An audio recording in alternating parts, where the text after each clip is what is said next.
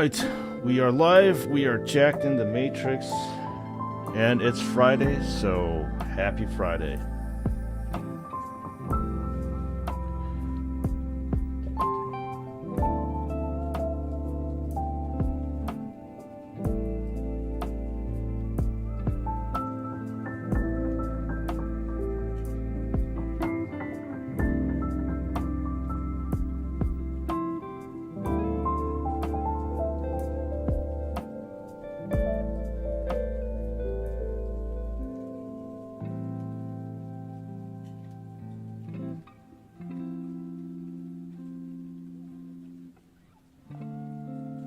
Gonna wait for a few other people to arrive into the stream and chat, and we will get started on the unboxing, because unboxing alone is a very, very sad thing. It needs to be shared with everybody in the audience.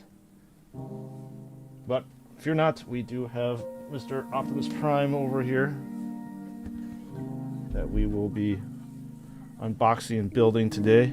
It is a pretty substantial set, so I'm pretty excited to get into it.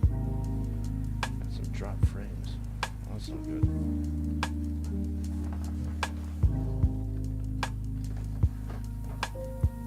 So we'll chill here and we will wait for a little bit. Got my trusty knife over here because I don't really like to use these tabs to bust it open.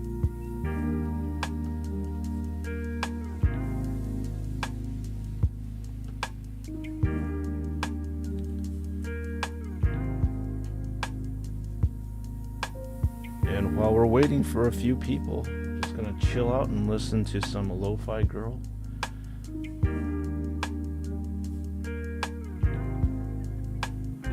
Mando, good afternoon to you. How are you doing today on this fine Friday? Are you ready to start off the weekend? Are you ready to get some relaxation going on while getting into your weekend? It's good to see you in chat again. You are every single day. Appreciate you.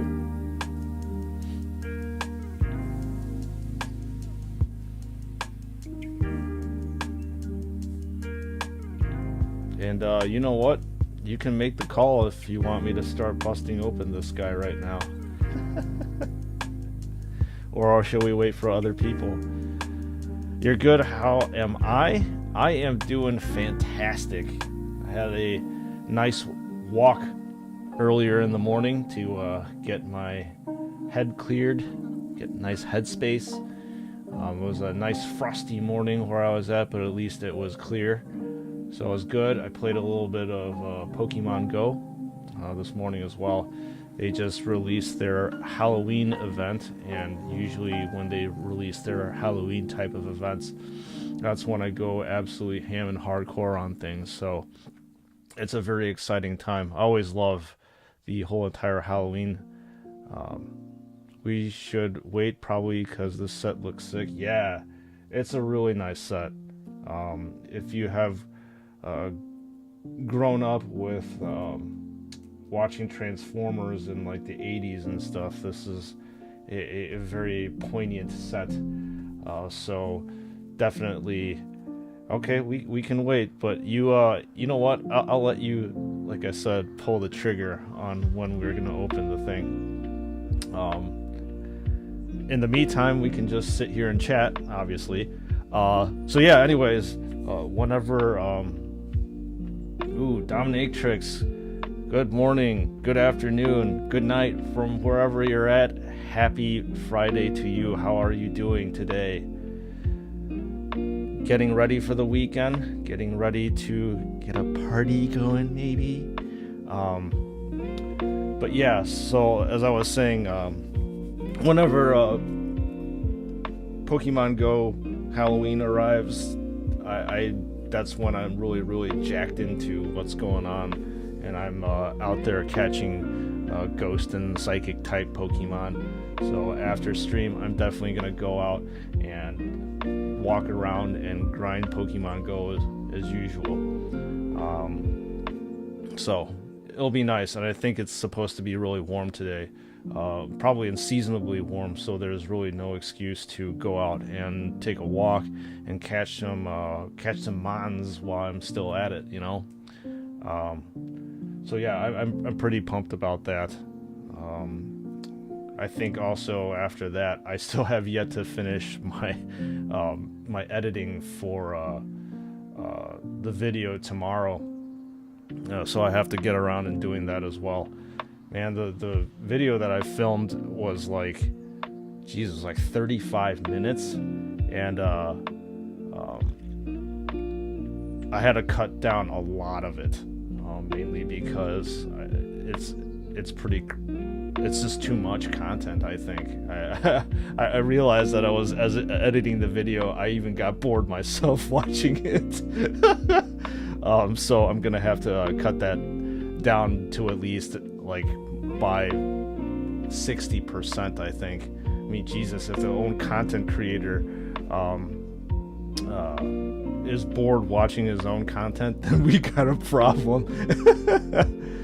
Gavin, how's it going, man? Welcome on in. Happy Friday night to you. Hopefully things are going well. I'm glad that you're able to stop in the stream and say hi. I think you can open up now. I'm sure the rest will be here soon and be able to catch up. All right, you held the I guess the starting gun. Kaboom! All right, let's go. So like I said, I don't like using these tab things. I usually use the this to kind of loosen things up. Plus, if I use the tab things, it kind of like destroys the box. I don't like doing that. Yes, thank God it's Friday, man. Especially if you're working a regular 9 to 5, and like you are. I can't imagine. I can imagine how nice it is to be able to be looking forward to your weekend. Like, it's only since last week I've been out of my full-time job. Sorry, I have to take this off the camera because I need to open this up over here. Again, how, like, when Sunday night began, I was already looking forward to Friday afternoon, which you know, it's a natural response. If you're working at a full-time job that you're not really enjoying, and that's exactly probably most of the population, as I alluded to. I can say 1,000 times. Okay, all right. This thing is nice and ready to open. See, I just cut open all these seals over here. You need to buy a big scary knife. Yeah, I do. I just have like a box cutter. What is this thing? I have no idea what this is.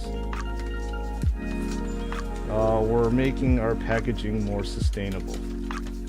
Okay, cool. I can respect Lego for that.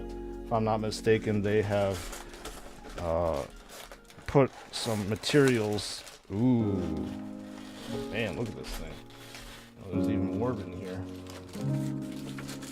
There we go. Wow, man, the bags just keep coming.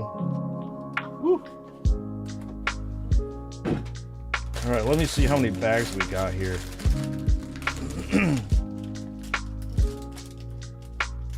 Oh snap! How's it going? Welcome onto the stream. How are you doing on this lovely Friday morning over here? I'm glad that you were able to stop by and say hi and join in on the Lego building festivities. I am really excited for this, actually. I was looking forward to this ever since the poll concluded. So it looks like there's like, what, 10 different bags and stuff? Man, there are a lot of pieces here.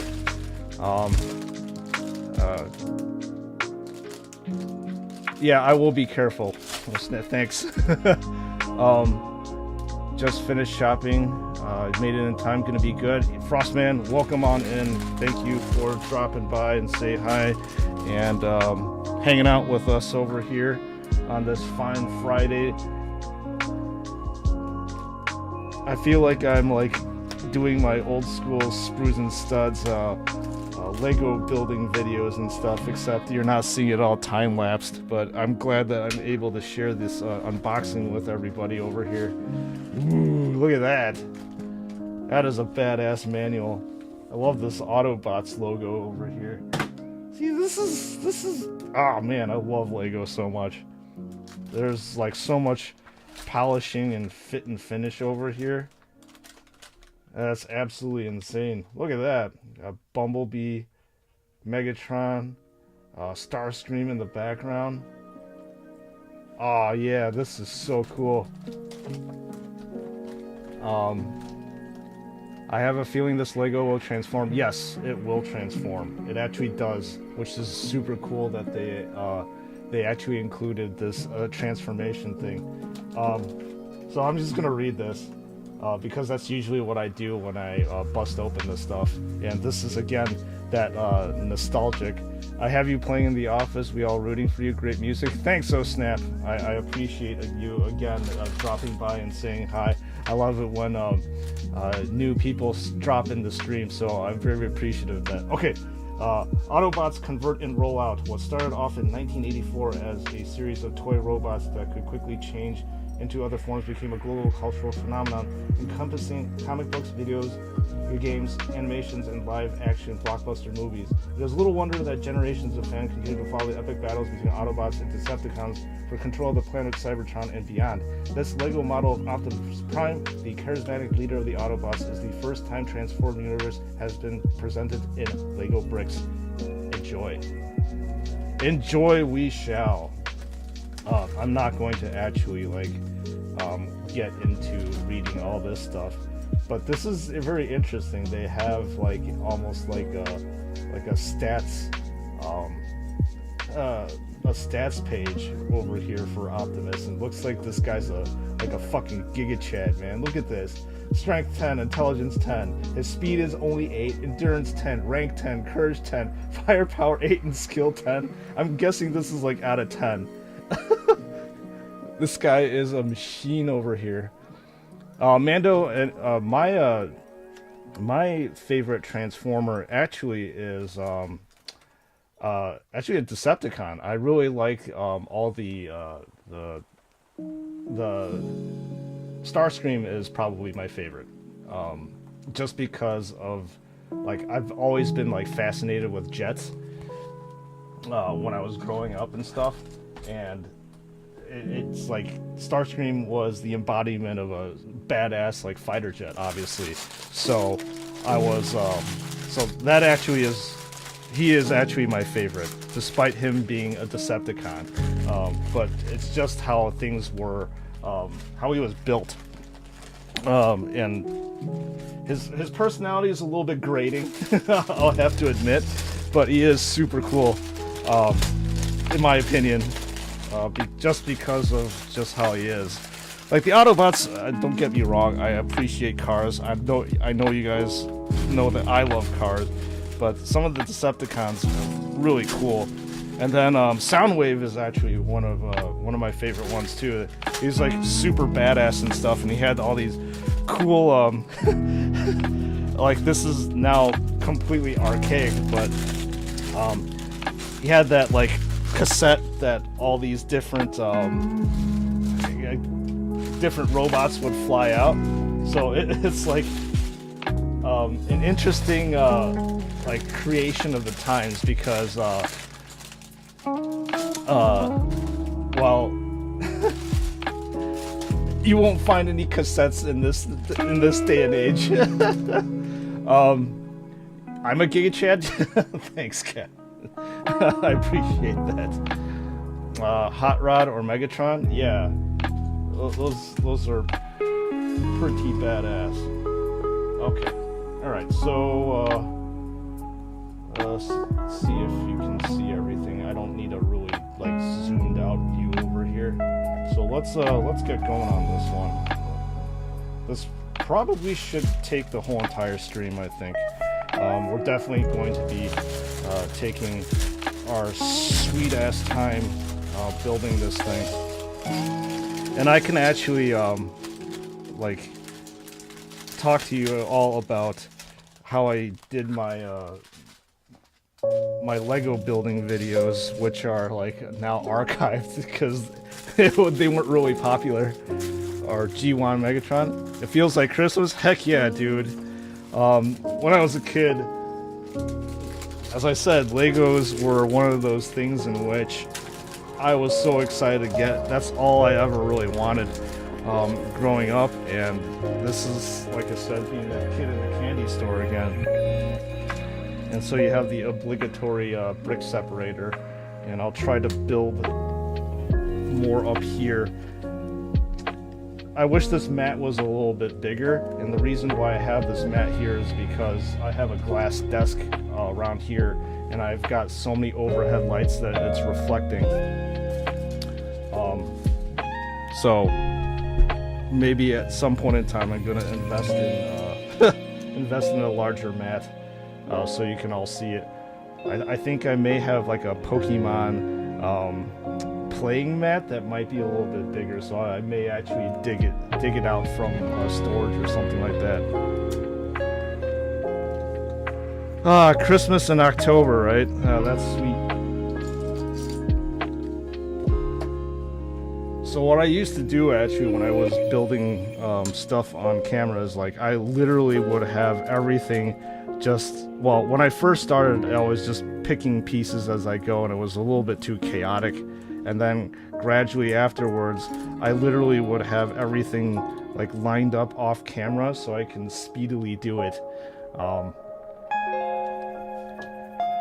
And it actually made editing a heck of a lot easier because there were some times in which I was sitting there going, where's this piece? I can't find this piece. While the instruction manual looks so cool, all Lego sets I have had the tiny booklets. Yeah. So anyway, I'm not going to be rearranging stuff or whatever, but I'm going to try to push this into the field of view, and we can let's go work on this bad boy.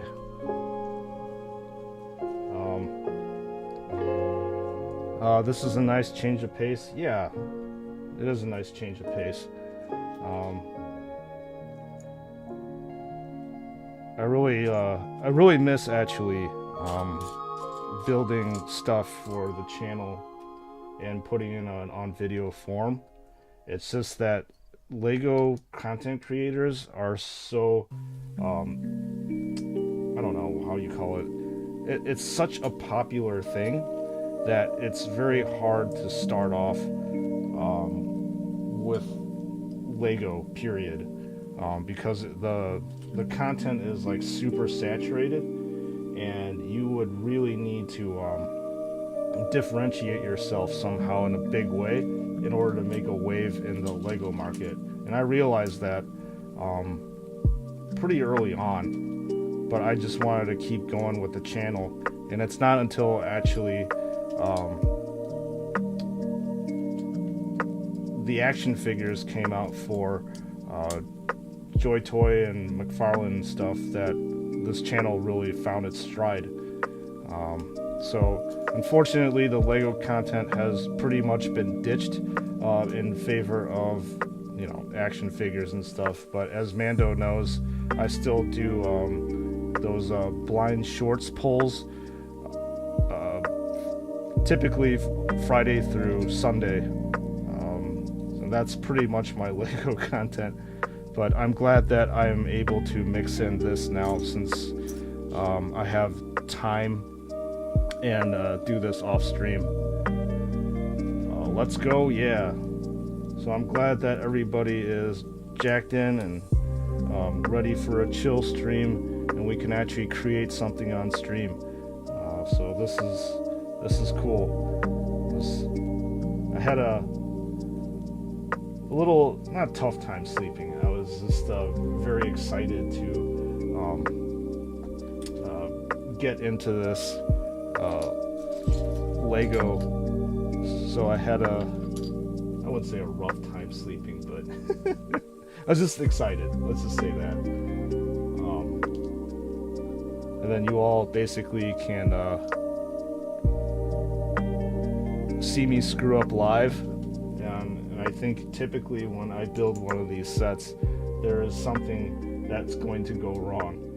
It's pretty much inevitable that I'll come back and go like, wait a minute, that doesn't look right. You can kind of see what I'm doing over here. I'm on step 5. I've covered up some of the steps. I know the glare of the overhead light, it's a little bit hard to see some of the stuff here, but in general you should be able to see what I'm doing.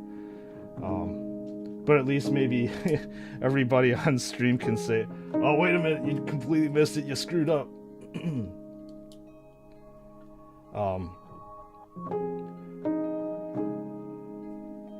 But anyway, I was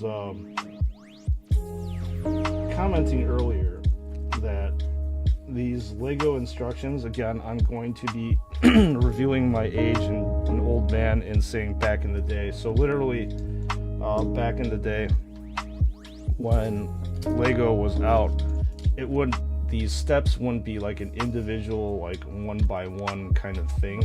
They would literally put like 10 to 12 steps in one step, and there were many a time in which I would seriously miss things. And do you put LEDs in my pieces? Yes, I do. Oh snap, I do.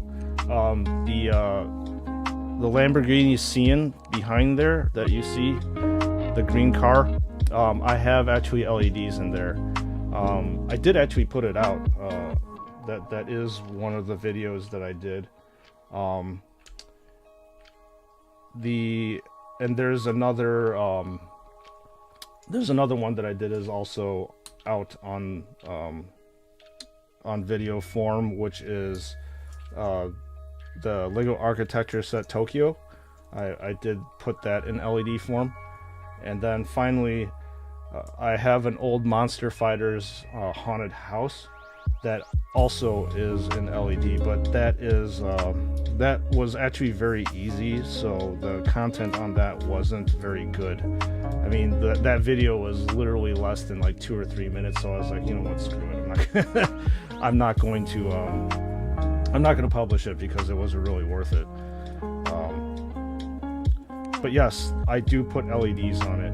I'm actually waiting for an LED set to be released for that Ferrari Daytona up there, and I think that there's LED sets for the Bugatti Veyron, this Porsche over here, as well as you can't see it down there, but I have a Porsche TT3 RS. Oh yeah, Legos, LEDs and Legos look sick. Yeah, big time. I love customizing those things, but they are really expensive, some of the sets. Like the Cian one cost about like $30-40 for it, so it's fairly costly. But in the end, when people are like over, they get to see how awesome it looks, especially when the lights are off. It's pretty sweet.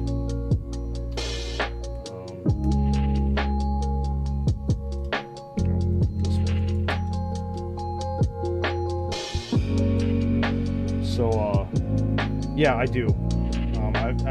You have to be picky and choosy about which sets to do. I wish I had the money to afford to actually LED out every single one of my Lego sets, but I would be a very broke man if I did that. And plus, most of the people here know that I am investing most, if not all, of my money into Warhammer and action figures, because that's what you all want to watch, apparently. So I'm on step 11 right now. Just putting these flat 1x6 pieces down. So the interesting thing about building these type of things is that I really don't know what I'm building, or I don't have a good sense of what I'm building. And sometimes Lego does put like out like, here, this is what you're building, but I kind of like the mystery of like I'm not sure what I'm building, but I'd like to see how to get there. So it's definitely like a journey for me, and to figure out what could this possibly be. And I'm like, is this like a hatch that I'm building right now that I'm thinking? So that's how I am when it comes to building. I like to be a mystery until in the end, like, oh yeah, that's exactly what I'm building. So, yep, we are moving along and taking our time here for sure. Just gonna take in all the goodness of this Lego set. I also like busting open these Lego sets too, because like there's a certain type of fresh smell to them. Plastic.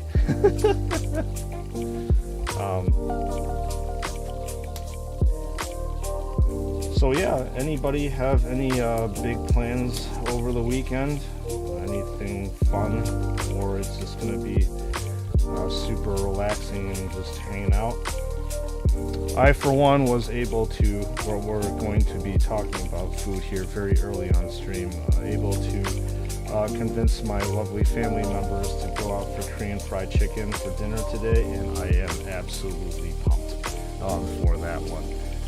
Stuffing my face full of spicy, juicy chicken wings and flats, and having fries on the side. That's what I'm talking about. So I'm going to be doing that later on, and I'm very, very excited for that. I love the smell of plastic in the morning. I'm like Rob Ross in action? Wow, that is like a huge compliment. I appreciate that.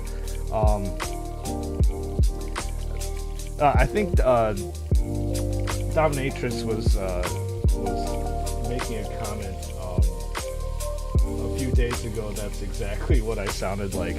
I feel like I'm probably like more like Rob Ross when I'm painting the action figure, not the action figures, Jesus, models, the miniatures and stuff. But that's very high praise. I wish I could be as talented as Rob, because I've watched a few of his streams before when they put his stuff live on Twitch. Well, it's not really live, but pre-recorded on Twitch, and there's a certain like cadence and demeanor of how he speaks and how he kind of directs and explains how he's doing things, and it's like the dude's a consummate professional, man. The way that he is able to like explain what he's doing, and just the way he carries himself. I wouldn't say that I'm like I model like my stream or my personality like Rob, but my God, look, see, all right, I already screwed up here. I skipped pages. I skipped a whole entire page. I already told you I was gonna screw up live, and that is something that that promise has been fulfilled. All right, so let's rewind time back again and not really fix my mistake, but jump back into what I missed. So I missed basically this whole entire 14 through 20. That was pretty bad. Got a little heavy-handed and excited with my page flipping. Like when I flipped over the other page, I'm like, when the heck did I build with these clear translucent pieces? When did that happen? And I realized that didn't happen. So yeah, in my old Lego videos. They're not actually that old. They're about a year old. I used to leave my screw-ups there on purpose because I think it's kind of fun. A lot of people will edit that stuff out. I typically do not edit it out because I think it's funny. You feel the same Rob Ross vibes? Or Bob Ross, Rob Ross. Good. So I'm doing these nice translucent pieces over here. Still trying to figure out what this is. And if you hadn't known or hadn't watched my old videos,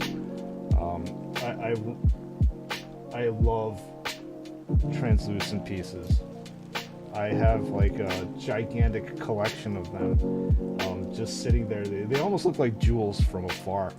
And I just love these things. They're super cool looking. Look at this thing. Love translucent pieces. So I am currently looking for this flat 1x3 piece over here on step 16 right now. And so we are slowly, and we shall call you Bob from now on. Bobs and Studs. I don't know if people will actually get that reference, but that's good enough, man. Call me whatever you want.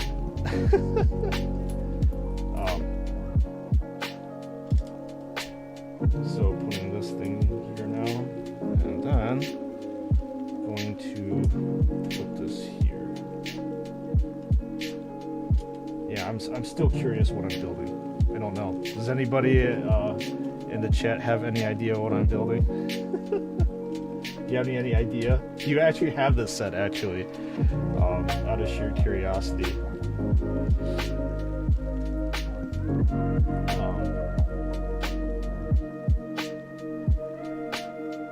Mando, if you're still there, is there because I know that you like Legos, is there a particular set that you've been wanting to build or get your hands on or buy?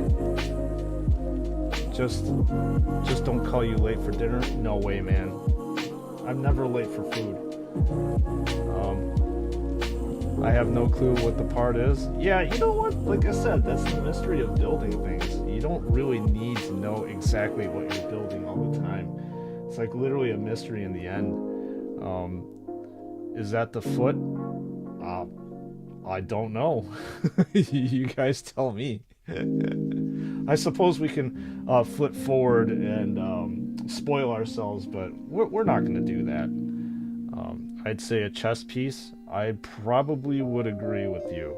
It looks like it could be like a hatch or something like that because of these pieces that Lego usually uses for it. But like I said, we're not going to spoil ourselves, and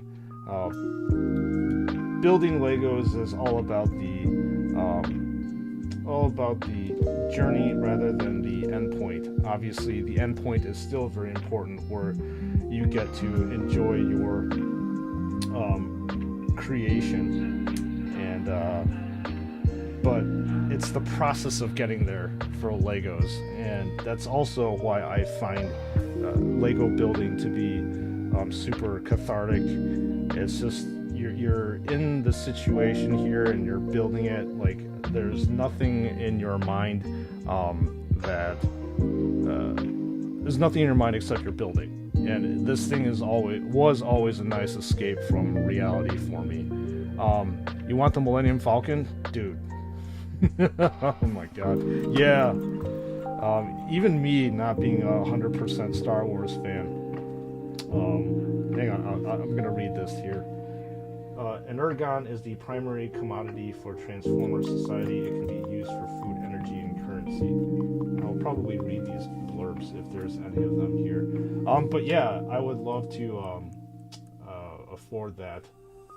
According to his original bio, Optimus Prime is the largest, strongest, and wisest of all the Autobots. He feels his role is protection of all life. Well, yeah, you can see that. The Millennium Falcon is really badass. again, wish I could afford, was it like $800 or something like that is the cost of it. So this is the piece that I fast forward and built, and I think that there's going to be a mirror image side or Star Destroyer. Are you talking about Darth Vader's Super Star Destroyer? Yeah, that if you got your hands on that one, yeah, that's awesome. But the problem is, I think they might be out of print now, if I'm not mistaken, and they cost a pretty penny, especially if you're gonna try to get it on eBay or some kind of secondary market, because they'll definitely like charge an arm and a leg for that kind of stuff. And I can't imagine how much shipping is, because I've shipped some old Lego sets out that I really didn't want and stuff, just sell them on eBay, and the shipping is a huge cost, and a cost that a lot of people don't really want to pay. I really want the Millennium Falcon and the new medieval castle set. It's sick in my opinion. Mando,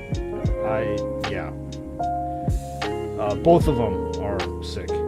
In fact, that medieval castle is definitely going to be built on stream.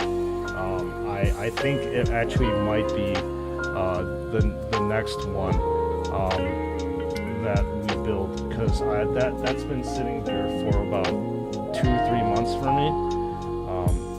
And like as I said, I never really had the time to sit there and build it. And now I have all the time in the world. And the cool thing is, like, I was thinking about doing a build video of it, but it's like half an hour long. And a lot of people's attention span isn't that great, and I think that would be a perfect live streaming format, so I can sit here and like chat with you all here about it. So let's see what's going on. Okay, so we're on step 24 right now. So I definitely think that we're going to be building that on stream for sure. It's going to be super awesome, and likely I'm going to have a lot of issues trying to figure out how to keep everything within the field of view, because like I have a stand right now in front of me that you can't see on camera. It's literally right here, and if I move this, it's in my face, so I got to figure out how to maneuver things around with that one. So we're gonna figure it out. We're gonna make it work. I really wanted to make it work because I really want to build the thing. So step 26 and ongoing.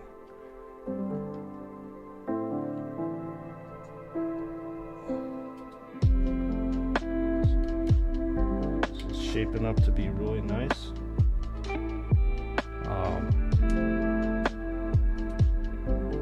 I was thinking if we actually finish building, I guess you can call this a Lego action figure. So if we actually finish building this Lego action figure, I'll do one of a smaller set that I also been wanting to do, which is a Lego store. Yeah, I have it on the ground next to me that I want to do. I'll use this as an excuse to build on stream and have you guys see exactly what I'm doing. So we're doing step 3 over here, putting these blocks down. Knockoff version, Gavin. How much does a knockoff version cost? I've never actually screwed up there. I never actually looked into knocked off versions of this stuff, but I'm sure that it looks pretty damn good. What do they call it in China? Lepin, I think, is the knockoff brand. But it would be very interesting to take a look. I mean, that quote-unquote brand literally has ripped off everything Lego has done, but they do such a good job of it, ripping Lego off, that sometimes their sets can be like almost legitimate for some odd reason. Alright. Gotta put this here. Put out this flat, not flat, but just studded 1x4 piece. So this definitely looks like we're doing the chest piece now. For sure, it looks like it. Yep, it's gotta be. So, good call, Frost. This looks familiar to me. So cool. Very interesting. I love how things like sort of slowly are starting to come together, and you get to see what you're doing. And that's exactly what's happening right now.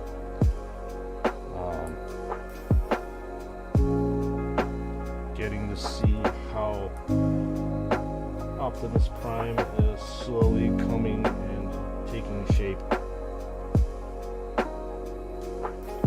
I've got like a in terms of like other Lego sets to build and I'm thinking to do on stream, I've got like, Jesus, such a backlog of things. I'm looking over here over my shoulder. There's a Lego corner garage. I had to buy one because, well, it's out of print now, and then secondly, well, it's a garage and I love cars, so it's a natural thing to buy something like that, so I need to build that. There is a Lego Nintendo that I wanted to buy. You can definitely see that I'm a child of the 80s. Again, revealing my age on stream. What other stuff do I have? I have a bunch of stuff that I need to sit and build that I haven't gotten around to doing. But yeah. So we are definitely going to be doing that. But for sure, we are going to be building the medieval castle probably next. And that's going to be at least like a 2-stream build for sure. So yeah, this is definitely the chess piece for Optimus, and I'm going to be guessing this is the arms. Or going to be, yeah, the arms are probably going to attach here, but we'll see how this thing is going to unfold. And put off these extra pieces off to the side, and then get bag 2.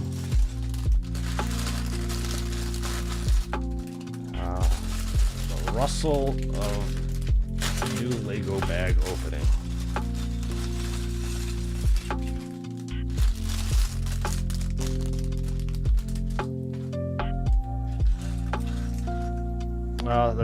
That's a chest piece. Look cool. Yep. I think it opens out all the way, obviously, and then this is probably like the arm. No, actually, this is the arm. I think that there's like a socket thing that they use for it here, and this part probably like interlocks in to like secure it. So. Cool beans, man.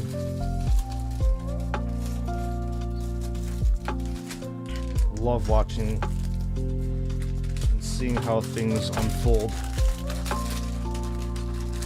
There we go.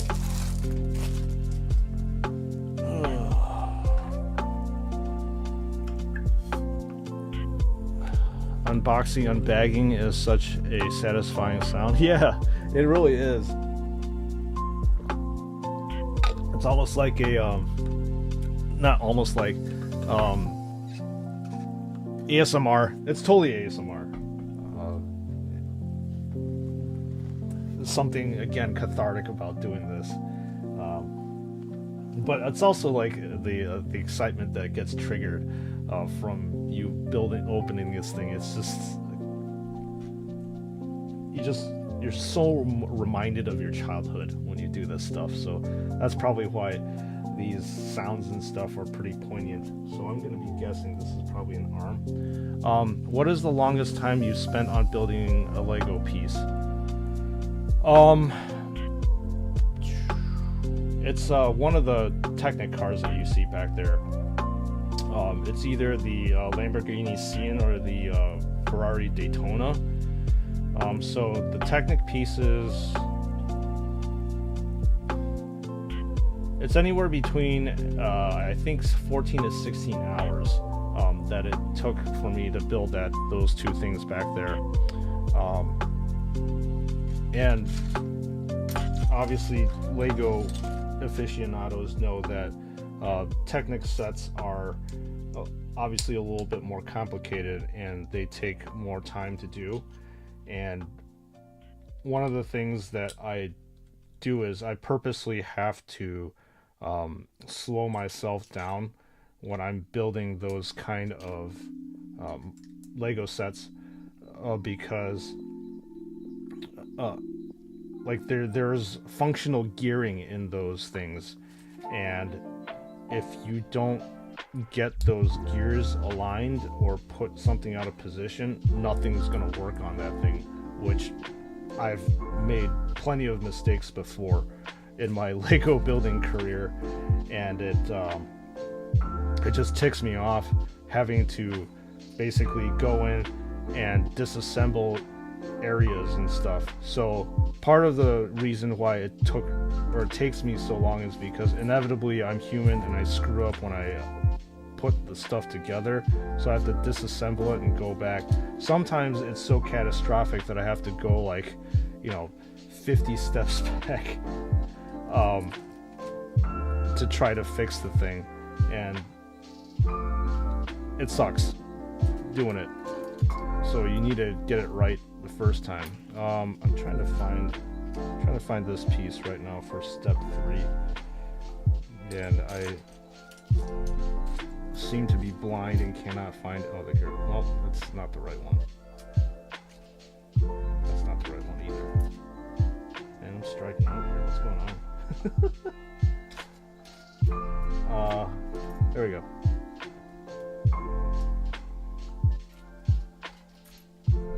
So yeah, that is the longest time I've spent. But as I said before, when you're building a Lego set, it is definitely all about the journey, not so much to the end point. So moving on. Put this guy on camera so you can see what's going on. Okay. All right. Yeah, it's definitely about the journey, and I love the journey there.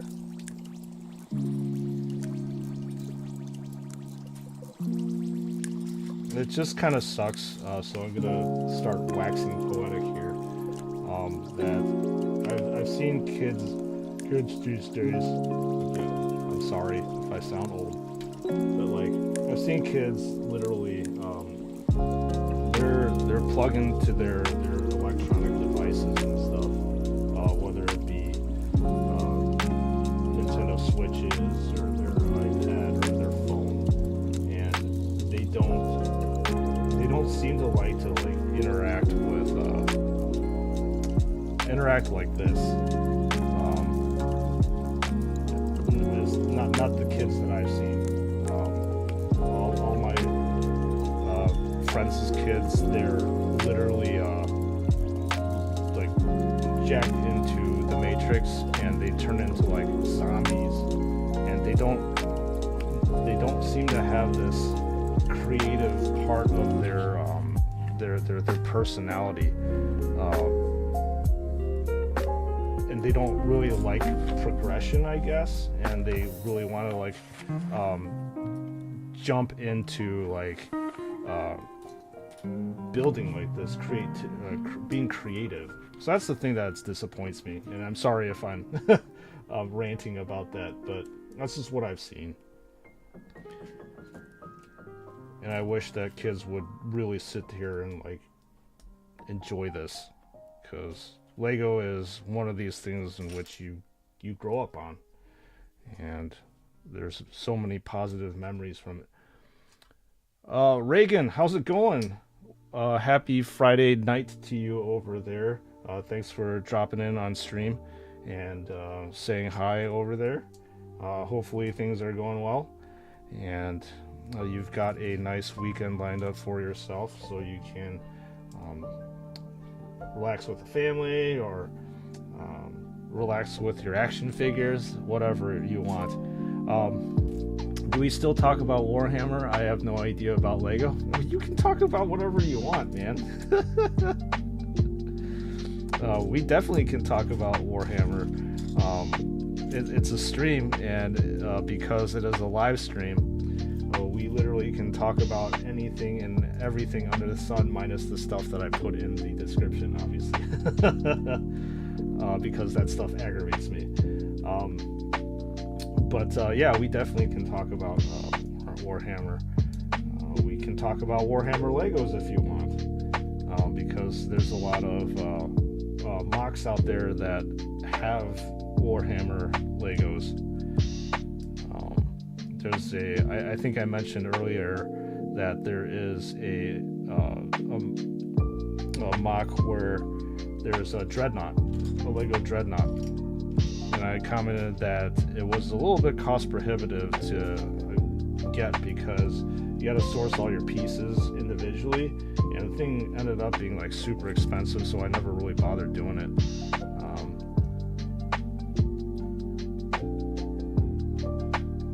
I don't have any idea about it either. It's okay, Gavin. I appreciate you sticking around and stream and stuff, and like I said, despite the content not being Warhammer in front of you, we can definitely talk about Warhammer.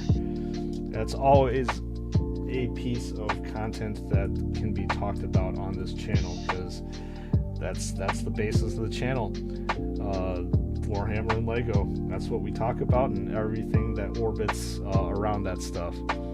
So I was gonna say that, like, I don't know if a lot of people heard on stream earlier this week, is like I bought a bunch of like Warhammer what's his face, Warhammer Magic of the Gathering collaboration, like collectible card game. It'd be really cool. I'm not sure exactly if people would want to see that stuff on stream or not, or maybe making a video out of it. So we're on step 40. Did I see the 2023 list? They're doing a gas call? No way. They are? No, actually I didn't see it. So, you know, I said this before, like, weirdly enough, I don't like to spoil myself, I guess. I just wait until I see it, then I'm like, oh yeah, that's cool. But you know what? To each their own, it's fine. Brother Sprues, I got good news and bad news for you about the 2023 releases. Which one do I want to know first? None of them. No, just kidding. You know what? Just hit me up with the bad news then.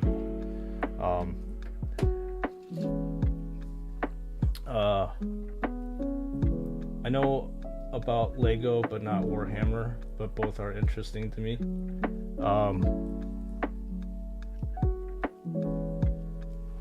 Yeah, I mean, it's what you gravitate towards, right?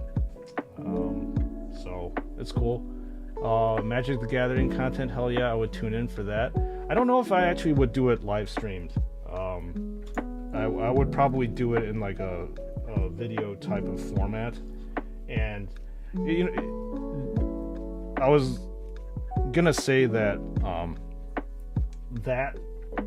so there it sounds like you know Magic the Gathering Dominatrix, so there are commander sets, and I may alienate a few people here in chat, but they are commander sets, and it was a very, very limited edition. This is the wrong piece. Very limited edition run, and in fact, they pretty much have sold out of it, and you cannot find it anymore. But they have really, really cool cards there that I didn't think they were gonna do a collaboration like that. So like the regular edition sets were like, if you were lucky to get it, which I was because I pre-ordered it months ago, it was like $175 for 4 decks, which is really expensive. And then there was like a collector's version that actually went for $1,000. So for 4 Commander's decks, it was $250 each. That sold out like hotcakes. Obviously, I didn't get the collector's edition because I guess I have better things to spend my money on.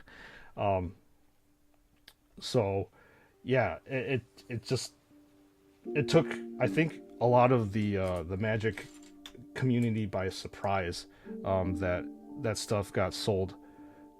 But I actually, like I said, might do it on a video version, so I would probably just it's almost like one of those, TCG channels where they will bust things open and look at them and review them. But I'll probably do something like that type of format. Okay, no spoiler. No, it's fine. Actually, I want to. Now that you've said it, Reagan, you have to let me know. You can't just leave it out there and say, nah, yeah. It's fine. I actually do want to know what's going on. And that's where I actually get most of my information, everybody in chat, right? Your Imperial Fist, what's Navia's Frostman comes next week? Redemptor? What? What is that? So we are now on what, step 46 and moving along here. Yeah, so this is definitely the chess piece. And you gotta tell me, Reagan. Can't leave me hanging here, man. I want to know now. I mean, if the good news, or if the bad news is, okay, the good news is they only release Ultramarines, Terminators, and some special... Is Joy Toy only release Ultramarines, Terminator, and some special characters? Okay, good. I can only hope, please let me know if they're gonna release any Blood Angel special characters. I want them so bad. Like, my favorite Blood Angel, not obviously, but it is Mephiston. That's my favorite Blood Angel. From day one, I've always gravitated towards Psychers, and that he is the consummate badass of the Blood Angels army. Bad news is only one Blood Angel character holding a glass. No Blood Angel. The rest are other factions, many of them. Woo! Okay. That's not actually bad news, Reagan. It really is not. Just being able to have action figures that aren't in miniature form, that you can actually do something with it afterwards, i.e. after you're painting it, is a huge thing. You didn't have these growing up in the 90s. None of it was like that. Frostman, you swear to God, you better not be fucking lying to me. They're doing Mephiston. I saw him. You better not be lying to me, bro. Oh my God. If they're... Oh, man. Oh, are you serious? Are you serious? Oh, man. If they are... I'm getting flushed. Hot. Some of the characters, I don't know who some of them are. They're going to release a standard Grey Knight. Oh my God, I'm going to get them all. Oh man, I'm flushed with excitement. Oh man! I'm going to go to bed with it. Not literally go to bed with it. I'm going to have it here. I'm going to be like...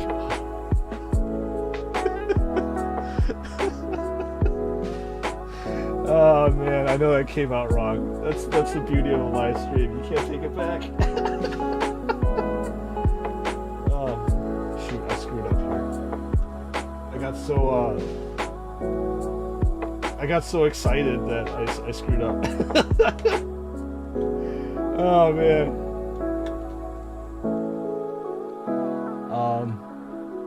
Good thing I already pre-ordered all the Grey Knight Terminators and the special character. Yeah, Grey Knights are awesome, man. That definitely is something that.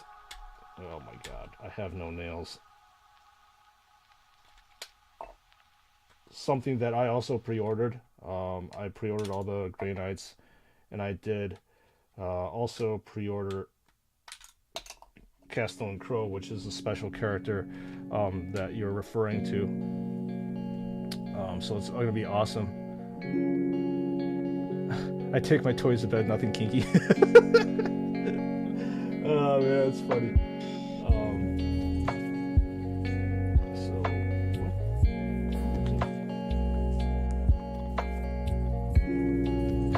Okay, so this is not actually supposed to interlock. I was a little confused here because, like, I thought that this was supposed to be, like, fixed, but it looks like there's supposed to be an angle to it like this. Okay. So I wasn't supposed to do that, so I'm supposed to put, like, a flat 1x6 piece. Also the same Green Mando, more of a Lego lover, but listening to Warhammer stuff is cool too. Oh yeah. I'm glad that you're hanging out though, Dominatrix, in, I guess, broadening your mind on something that you're not typically used to. And watching the painting is soothing as well. Good. You 100% agree.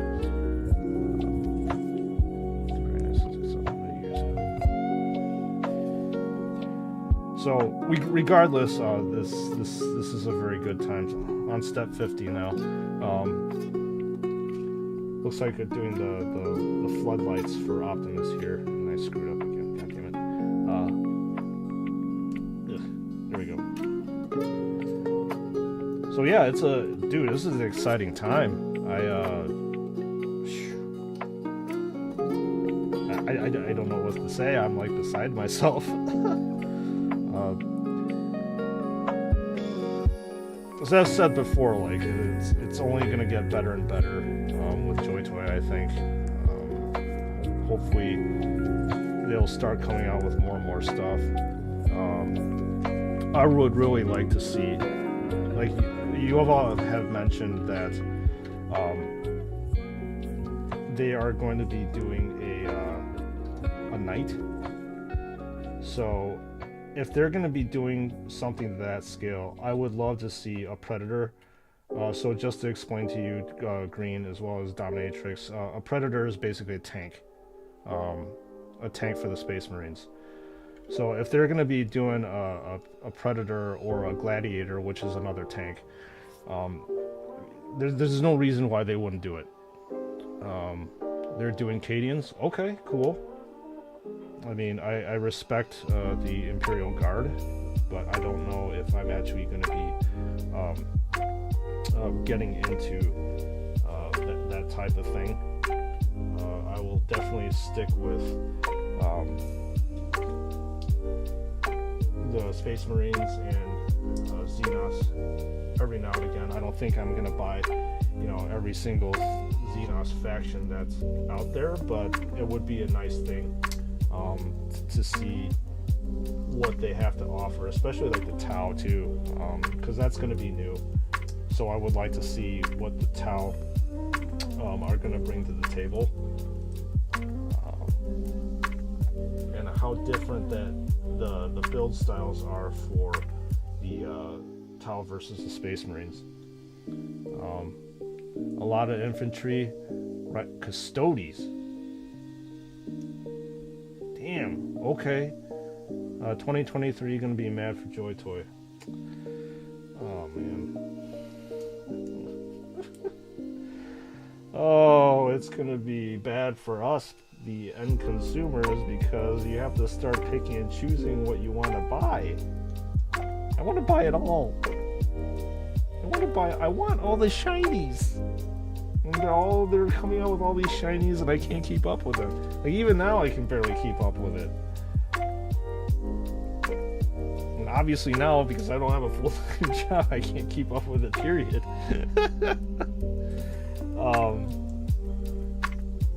Yeah, that actually may force me back to going into the workplace, because the quote-unquote regular workplace, because I have to have it. I have to have all the shinies. Chris, how's it going? Welcome on in. Happy Friday to you, and happy Friday morning. I'm glad that you're able to join this very chill stream. Our fellow brothers and sisters of the chapter have been talking about the various 2023 Joy Toy releases for Warhammer 40k, and it sounds like 2023 is going to be a fun yet broke-ass time for us all, because they're finding very, very good ways for us to spend our hard-earned money on to make us bankrupt. Some Egyptian-looking Marines that I saw. So those Egyptian-looking Marines are probably Thousand Suns. Yup, I knew it. Yeah, Vulcan and Fenris. That's Chaos Thousand Suns, brother. Yup, that's what I say. That's not good either. If any faction of Chaos that I like, it's the Thousand Suns. The Thousand Suns are awesome because, again, I gravitate towards Psychers so much, and that's exactly what their whole entire army was based off of, Psychers. And granted, the lore behind them is like super tragic too. But I used to actually have a very, very small faction of miniatures that were Thousand Suns. So I had Aramon and a few Zangors, as well as the Rubikai Terminators and stuff. So how could I not?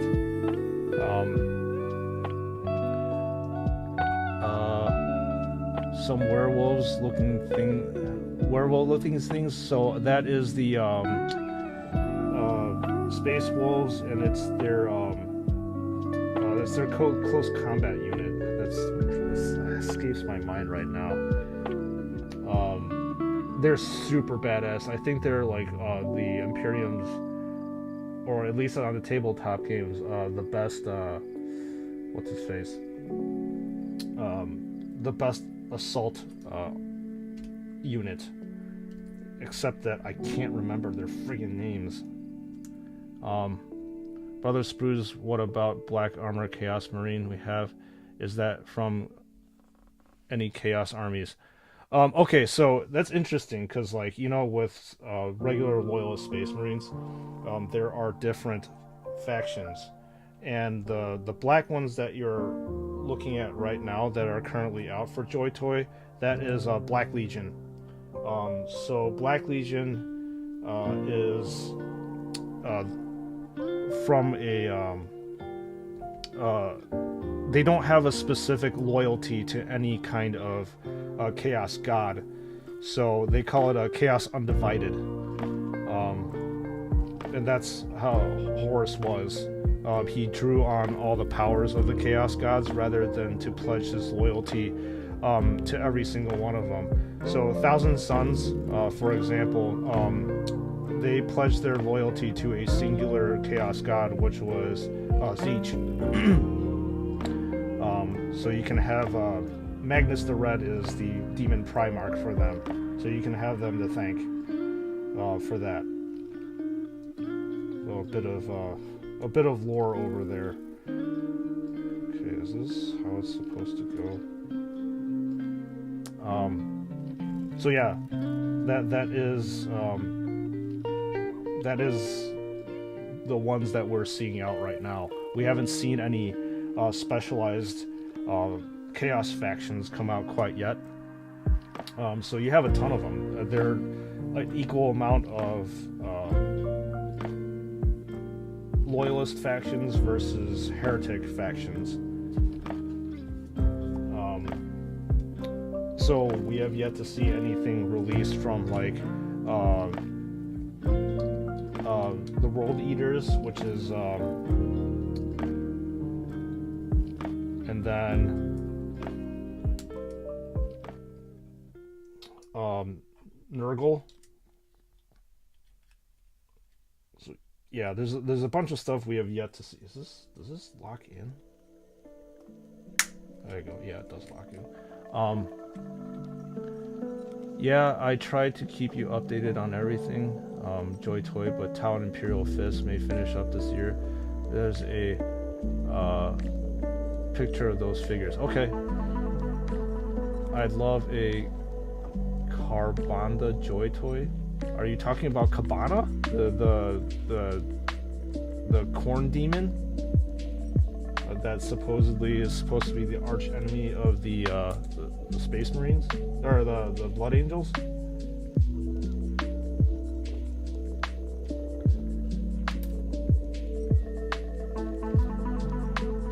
Okay, step 71. That's where we're at right now. And I think we're building the arm. Maybe? Can't tell.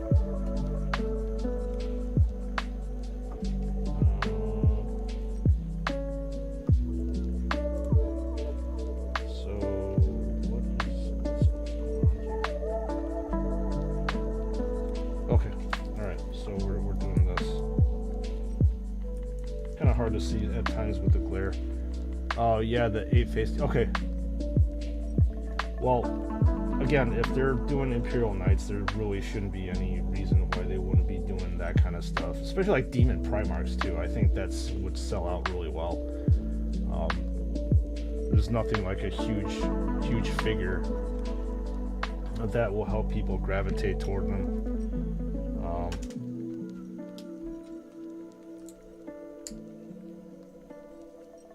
So yeah, I definitely think that will sell well, for sure. There wouldn't be any reason why it wouldn't, and I think that's what Joy Toy is just looking for: mass profits from people like us.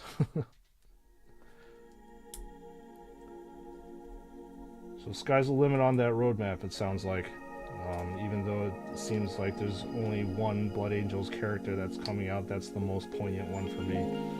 Like, this is gonna sound like heresy here, but I'll sacrifice Corbulo or Dante or whatever, but having Mephiston, that's it. That's all I need.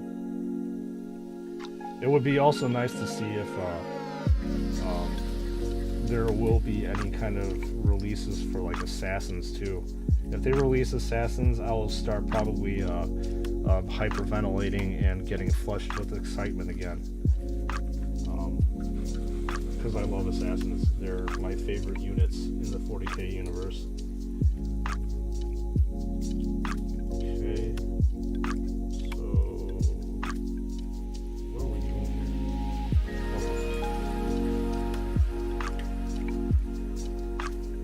Okay. Always gotta double check, like, pieces like this kind of make me wonder if I missed something. As I was getting flushed with excitement with all the announcements here.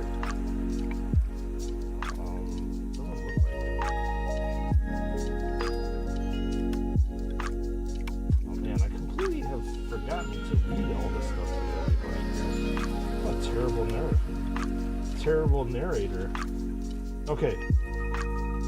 According to the episode Thief in the Night, it takes 1,000 barrels of oil to make one Energon cube. Okay. The original Generation 1 Optimus Prime toy was released in 1984. In the US, the design of the toy itself was originally named Battle Convoy. I love these little interesting nuggets of information that they're tossing here that I've completely neglected to talk to everybody here about. And I'll make sure to do a better job of that. Having this lore behind here is pretty cool.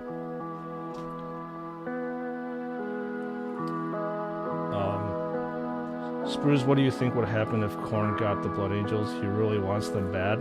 I don't know if the 40K. I don't know if that's really gonna happen. If Games Workshop is gonna write that in, I would be pissed. Unless if they're gonna find some kind of arc to like redeem the Blood Angels, but yeah, I would not be happy.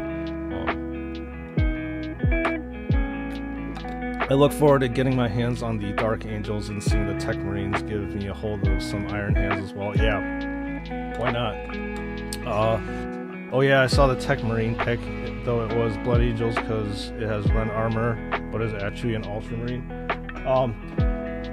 Actually, in the Warhammer lore,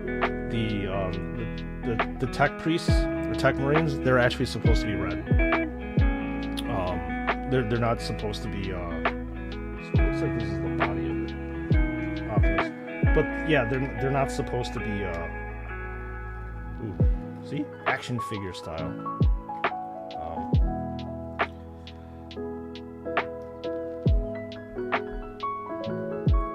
They're not supposed to be the standard color. Sorry, I'm like having trouble talking. So we have this. And apparently a bunch of tires I'm supposed to use. So just I think you may have, I don't remember if you were on stream yesterday, Reagan, but like Blood Angels chaplains, the standard color for the chaplains are black, and that usually is the general aesthetic throughout the whole entire Space Marine lineup, whether you're Blood Angel or Dark Angel, whatever it is. Actually, Dark Angels might be different, but definitely for the Blood Angels, their chaplains are black, and then the regular medics and stuff are usually in white, and then finally the Tech Priests are in red. I'm trying to remember what else. But every single one of these different, I guess, chapters, or not chapters, but every single one of these special characters, or unique characters, have their own color to them that might deviate from what you would normally, attribute a chapter is. So, anyway. Alright, step 3. We are a third of the way through. Or just starting to be a third of the way through.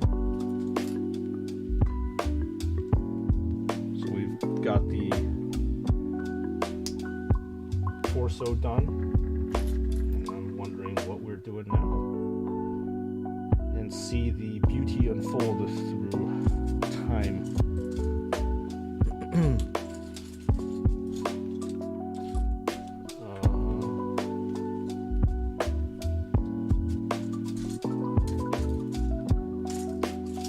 Such big pieces here, it's kind of hard for me to find things. Kind of reminds me of my old videos and stuff where I would build exactly like this and I couldn't find the pieces, and if it was like more than a few second delay, I would have to do like thousands of micro cuts and stuff.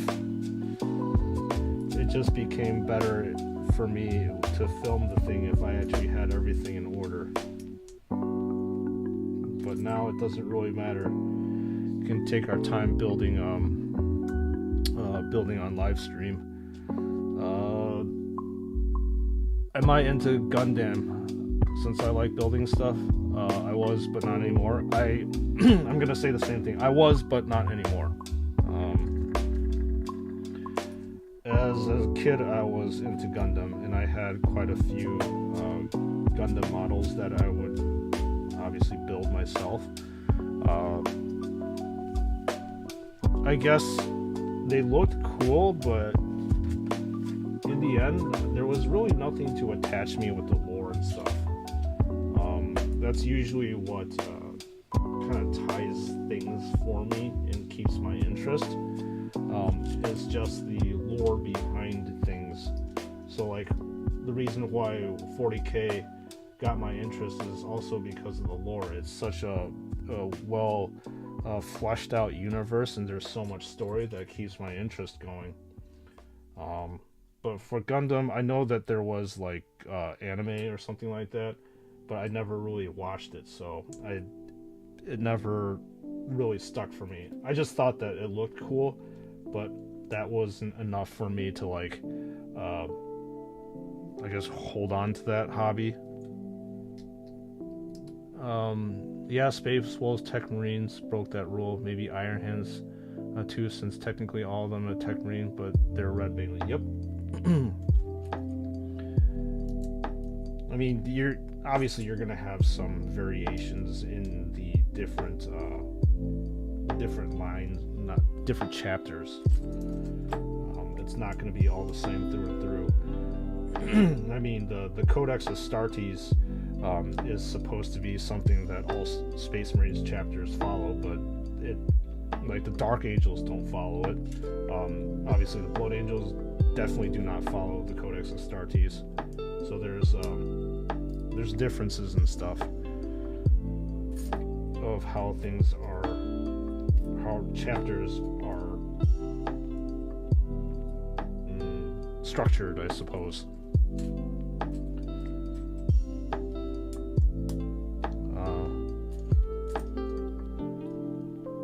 I mean, just talking about Blood Angels too, like their designation between the different units are interesting. You have what I mean by that is you have Devastators with dark blue helmets and Fast Attack with yellow helmets. Their veterans have gold helmets. Regular ones have red helmets. And to be honest, for my Blood Angels army, I actually didn't paint them up that way because I think it really clashes, in my opinion, against the whole genre and aesthetic of the Blood Angels. I mean, their primary color is supposed to be red, gold, and black, so it didn't really make any sense that they would change the colors of the helmet that way. So the way I've got mine painted, they actually mostly have red helmets, and then the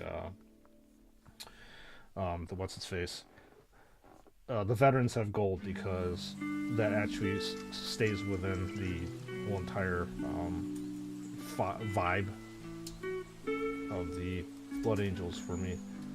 But my Devastators, and if I had any Fast Attack units, they're all red helmeted. I'm going to assume that we're building the arm here. We're on step 92. I don't know the lore, but I like 40K because they are funny, like brothers and sisters. Dictatorship, even though their game objectives are simple: kill or destroy everything.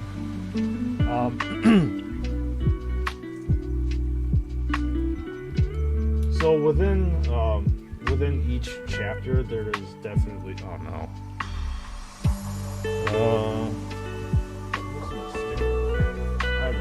Alright, so I'm gonna bitch about this. I hate stickers so much. They drive me absolutely bananas. Thankfully, there are only a placard, sticker, and 1, 2, 3, 4. So good. I'm okay with that. Stickers for me, they totally break the flow of when you're building things. And for a Lego set this expensive, I like the stuff pre-printed. So I'll get off my soapbox right now.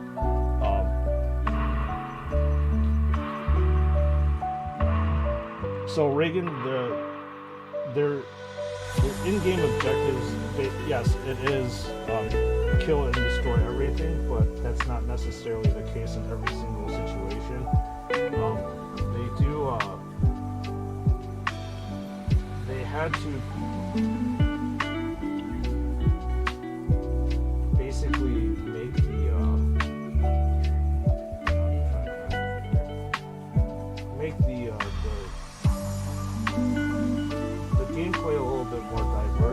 have to like hold objectives and stuff to do it upside down. God damn it, yeah, I did. Well, thankfully that's an easy fix. There you go. I did do it upside down. So they had to make it a little bit more diverse. Why is there a bubble here?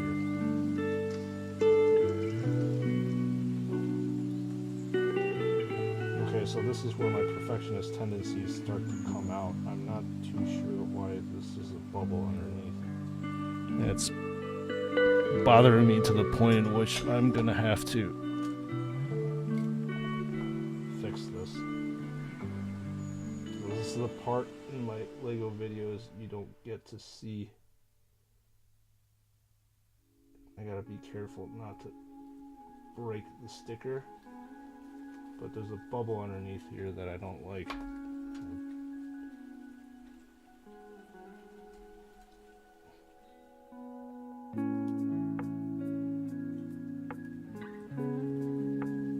And apparently I picked up some of my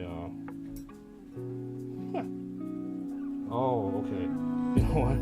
I had some leftover grass actually. From when I was basing my death company that stuck to the tweezers and now got translated to the sticker itself. So I need to remove it. That's why there was bubbling underneath.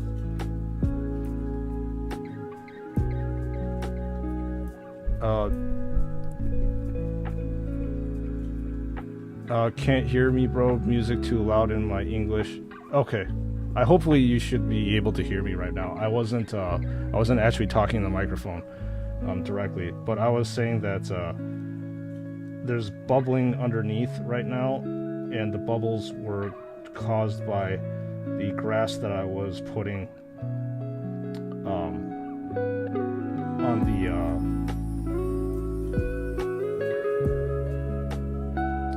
on this thing.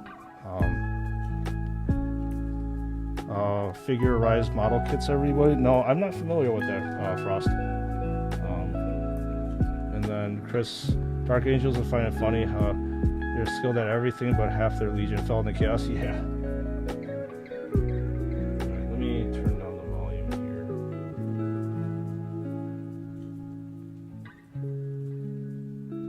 here. Okay, is that better? Hopefully.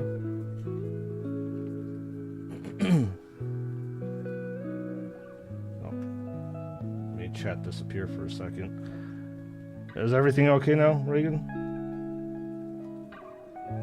Hopefully it is.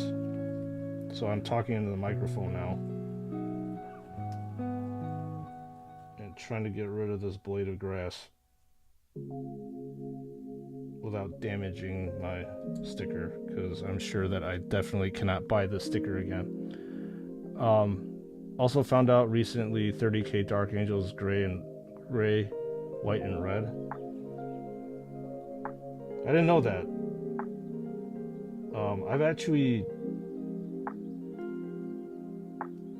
I actually did not really get into the Horus Heresy stuff. I know that Games Workshop nowadays have actually been they've been pushing it, as in like it used to be pretty much like Forge World stuff. But nowadays, it's pretty prominent that that you can find it on their regular website. So they're definitely pushing it.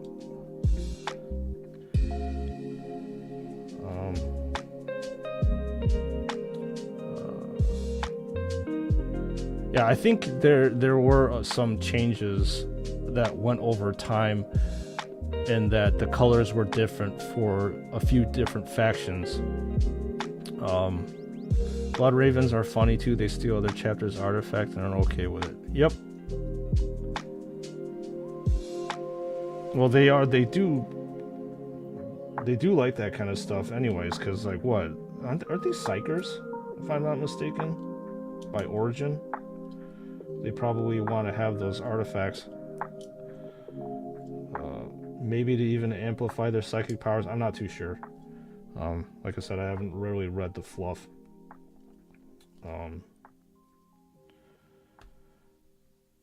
Okay, what are we doing next? I think we're doing this wheel area.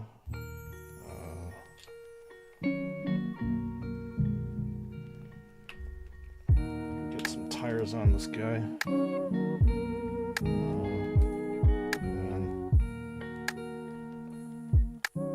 Okay, supposed to be like this. And then put the hub, not the hubcap, but the wheel on the tire. Then stickers are annoying. Yeah, I hate stickers, Mando. And over time, they become brittle and they will fall off. You hear this clicking? They say that's a clicking sound. Yeah, I can't stand stickers. It totally breaks up the flow in which you are trying to build these things. You have to stop and then sticker these things. I think you may, I don't know if you actually watched any of my Speed Champion stuff, but I constantly bitch about the stickering on there. And to this day, I can't stand them. I don't understand why they even should be in existence, these damn stickers. Actually, I do. I'm just being critical. But thankfully, there have been improvements to the Speed Champions lineup these days with Lego, because they don't have... I didn't really like how they used stickers for the headlights back in the day, which was like probably like 2 or 3 years ago, even. But they not use practical Lego pieces to reflect a headlight. If I could actually speak English and get a thought out from my brain. Okay, it appears that I'm supposed to be attaching it like this. Yes.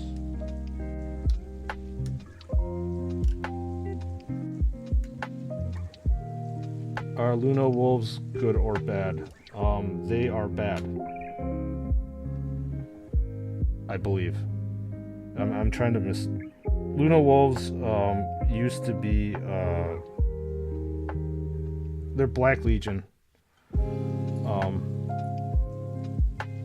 So it was Luna wolves originally, and then the Sons of Horus after Horus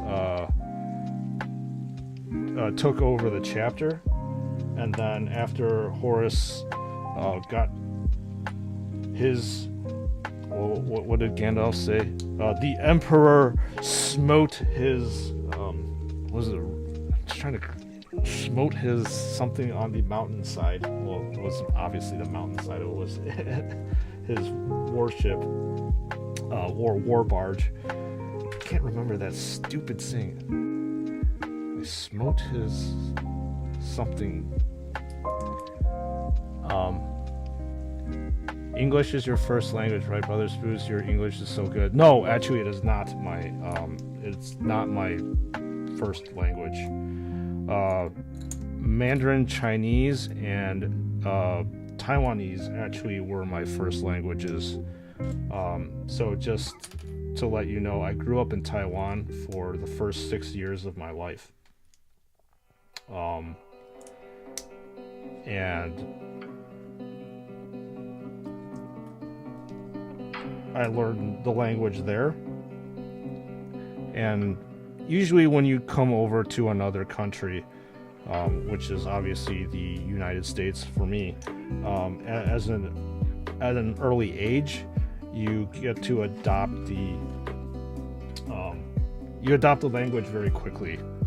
I did actually have to take English as a second language when I came over here, but the more you speak the language and the more that you are immersed into the language and the whole entire culture of any kind of country that you're living in, you adopt everything. So that's why I don't have an accent, because I came to the United States at a age in which I guess my language wasn't, it was still malleable, I suppose is the term I'm trying to figure out to use. I have a lot of friends that came from other countries and stuff at a later age, at like 11 or 12, and those my friends still have like this peculiar accent because they haven't gotten rid of their original I guess language or whatever it is. So some of the sounds that they pronounce things are a little bit off.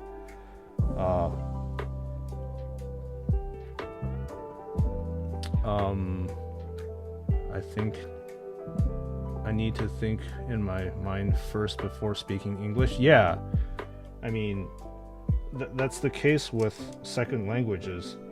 Like nowadays, because I haven't been speaking Mandarin a lot. I've lost a lot of my vocabulary, as well as just the ability to even speak it properly, because there's different intonations that you need to put onto your speech for Mandarin Chinese. And if somebody were to speak it just regular conversational, I can totally understand them. I don't need to translate it into my brain. I don't need to say like car in Mandarin, and then I translate, oh yeah, that's actually car in English. No, it just clicks to me, a car is literally a car. I know that other people have to like sit there and be like, oh, okay, car is this. Oh yeah, okay, that's what a car is. So that's actually one of the things in which, like, I wish that I would be able to spend an extended period of time in Taiwan with my family, like years, in all honesty, because like I know that if I were immersed into the language again, that I would be able to speak it better, and things would come to my mind a bit quicker. So so this is a funny thing, like I thankfully my relatives in Taiwan, they understand English well enough, or I would just do like, it's literally called Chinglish. So I would substitute words that I don't know, like I would try to speak in broken Mandarin, and then I would substitute my words that I can't find in my brain to English. So I would speak in Mandarin, and then speak in a couple words of English, and then go back to Mandarin. I am Chinese too. I was born in Indonesia, but I guess what I can't speak Chinese at all. It's fine. I mean, this you're literally exposed to you're exposed to what you're exposed to. So if you weren't exposed to Chinese at all, then it is what it is.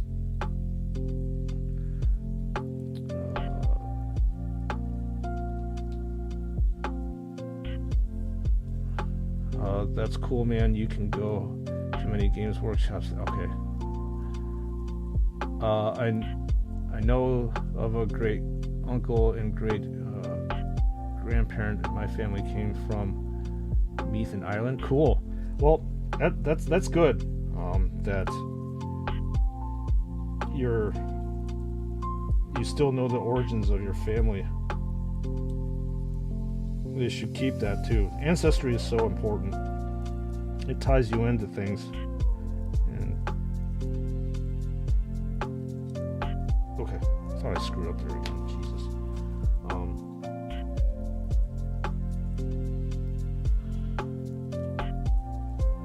So yeah, one of these days I'll go back to Taiwan, hang out with my family over there, bolster my Mandarin speaking skills, because they suck.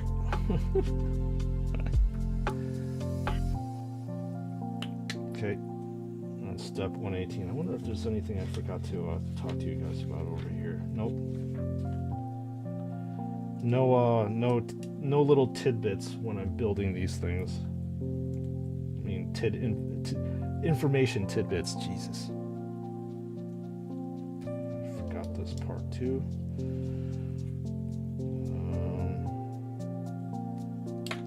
Oop. Then here.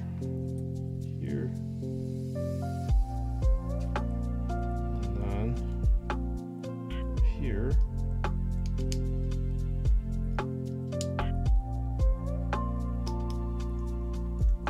Alright. Shaping up pretty good. What am I doing?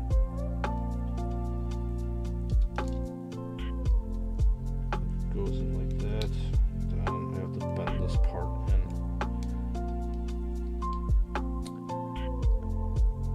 You don't live in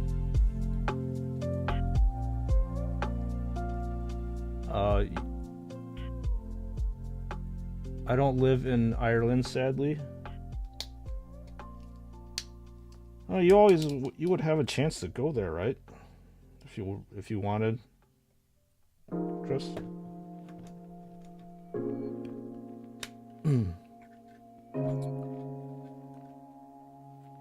Last name is a giveaway for most. Yeah, it is. Knowing ancestry is good, like knowing what traditions are good to keep and knowing what to try to make better for future generations. Amen to that. You got like your style dominatrix. And that's the thing, like when you're an immigrant to like another country, it's very, very easy to lose your roots and lose your origins, but there's something about keeping tradition and keeping or just adapting traditions and being able to maybe even modernize traditions, but as long as you have that root in there, I agree with you. It's very, very important.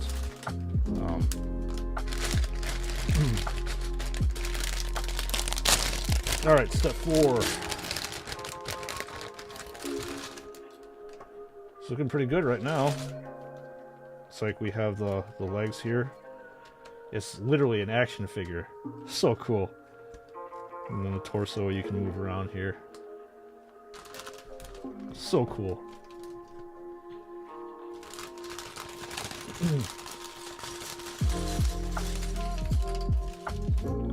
Starting to run out of real estate real quick.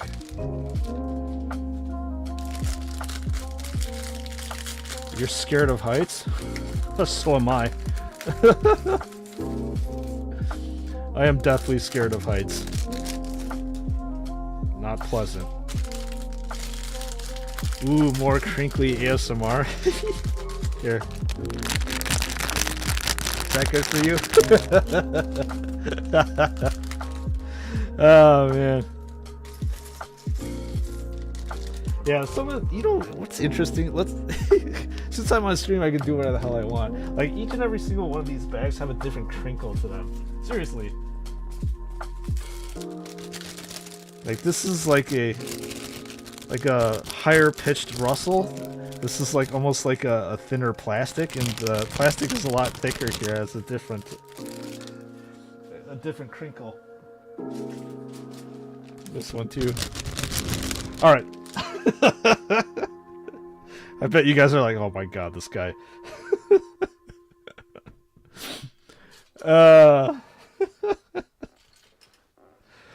Well, at least somebody in chat is enjoying what's going on. Can't even climb a ladder, real talk. Dude. I've been, like, whenever there's any kind of work that I need to do on my house, that is more than 1 story tall, I swear to God, I will try to avoid doing any kind of work like that.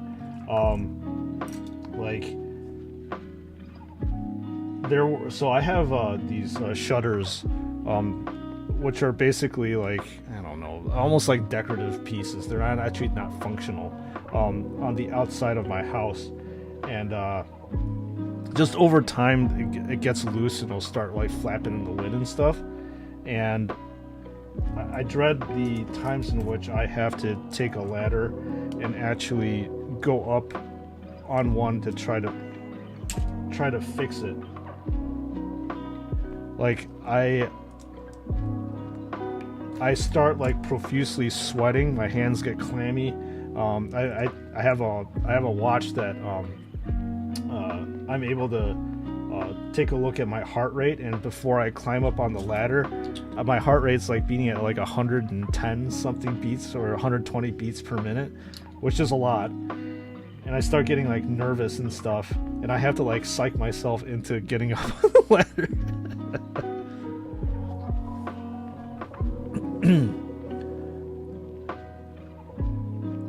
Same frost, yeah. Like it's just, yeah. I can't do it. Call me chicken or whatever it is. I'm fine with that. I'm not like Marty McFly. It's okay. I just don't. Hellspawn Hulk, welcome into the chat. How are you doing on this fine Friday? Well, morning for me over here. I'm glad that you were able to jump in to the chat and say hi. It is much appreciated. Hopefully you are enjoying the stream and going to be closing out your Friday.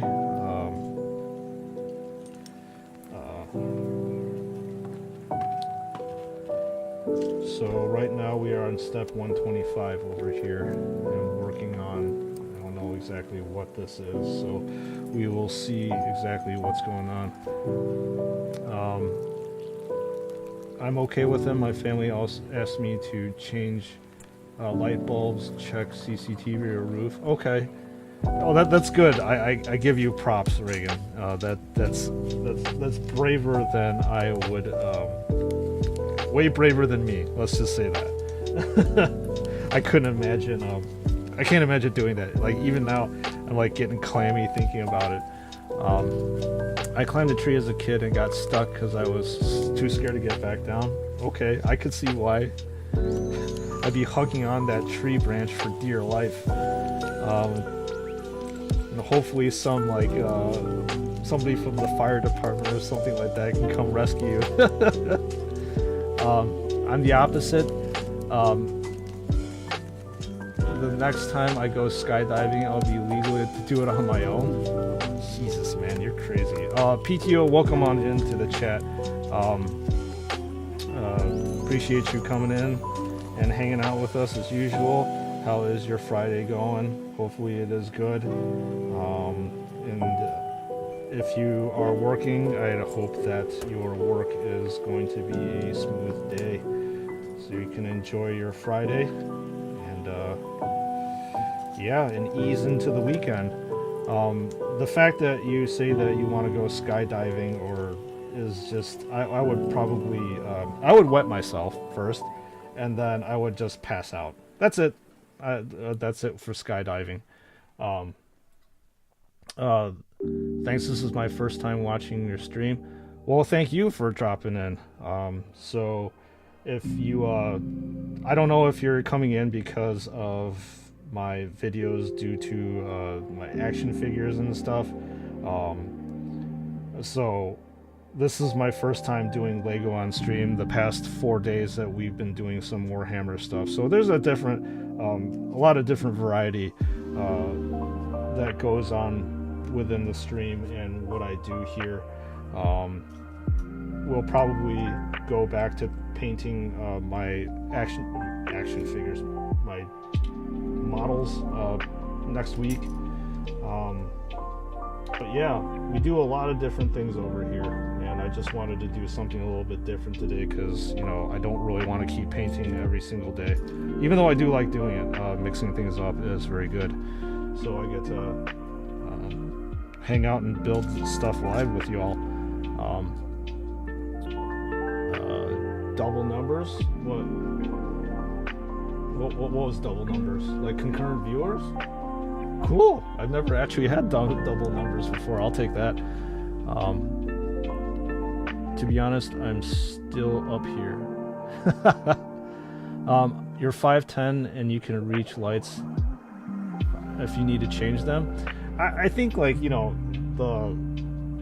like changing light bulbs within the house, it shouldn't be a big deal. It's like, it's only one story, or not even less than that. It's only like tops like 6 or 7 feet up. That I can handle. But like when you start getting up to like 10, 20 feet without things being like secured around you, or at least me, that's when I start panicking. And my family members totally know that. Yeah, you've hit doubles twice today already. Oh damn, that's awesome. I'm gonna be a stream whore and then basically change my content to all Lego building. No, I'm not gonna do that. First of all, I can't afford to do that. Imagine being able to like build a Lego set, a different Lego set every day on stream. Holy crap. You'd probably need like $500 plus each day to create content. And I am nowhere near doing that.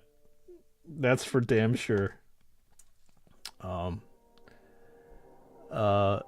The coolest part is when they come, when they open the plane door and the clouds pass by.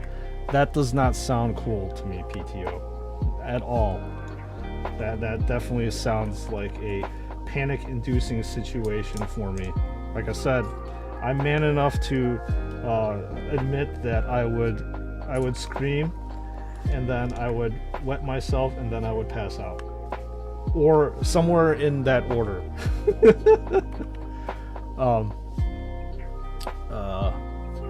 We had it 10 minutes ago, so we hit 10. Nice. Okay.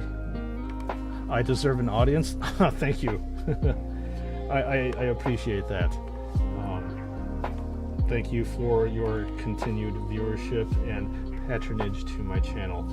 It is very much appreciated. And you know, actually, you don't know, but before I quit my job,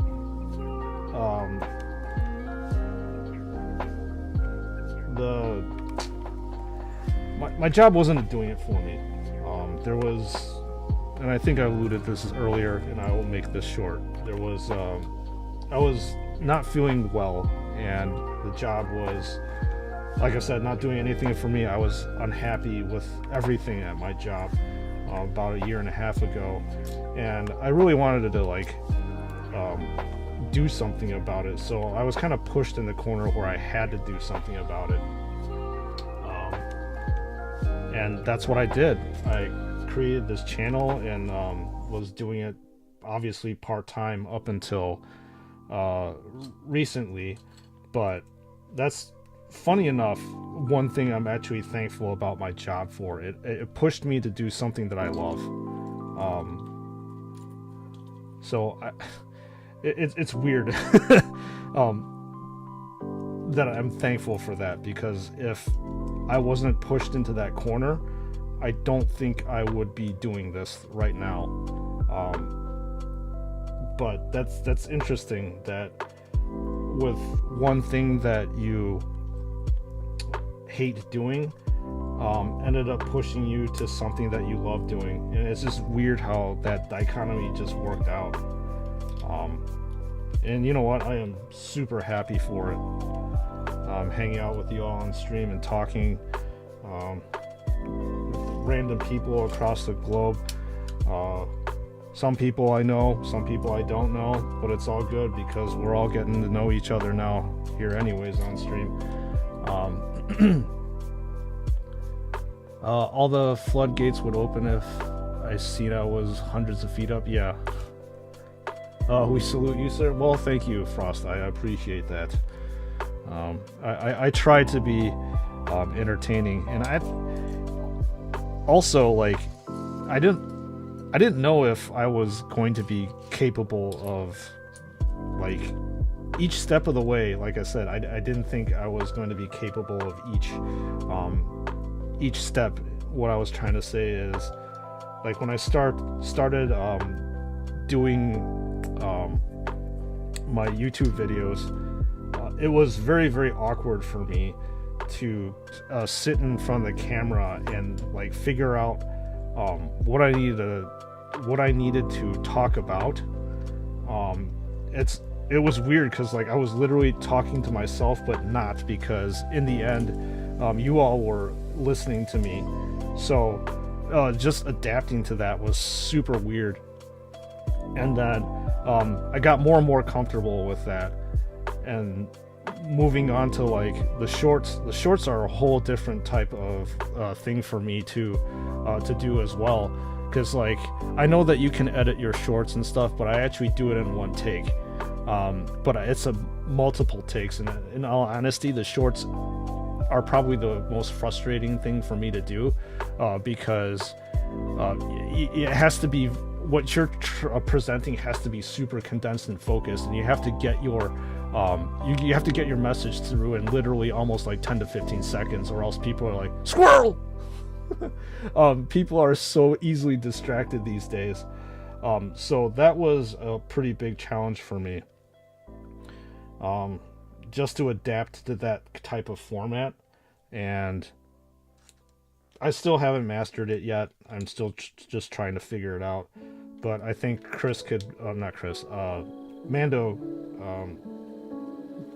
Mando likes my my short stuff.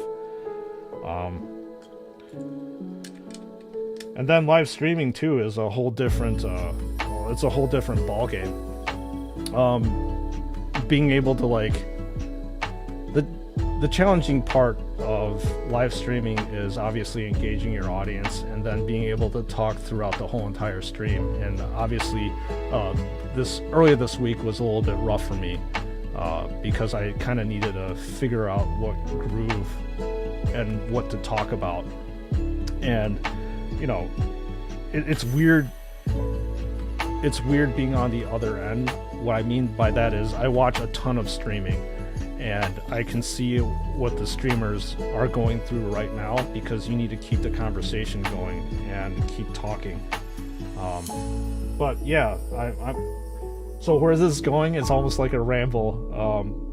I'm here now, and I'm loving what I do. I'm enjoying what I'm doing.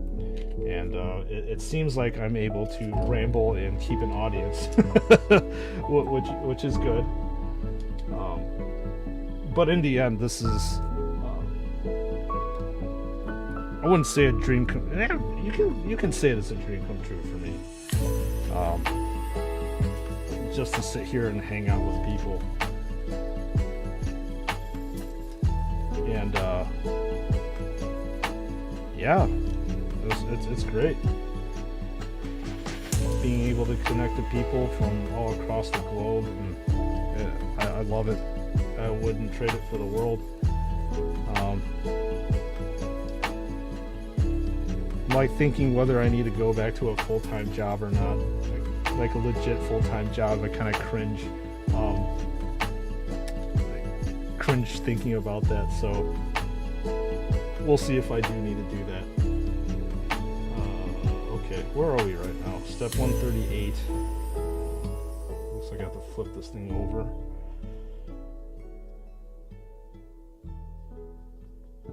Just trying to get my bearings here, because when I'm talking I get distracted, and I may or may not place a Lego piece in a place that I should not be placing. And don't ask me how I know.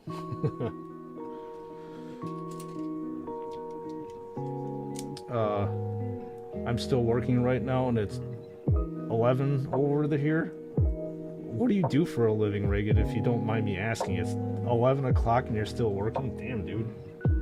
That's dedication. Usually by 11 o'clock I'd be, well, nowadays I'd be passed out. Keep living that dream. Thanks, Dominatrix. I appreciate that. I will. As long as I can keep affording to do it, is the thing. I mean, these things that I'm painting and building are obviously not cheap, and they cost money.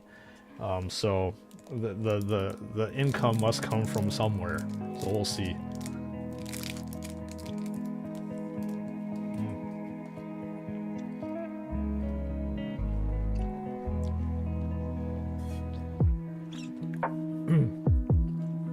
So we were talking about customs yesterday. When I get a chance, I'm gonna try making you a McFarlane custom that I was thinking on last night. Really? Cool. What are you thinking about doing? Or was that supposed to be a surprise?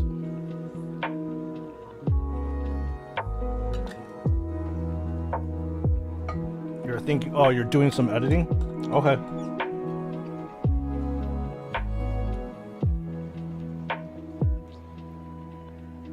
Do you like edit professionally, or you have your own channel or something like that? Reagan? I'm curious.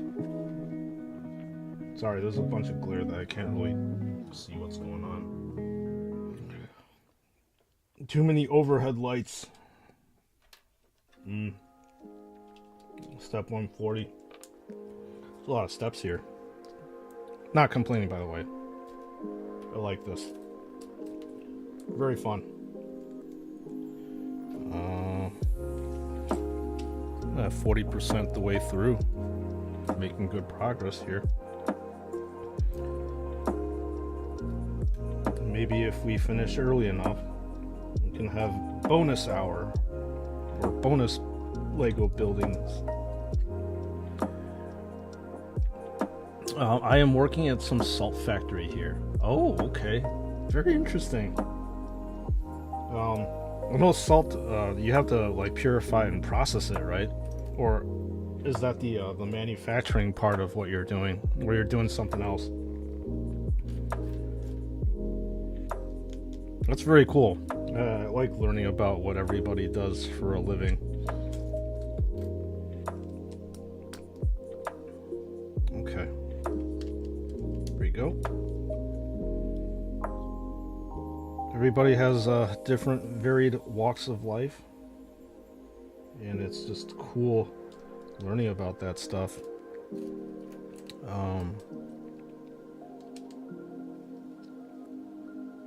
For some reason this looks a little bit off. What am I missing here?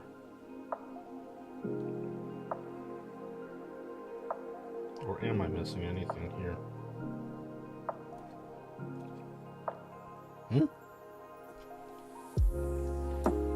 Okay. Alright, if I did screw up, then I will find out sooner than later. Producing some quality salt for consuming and other purposes from raw salts we get from salt farmers. You're a Blood Angels guy, so I'm gonna try doing something around that. Oh man. By the way, Chris, you don't need to do anything. Thank you. That's awesome. It's be much appreciated. Thank you. If you do end up doing something like that, then I will end up probably reviewing as a video. And there's no way I would lay into you as I lay into Joy Toy or McFarlane. But thanks. Can't explain much in English, but you got to. Yeah, I do understand. As I'm a big food fanatic, I know that there are also different salts that you can use. Sea salts, culture salts, flavored salts, Himalayan salts, everything like that. And each single salt has its own different, weirdly enough, salty properties, as well as like mineral content that gives it a different flavor and taste. So yeah, I totally get it.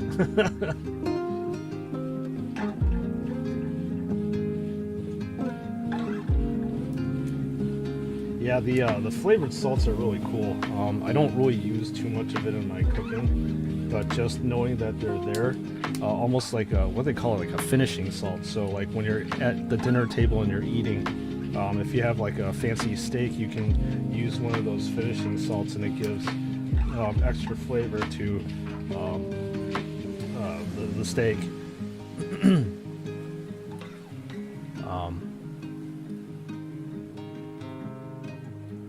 You upload your feet on Feet Finder, and yes, you are broke.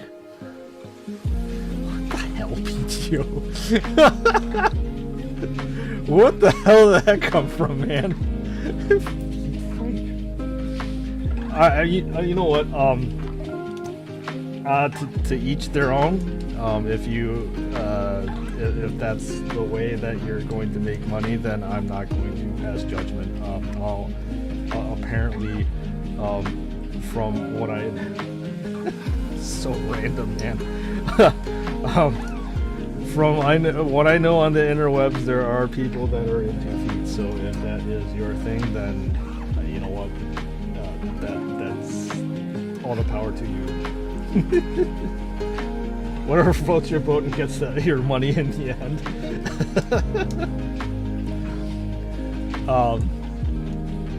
There's some salt for beauty purposes or massage. Oh yeah, there are. Yeah, that's so. Yeah, there definitely is different salts that you can use for actually multi-purposed. So okay, I get it, Reagan. Thanks for sharing. No shame in the foot game. No, I don't pass judgment on people here, unless if you're going to be ignorant and racist and all that crap. Then I will pass very heavily judgment on you. This is a different space here. I get to cultivate that space. Rather than my job, let's talk about your faith to God Emperor. No, I actually, you can't talk about your job. It's fun. I do like I said, learning about what people do for a living, or what people are doing for a side living. Apparently, PTO has a side job that they need to sustain themselves. So you know what? All good. It's fun. And it literally is what it is. If you need to do stuff to make you survive, then all the power to you. That's fine. I like doing customs. May have to find a way to work with your color sensitivity. That's interesting. So like you said, like what is it about these warm colors that bother you? Do they like make your eyes hurt? Do they give you like a headache? That kind of stuff. If you don't mind me asking. Feet Finder. Yeah. You know what? That was my initial reaction, but again, it's just, if PTO needs to do that to survive, then they're just gonna do that. And whatever. That's all I can say. They ain't hurting themselves or anybody else doing it, so whatever.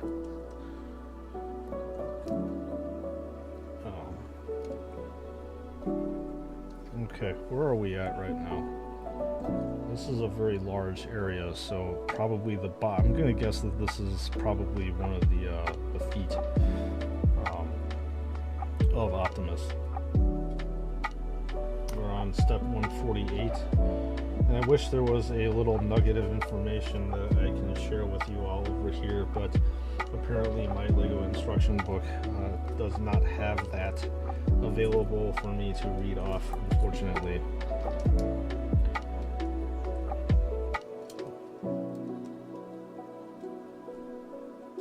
Maybe as the build goes on, they know that you are serious and you are focused, so they don't distract you with that stuff. But it's a nice way to break up the build.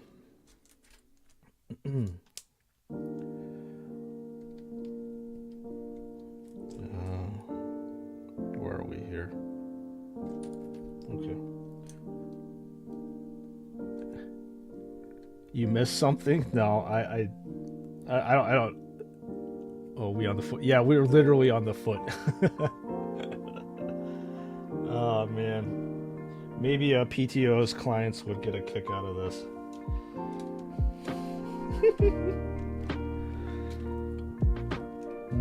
Plastic feet. Uh, Brother Transformer is originally from Japan. I do remember watching it because it was Japanese. I don't know. Actually, I don't know. Off the top of my head, the origins of the Transformers. They could have been. It wouldn't surprise me. I was so confused when I walked in. It was all feet talk. Yeah, well, I mean, it depends what people put in chat, right?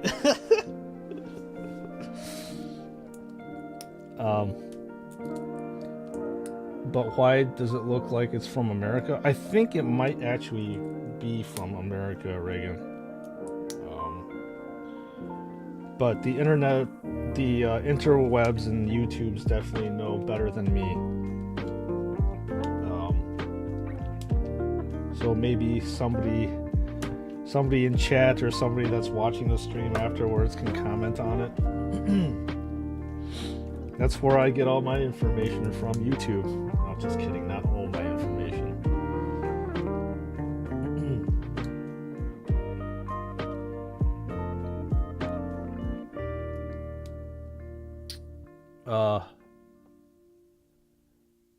Surprises you don't know, brother. Also changed lots of Transformed original. Actually, I never really bothered deciding to look into it and research it. I'm just a regular human being. I don't know everything that there is to know, I suppose. Headaches and makes my eyes hurt. I can handle cool darks and some metallics. Wow, okay. That's tough, Chris. Sorry to hear that. Just having that issue. I really can't imagine how it would be to live through that kind of I wouldn't call it a disability, but a restriction.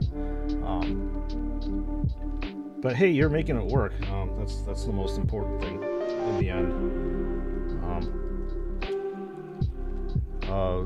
They changed lots of Transformers. For example, Megatron, or the last boss, I forgot the name of it. It was originally transformed into a big flying pistol, and now it becomes a jet. Yeah, I mean, that's what Transformers are, though, right? They do change quite a lot. So, I mean, it definitely does go in their wheelhouse, I suppose. Which means that it's kind of expected, I guess. Alright, so I'm gonna attach this. Here we go. It's starting to be pretty big.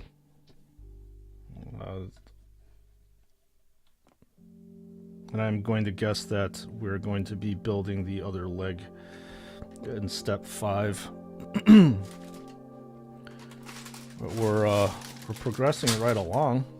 It's almost been 2 hours worth of building, and we're about halfway through. Yep, we got pads 6, 7, 8, 9, and 10 to go through. So I think we should definitely be able to finish this up on stream today. And if Dominatrix, you're listening, this is for you. More crinkling.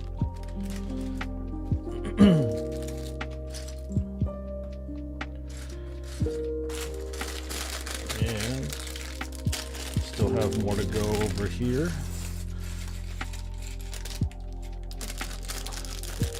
And this is not a complaint, but I was just going to point out that for symmetrical objects like this, I'm not going to say it gets boring, but it gets a little bit repetitive to build. But again, no complaints.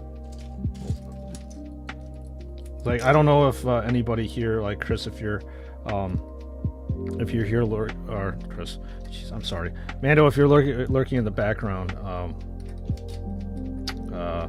Jesus, I forgot what I was gonna say. It happens to lots of streamers, and apparently I'm a streamer now, so it's happening to me. Jesus Christ. Maybe at some point in time I will gather my thoughts. Dominatrix distracted me with her, or their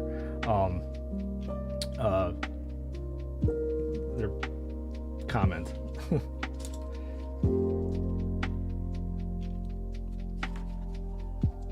Okay, anyway. Alright, moving on. We are going to be building up the left leg of Optimus.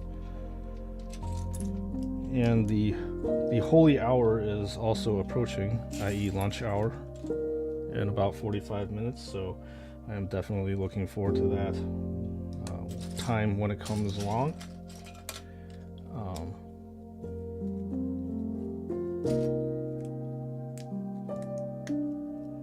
This is looking pretty good. What I'm really curious about this build is you don't typically transform Legos, so how everything is going to fit together when you do transform it, that's exactly what I'm curious about to see what's going on.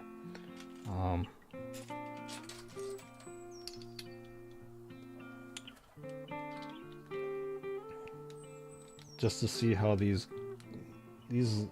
Lego set designers, man, they each and every single one of them that they hire are just like absolute geniuses, and I think they have to like plot out how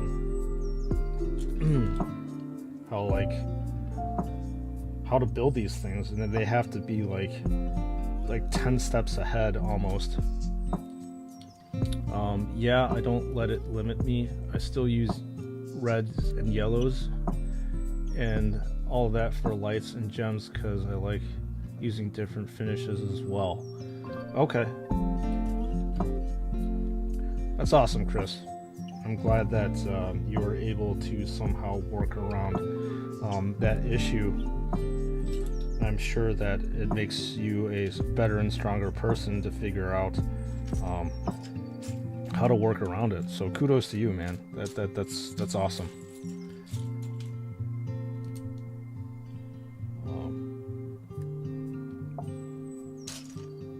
Okay, where are we? Building up the leg.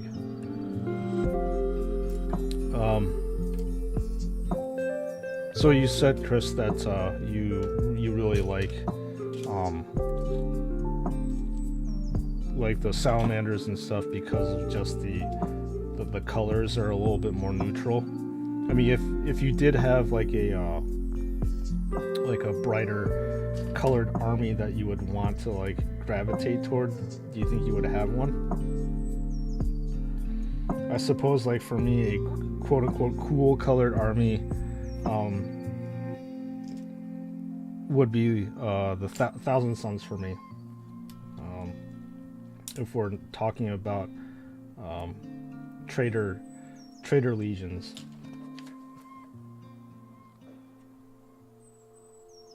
Yeah, there's just something about them. Their turquoise color, their blue colors. That's in almost complete contrast and opposite of the Blood Angels, like really bright red. I'm trying to find it. There it is.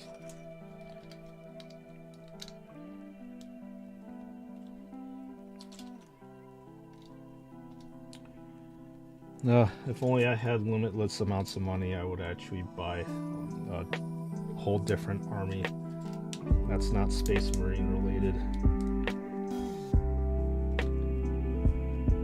That being said,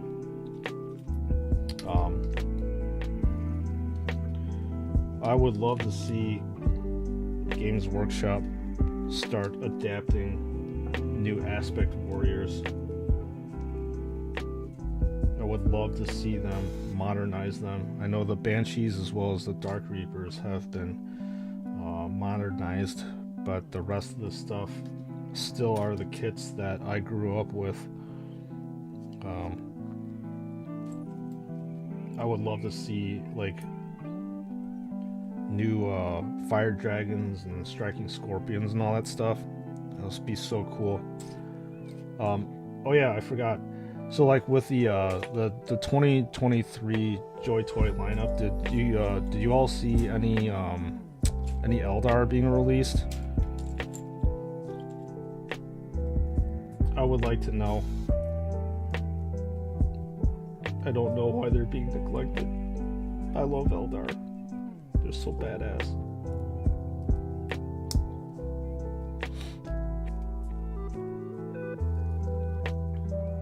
So yeah, let me know if they if Joy Toy is gonna be updating their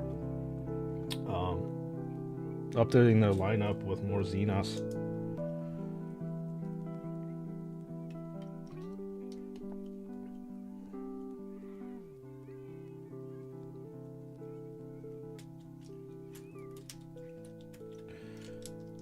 No, but you're gonna check. Oh, thanks, Chris. I appreciate that.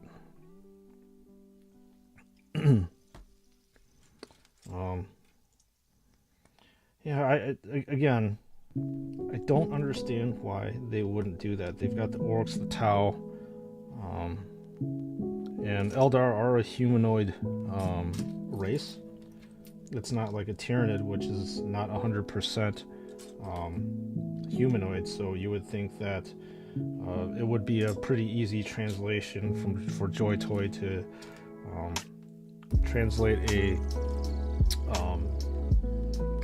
an Eldar into an action figure form.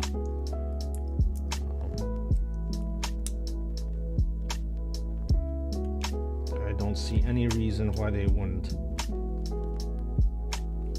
So we'll see. Again, sky's the limit, right? As long as these action figures are making a crap ton of money for Joy Toy as well as Games Workshop, I don't see why not.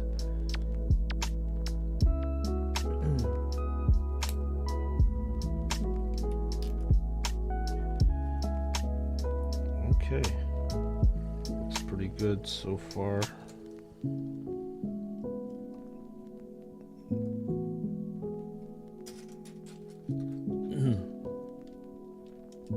Oh, Reagan, if you're still around in chat, there's a new candy that I brought and was eating on stream. I'm not sure if you have these Nerds gummy clusters. Here you go. They're fruity, crunchy candies. And yes, I am a junkie eating candy before lunchtime. Fruity sour candies with a gummy center.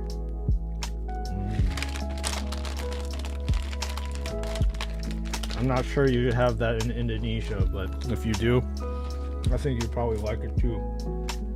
Oh man. Oh. Feel that sugar rush, man.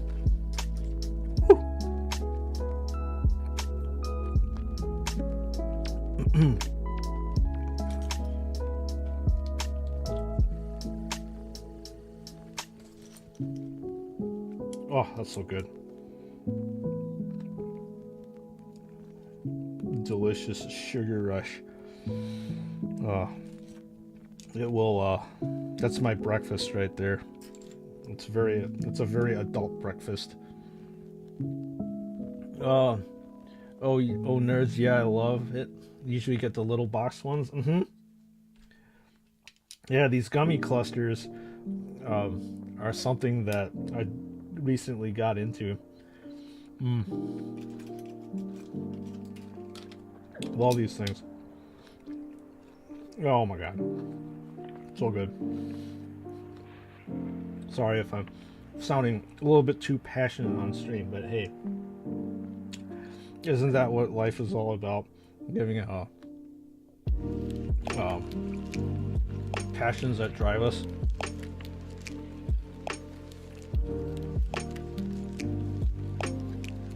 One, I think, hard to till kind of fuzzy. Sorry, Chris, I missed that.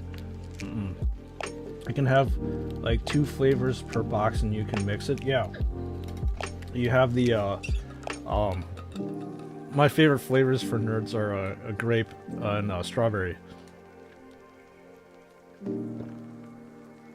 You want me to okay, yeah, sure. I'll show you. I'm gonna turn you into like a junkie, man. I'm sorry. A candy junkie. There. Nerds Gummy Clusters. So it says it's got a sweet gummy inside and a crunchy outside. Hopefully that was a good enough look at it. Ah, delicious breakfast. I would not trade that for the world.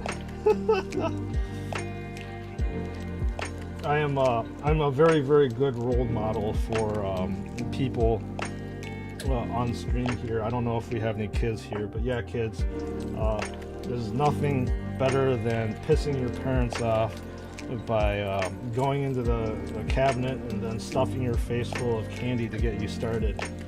But you can tell your parents like, oh yeah, it gets me energy, mom and dad.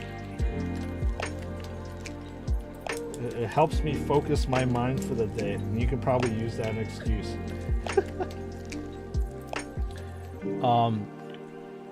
Elder, I think there's one. Okay, awesome.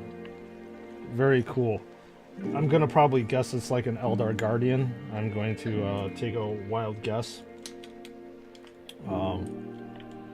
That would probably be the most prevalent figure, and I would definitely get it. You had Cheetos for breakfast? That's the Breakfast of Champions PTO. But the problem with Cheetos is that there is a very evident trail that you would be leaving because your hands would be stuck with cheese powder. If you want to try to hide that from whoever you're trying to hide it from, you can't hide it. That cheese powder will give away all. But hey, it's something, right? Probably a lot more substantial than what I just ate for breakfast right there.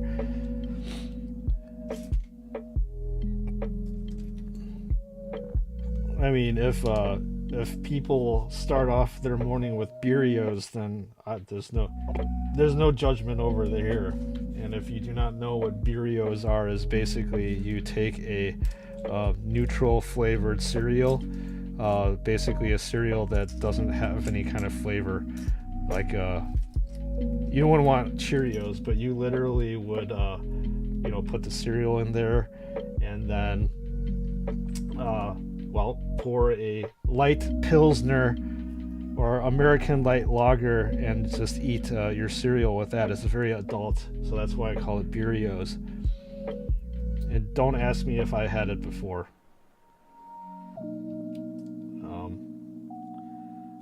But you can say that you're getting your full entire intakes worth of grain. You're drinking grain and you're eating grain, so it's got to be healthy for you, right? Cheerios.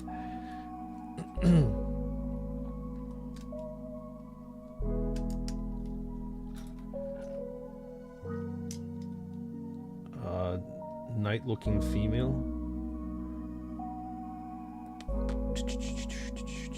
Howling Banshee, probably then. Is my guess. Does she have like a very elongated helmet and have like hair in the background and has like a kind of a curved sword? If that's the case, then yeah, that's definitely a Howling Banshee.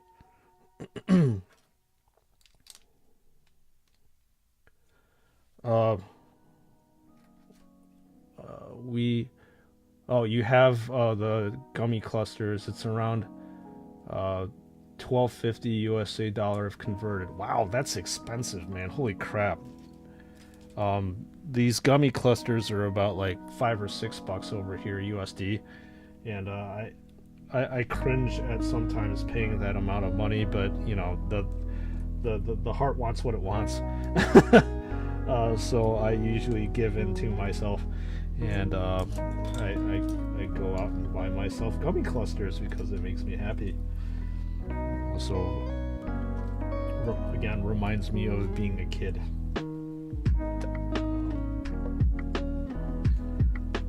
So that's exactly what I'm doing. All the stuff that I loved doing as a kid, I'm doing exactly right now. Basically a kid stuck in an adult's body. Too bad. I wish that I didn't have adult responsibilities to take care of, like stupid friggin' mortgages and loans and all that crap.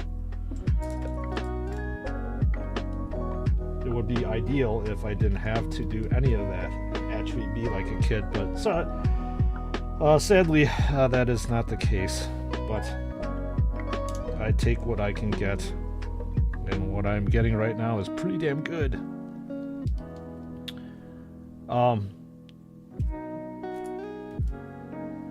Oh brother, also the sour candy you ate last time, it's about 180 in Indonesian dollars, I guess. I gotta figure out what IDR means.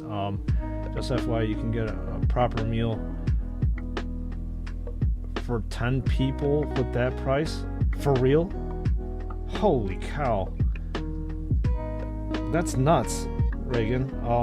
I mean, in all honesty, like, I would much rather have like a legitimate meal, rather than eating candy for that kind of money. I know in Asia for sure, food is relatively cheap. Food is insanely expensive here in the United States. I remember going back to Taiwan a few years back, and you could get a fantastic meal over there for about $2 or $3 USD. And if you want, you can't even get a meal. Well, it depends what you call a meal, but you definitely can't get a meal over here in the United States with that kind of money. You're basically getting like potato chips, which the British call crisps. They call them crisps over there, and that's pretty much all you can get for that kind of money. So yeah, that's insane. I can't even imagine being able to feed that many people with that amount of money, instead of like buying a candy.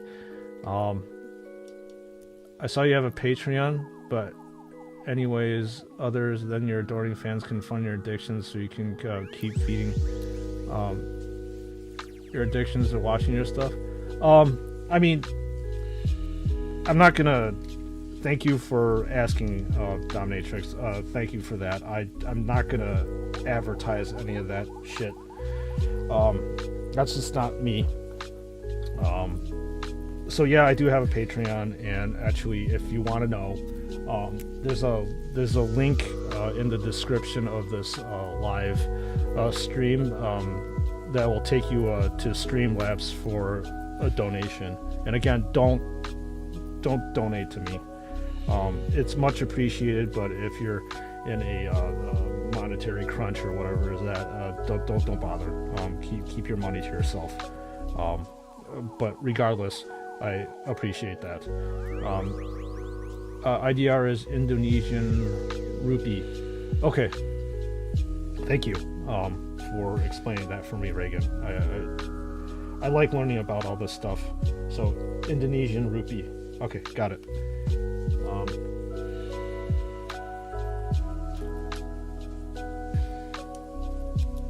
Indonesian rupee.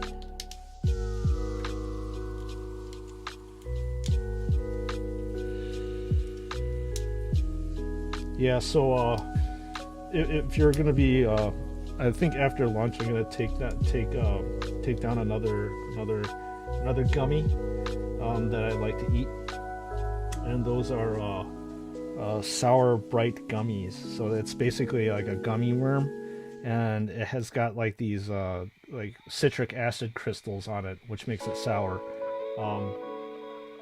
That stuff is one of my favorite things to eat as well. God, I'm such a kid. Oh, man.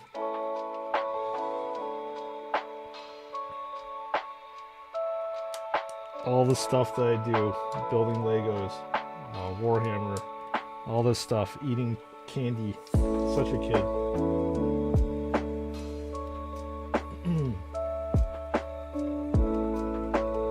As I said, I wish I did not have any adult responsibilities, but again, I am supposedly stuck in an adult figure, like Big or something like that. The old Tom Hanks movie.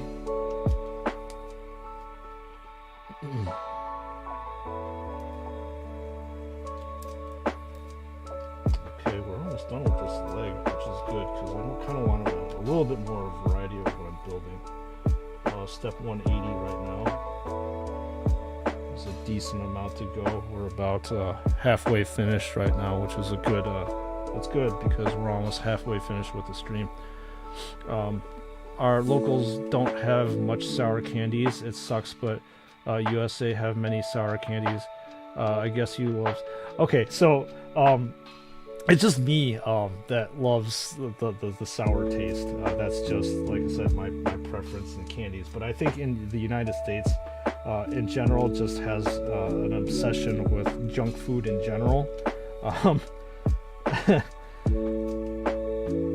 But yeah, I myself, like I said, gravitate toward all these different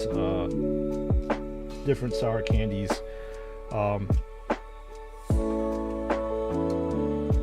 She's more of a knight-looking helmet, but does have hair coming off the helmet.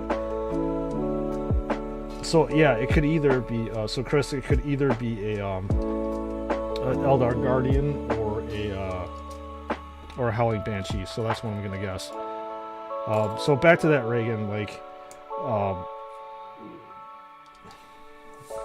yeah, us Americans, we have like basically aisles and aisles of junk food, which are like chips, potato chips, jerky, different kinds of basic ways to give us a heart attack, and it tastes good while we're giving ourselves a heart attack over here. That's one thing that Americans do well. Jesus.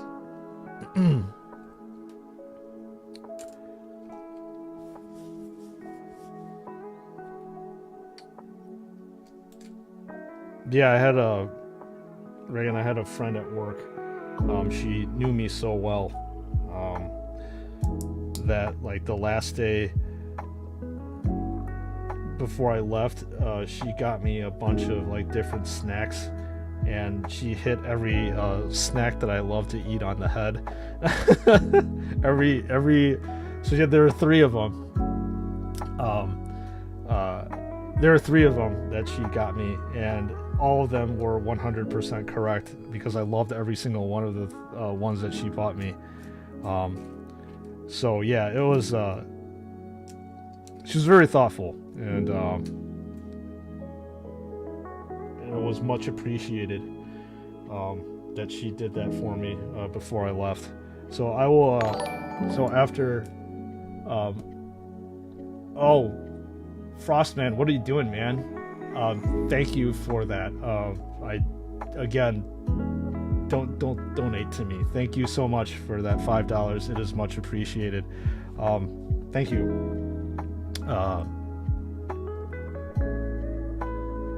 Thank you. That's all I can say. You're awesome. But keep your money for yourself.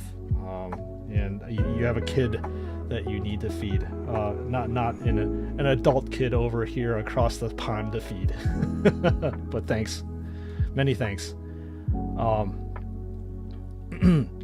This build is coming along well. Yeah, it is. It really is. It's looking pretty good. This part is like kind of monotonous a little bit,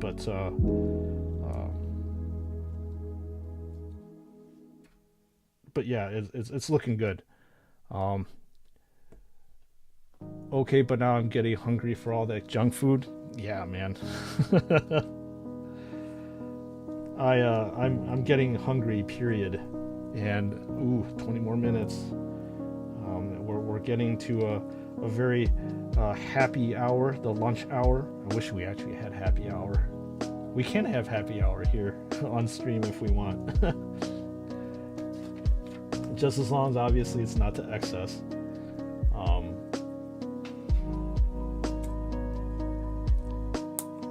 So we are gonna be done with this leg pretty soon.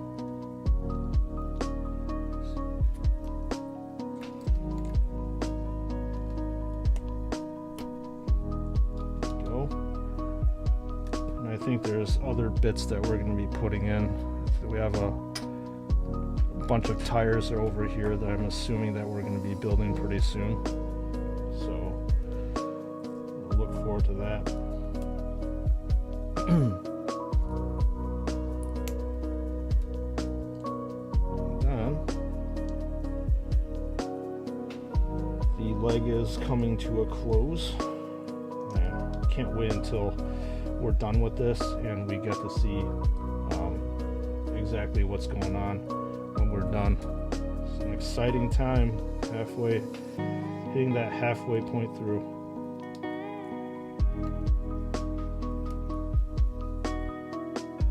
Okay. It's all love, bro. Well, thank you. Thank you so much, fellow brother of the chapter.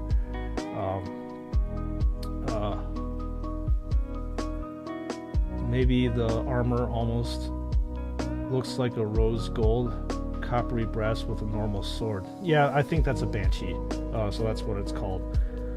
How's the project traveling? Almost done? It is. We're about halfway through, Gavin. So sorry, I kind of moved this off of the camera angle because we're rapidly running out of space over here. That's usually what happens with all Lego builds.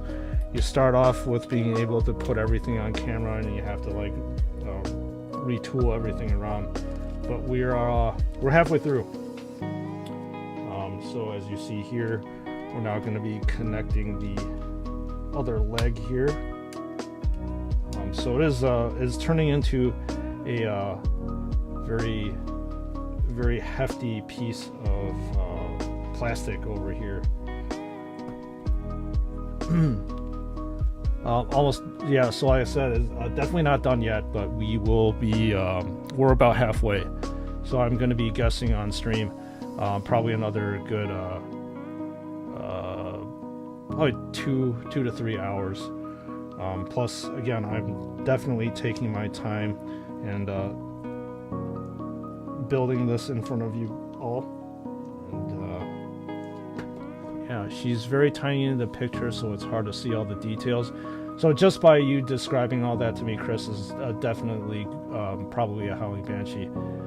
That blue is so cool. Yeah, it's like it's an awesome like royal blue. Roll out. Yep, that's exactly what we're doing right now. I think that's what Optimus said, right? Aside from the rapper Ludacris also saying "roll out," I think. I could be wrong.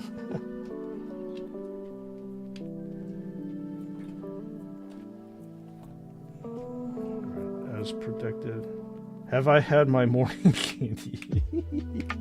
Yeah, I did. I had my morning breakfast candy. I feel energized. Yeah, I was just showing Reagan. We have these things called Nerds Gummy Clusters, and then I also did have my obligatory Sour Patch Kid, and then I'm going to bring down and eat some sour gummy worms that my former coworker gave me the last week before I left my full-time job.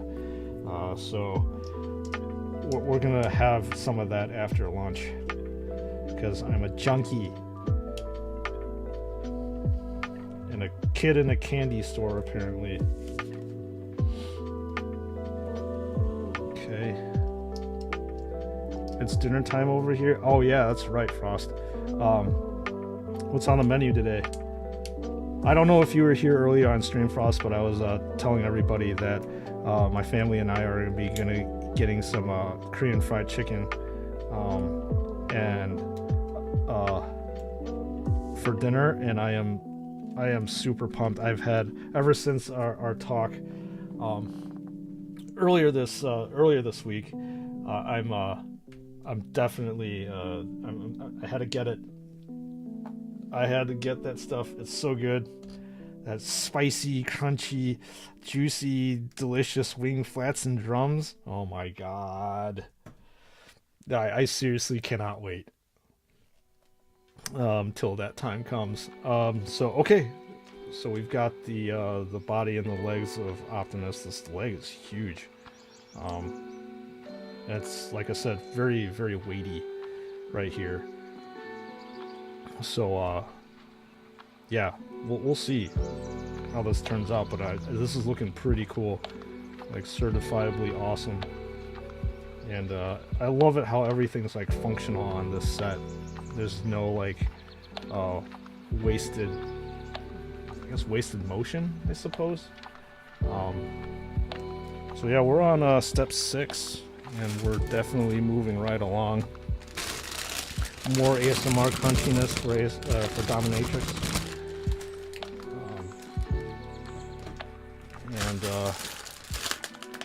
Sorry, I have to move Optimus off camera because the camera space is only so much. Unless if you want to see my camera rig or my phone up here and blocking me, that's fine too. Just let me know.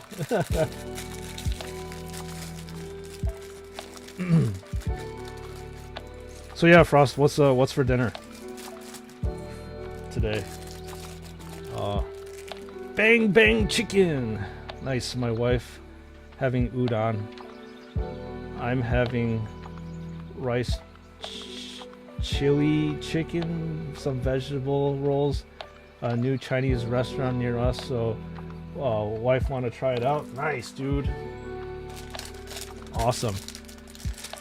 Yeah, udon is awesome too. I really like that, those Japanese thick noodles.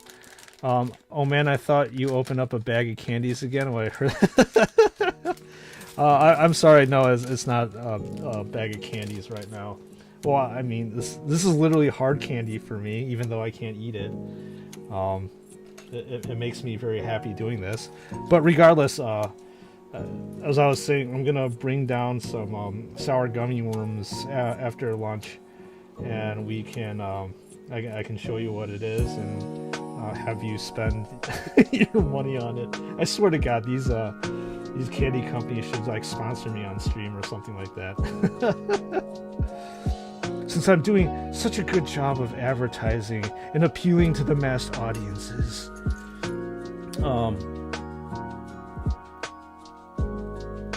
Have I seen the self-transforming Optimus? It was tested on channel recently.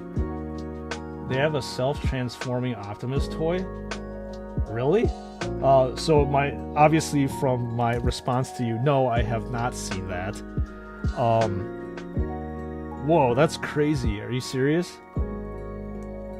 I didn't think that that was even possible. Like, I hesitate to call it a toy because it's definitely not a toy. What model maker made that? That's crazy.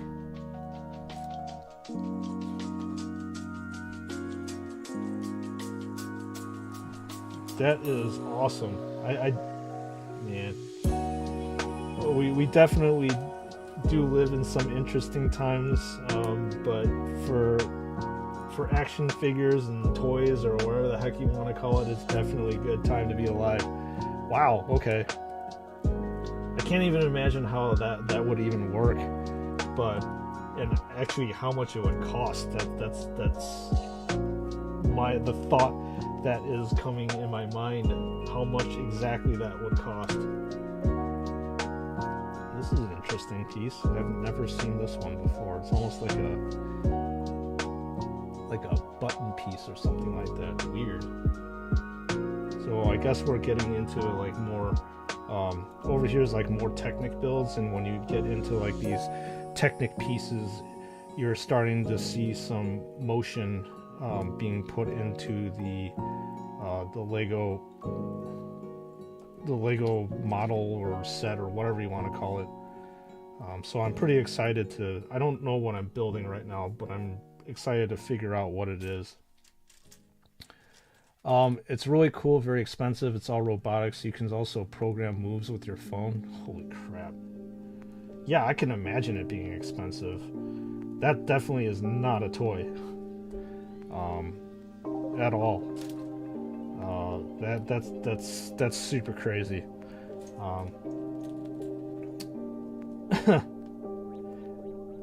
Like, my mind is like having a hard time like grasping how cool that would look.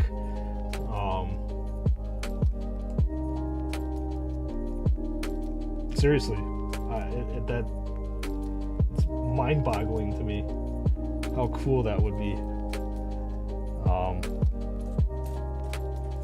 Let's see here. I would imagine that to be like what? I don't know Australian dollars to US conversion, but what, at least like $500 USD. You'll get me the maker. It's off of voice command, really cool. Oh, you know about it too, PTO? Jesus.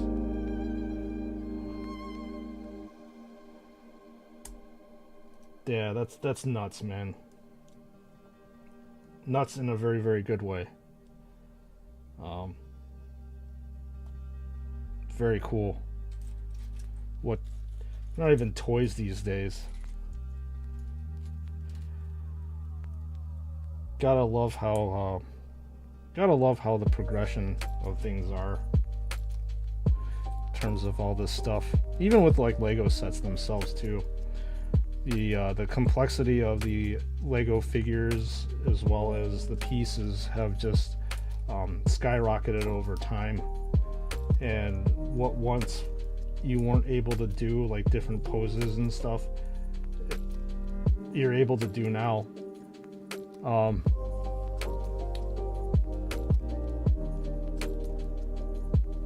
It's Sisters of Silence. You did an image search. Okay, all right. So that's different then.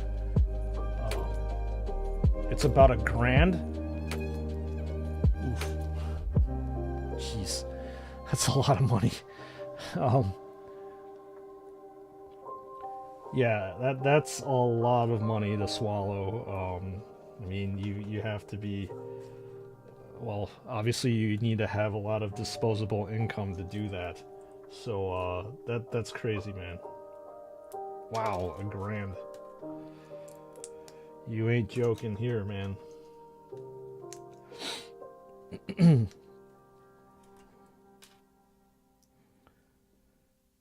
It'd be pretty cool to review something like that, though. But it's gotta be like a niche, like action figure channel, rather than like a like a channel. I don't know if it would really fit within my channel, because I don't. I only review well, Sprues and Studs. That's the only thing that I would do. So.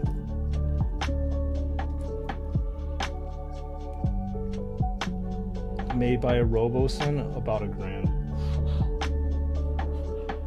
Thanks.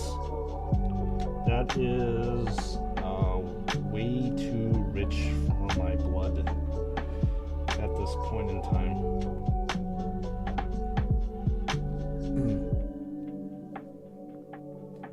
So, what are we doing over here? Okay.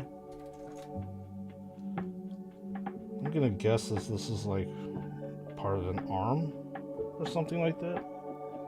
We will see what this actually is.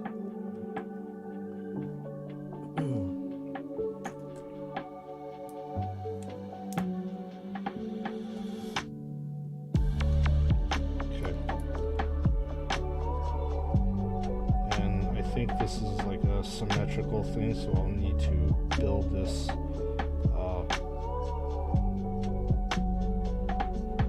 again,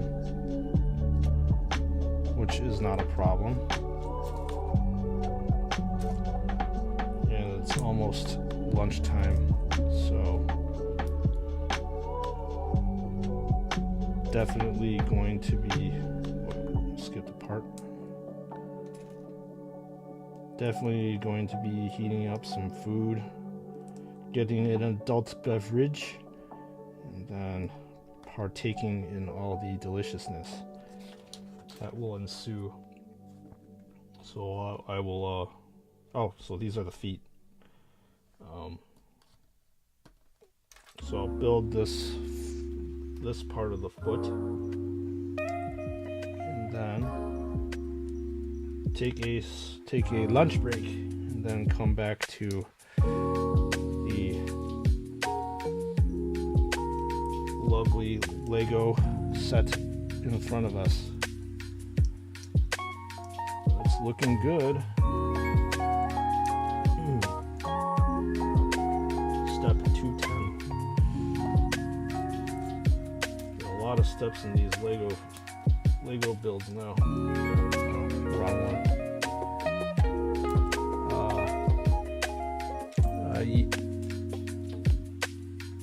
Yeah, it transforms all that by itself. There's a few reviews on it. Yeah. You know what would be really cool though, which reminds me, if I could get like a pre-release, so I can review it on my channel before everybody else does. That literally would be like a dream come true for me. But hopefully, maybe over time, that they may or may not happen. I would have to probably write to one of these action figure makers to see if I can review this stuff.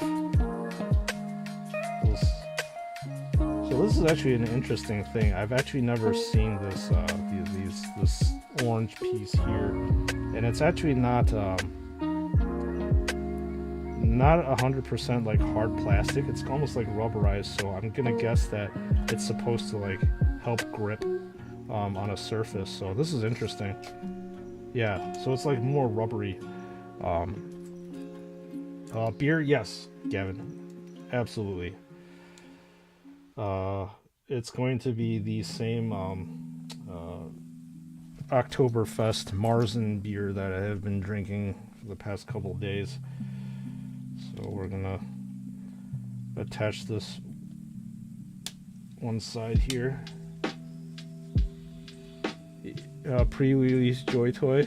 Yeah, well, there are some people that actually get these figures, action figures, in advance so they can actually review it. That's when I heard that you should never ask, wait for them to offer. Well, we'll see then. But regardless, it would be really cool to have that happen. That's when you know you probably have made it.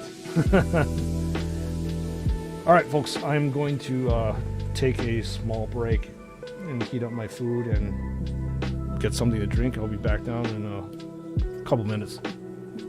Oh.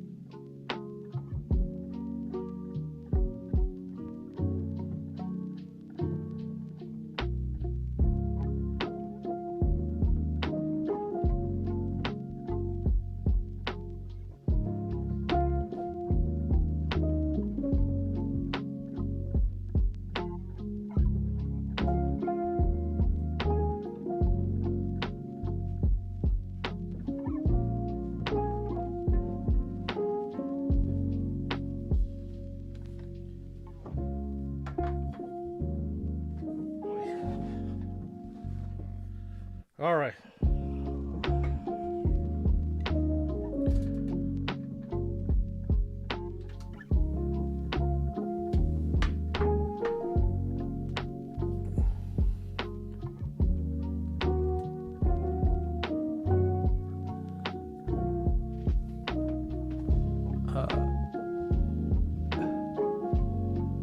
Can you show him, please? My wife want to see what? What are we talking about here?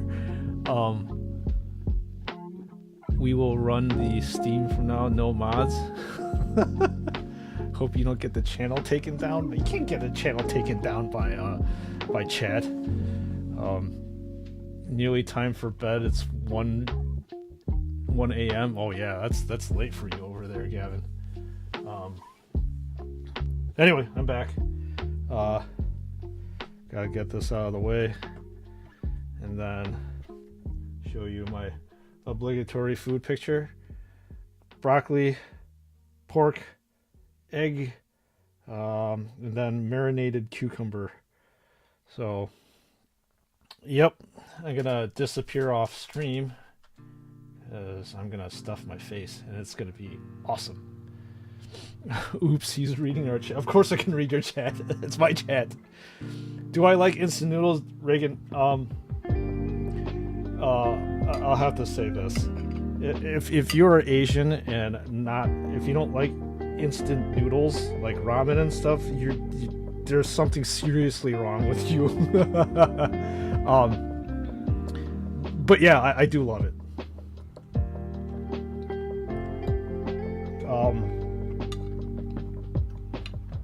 We have like lots of like nongshim and Marichuan. I eat a lot of mee goreng stuff. Just curious, if you want, you can try Indomie goreng. Yeah, instant noodle. Yep.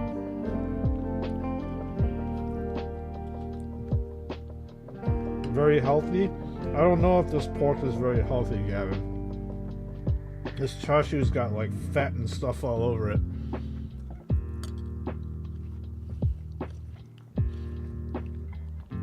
We usually have that for breakfast here. It's cheap and better than candies in the morning. Yeah.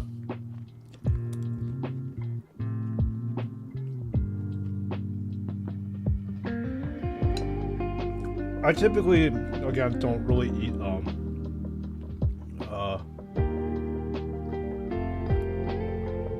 like very, very heavy breakfasts. But there's a lot of people that will eat, you know, your standard eggs, bacon, toast, and all that stuff with hash browns versus potatoes.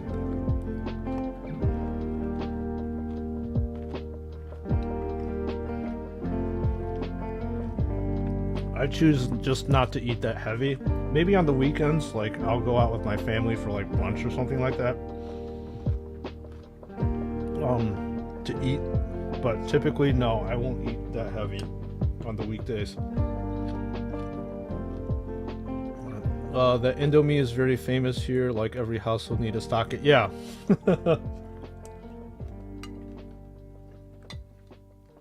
Obviously, since I'm Asian, and sometimes you just need something quick to eat. I have a bunch of instant noodles here. Usually have porridge. Okay.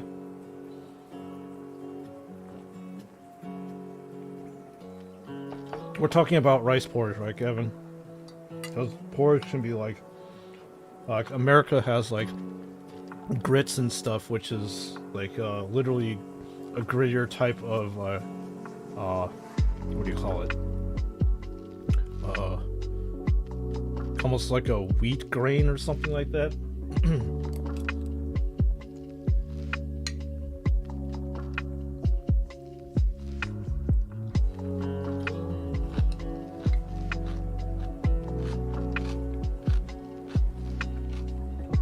Oh, it's okay. Yeah, that's what I thought.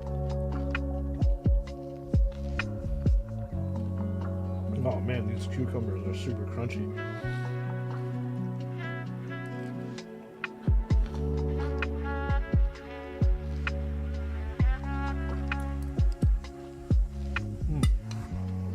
God, I love food.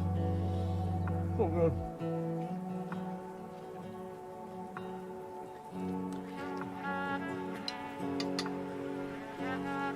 I have to rewind over here and build the other foot. Very interesting architecture. How to build that thing.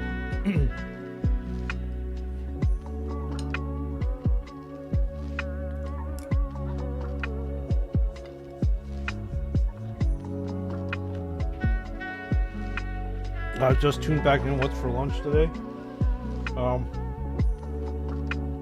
This broccoli, egg, pork, and cucumber over rice.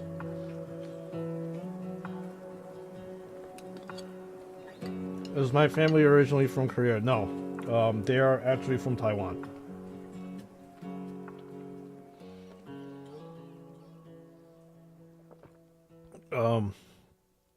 One thing I am curious about in the USA is Taco Bell, and other one that sells sandwiches, I forgot the name. It looks so good on YouTube. Oh man, that is really good advertising. So Taco Bell is interesting. Like, I typically don't eat Taco Bell that much.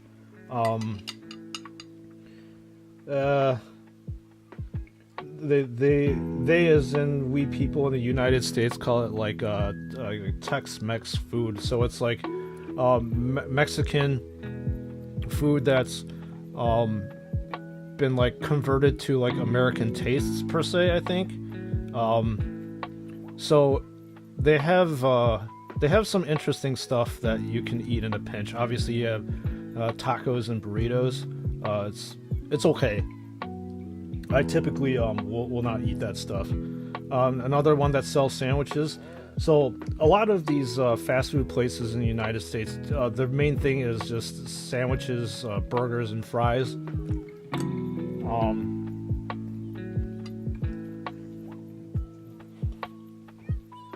Obviously, there's places called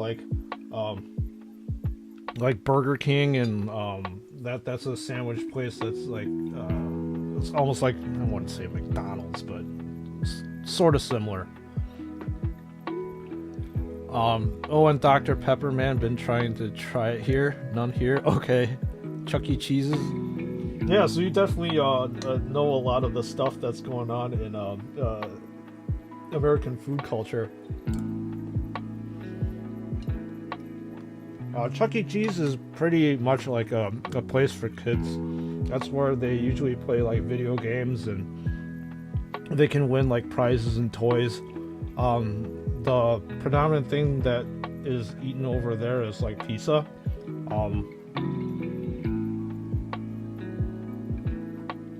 So it's okay. It's a place where you take kids.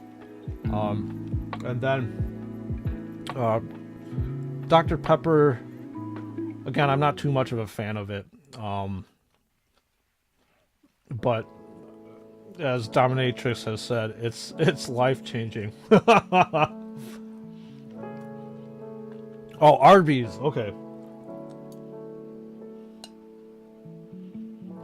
Arby's is actually really good. I do like it. So they have that roast beef sandwich that I occasionally will eat, and then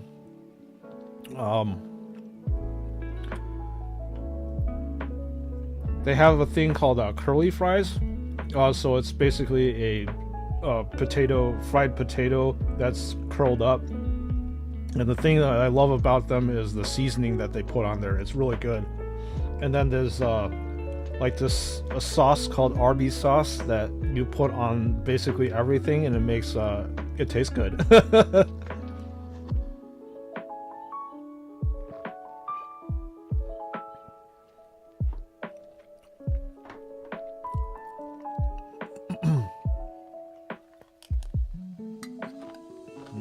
Arby's sauce.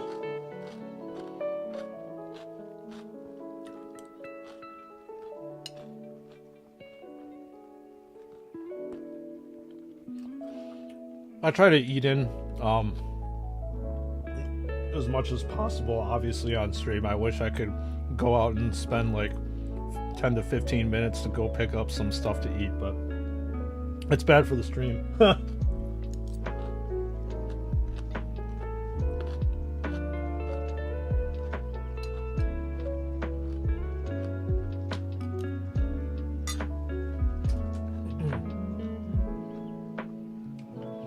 Almost done.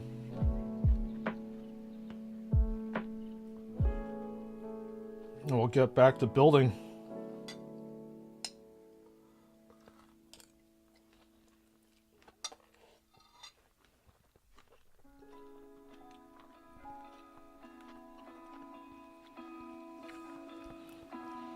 Yeah. I mean, different countries have different chains in terms of like food, right? Like one chain that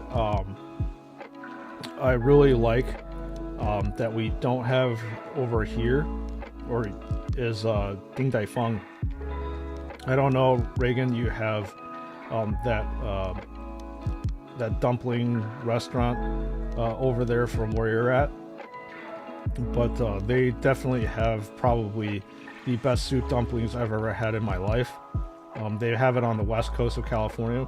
I don't live there, or on the in Oregon and Washington as well.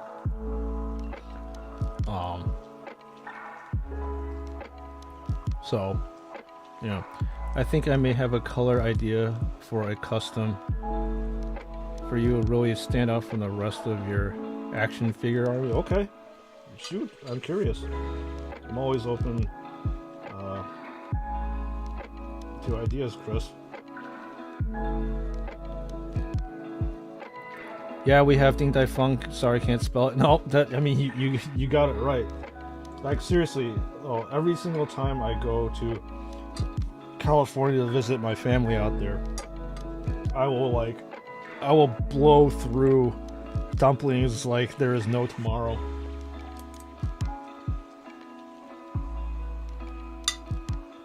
Like when I'm back in Taiwan visiting my grandma and grandpa, yeah, I'll literally ask to go over there, and it's absolutely glorious.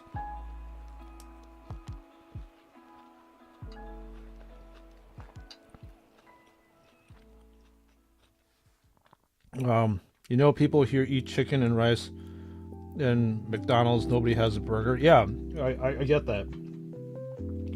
Each country that McDonald's is has to like adapt to what the population over there likes to eat, or else they're never going to make any money. I mean, if you want to have rice and chicken, why not go to KFC instead?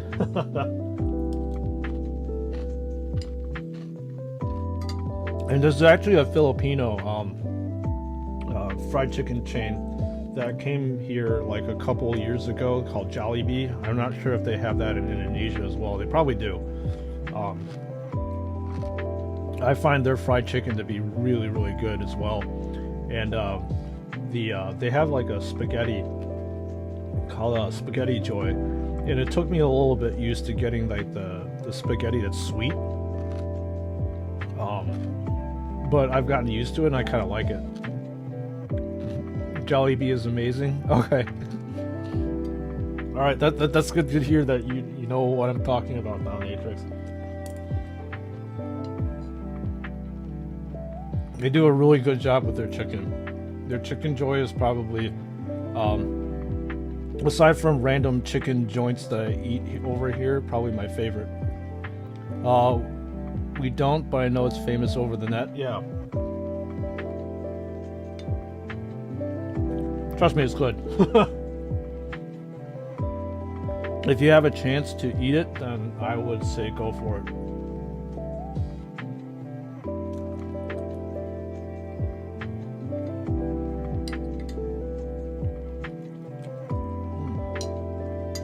Good dinner.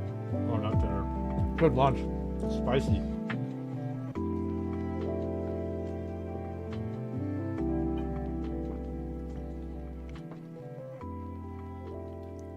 You're making me hungry. Sorry, Gavin. I know it's like 1 o'clock over there. and so it's a little late to eat. But I'm gonna say you're a grown-ass adult and you can make adult decisions when you want to have a midnight snack, so they say. They always sell out their spicy chicken. Yeah, they do.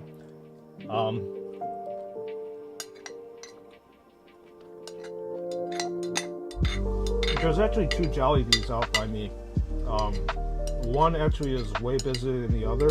I actually like to go to the one that's quieter. They usually have the spicy one available, but it just depends on location, right?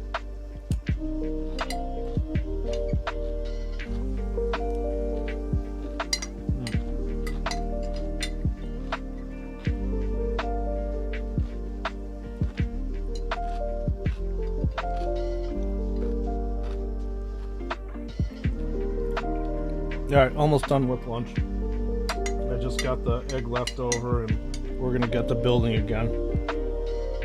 Right now we are building the leg of Optimus, or not the leg, the foot of Optimus. If PTO were here, I would say that you could probably take screenshots of Optimus's foot and sell them over the interwebs.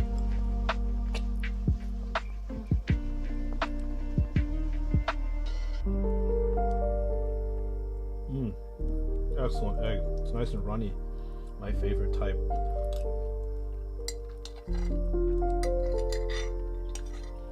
Everything is shut at this time. Where I live, maybe Macas is open. What is that? Is it like McDonald's or something?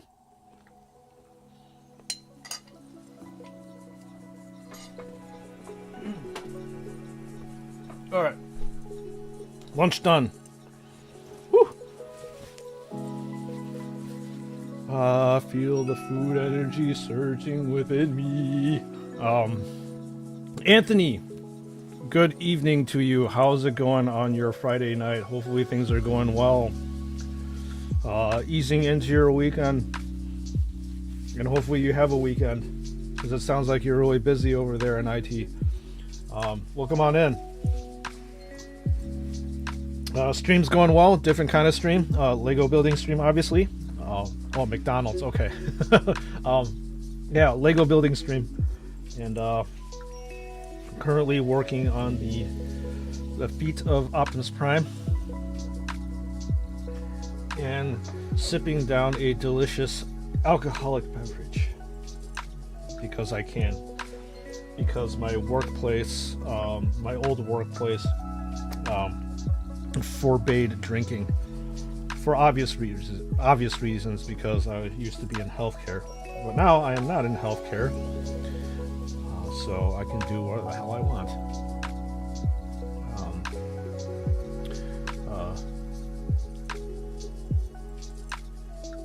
Yeah, I am back. I didn't go anywhere. It's just weird that people are sitting here and watching me eat on stream. It's not like my channel is a mukbang stream or something like that. Then it wouldn't be weird if you saw me eating on stream. Like I said, I could probably do something like Sprues and Studs Eats or something like that. But I definitely would go broke very, very quickly, because the food prices here at restaurants are absolutely insane. They're too expensive. You would have to get sponsored by people in order to do something like that. Is the stream lagging or is it me? It seems like it's okay on my end. I did have some drop frames earlier on, I think when I was taxing the computer, but we seem to be doing okay.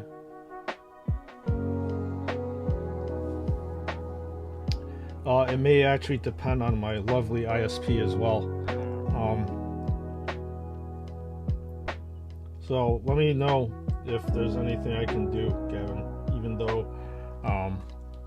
there's my internet provider is not exactly the most responsive when it comes to fixing kind of issues like that.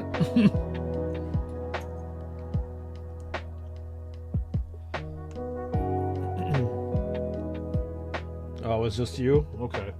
I mean, you are all the way across the globe, so I'm sure there is just a little bit of lag.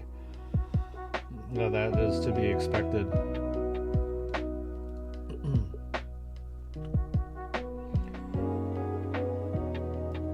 Okay. Get that foot done.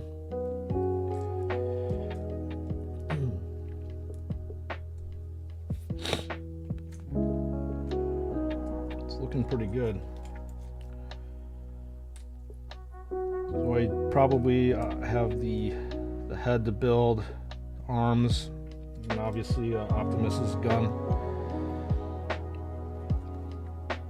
You know, I really wish this set actually had was the trailer. I mean, trucks really look a little bit weird without the trailer, and it would have been nice to see them include it in this set. I'm sure that it would probably skyrocket. Excuse me. Skyrocket the cost of this set if they actually put the trailer. It'd be super cool to see like that the trailer like open up, revealing that gigantic gun that's in the back of it. Is it true people in the U.S. drink Coke every day? No, there's no offense taken. Don't worry about that. Do they drink it every day? Some people do, some people don't. I don't know how this person actually survived, but like, they would seriously drink soda, which is like Coke or Sprite or anything like that, every single day. They would not drink any water. They would not drink anything except soda. And that stuff is the amount of sugar and the amount of like other ingredients over there. I'm still surprised that person is walking even to this day. That's absolutely disgusting. But yes, there are people that that drink that stuff every day, if that's the only thing that they drink.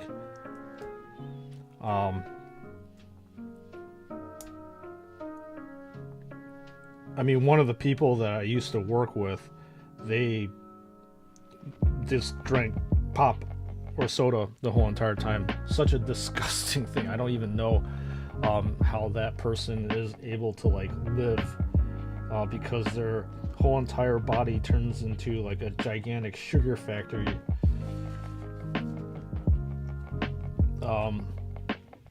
I heard people that drink medicine like tablets of pills. Yeah, they probably do. I had a friend at work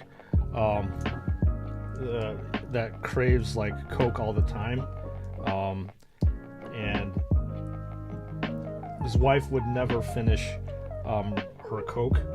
She would just like sip it late at night, and then whenever she had a craving. But yeah, it's people, they do love their sodas over here, and I myself, it's a very, very rare occasion that I drink that kind of stuff, because I know how gross it is and how unhealthy it is for you, so I avoid it as much as I can. Weirdly enough, there are times in which I actually do crave this stuff, so I'll have like a can of it, Coke, and then after that it'll be months before I touch it again.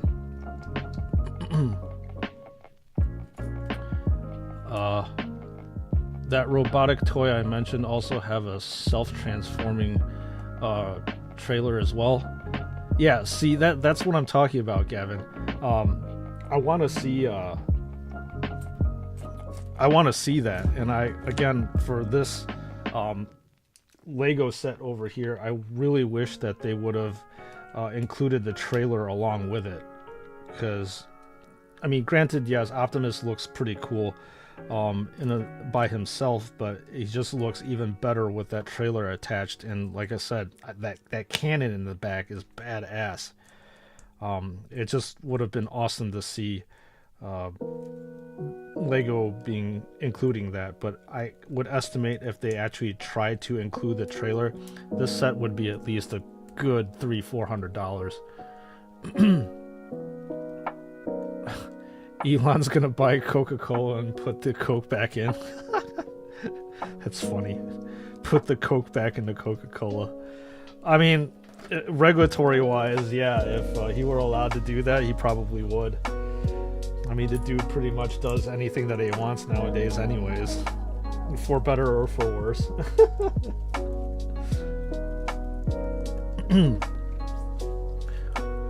One can a day is fine. What I meant every time is water. Yeah, they do. They do drink it like water. They drink it as if it was water. And it's gross. It really is gross to me how people are able to just like drink it like water. I have to flush it. Like whenever I drink soft drinks like that, I have to have water to just like flush my mouth because this is too much for me.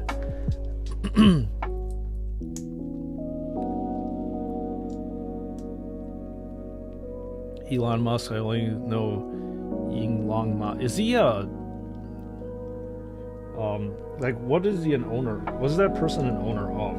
Because they typically what is it? I know like Jack Ma from like Alibaba, or yeah, AliExpress. That guy was pretty rich. I haven't seen him come up in the news, obviously because I live in the West. They don't typically report on that stuff.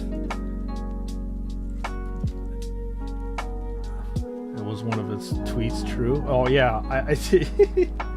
Yeah, it's interesting because like whatever Elon says that he's gonna do, he will actually do. One of my friends. So when Musk was joking about doing a Tesla tequila, he wasn't actually joking. My friend actually bought that tequila, which is an alcoholic drink, for you non-drinkers out there.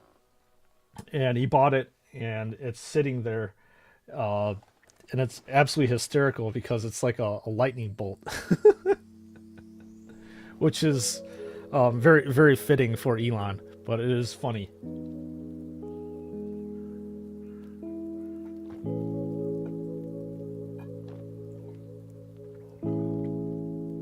If I'm curious on the colors you picked, I can tell you hate it or love it. It doesn't matter, Chris. No, I'm not blowing you off. What I'm saying, it doesn't matter. You do you, and then the mere fact that you're doing this is enough. More than I could possibly ask. So whatever's cool, man. Seriously. It is very much appreciated. It's not needed, but it is very much appreciated. So whatever colors you pick are the colors that you pick, and we're just gonna go with it. All right. So no stress. His theme called from tall grass looking at Beijing has become a meme. Okay, I would probably have to look at that because I'm unfamiliar. You want the flamethrower he made? Are you talking about Elon? Because I think didn't he do it? I don't actually remember off my top of my head if he did, but regardless, he probably did. And that would not surprise me one bit.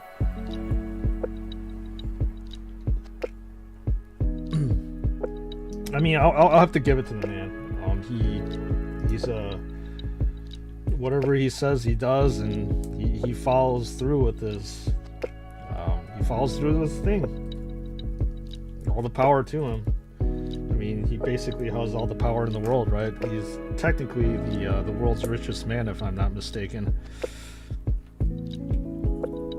It said the colors just have to scroll up. Oh, okay, sorry, I didn't see that. Gonna be a pearl white and dark silver base armor with metallic red and gold for a rank symbol. Yeah, that's cool, man. Sorry I missed that. But yeah, that would look really cool.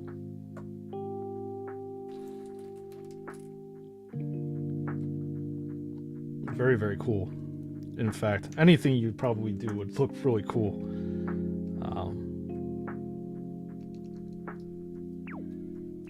Yeah, the mere fact that you've dedicated your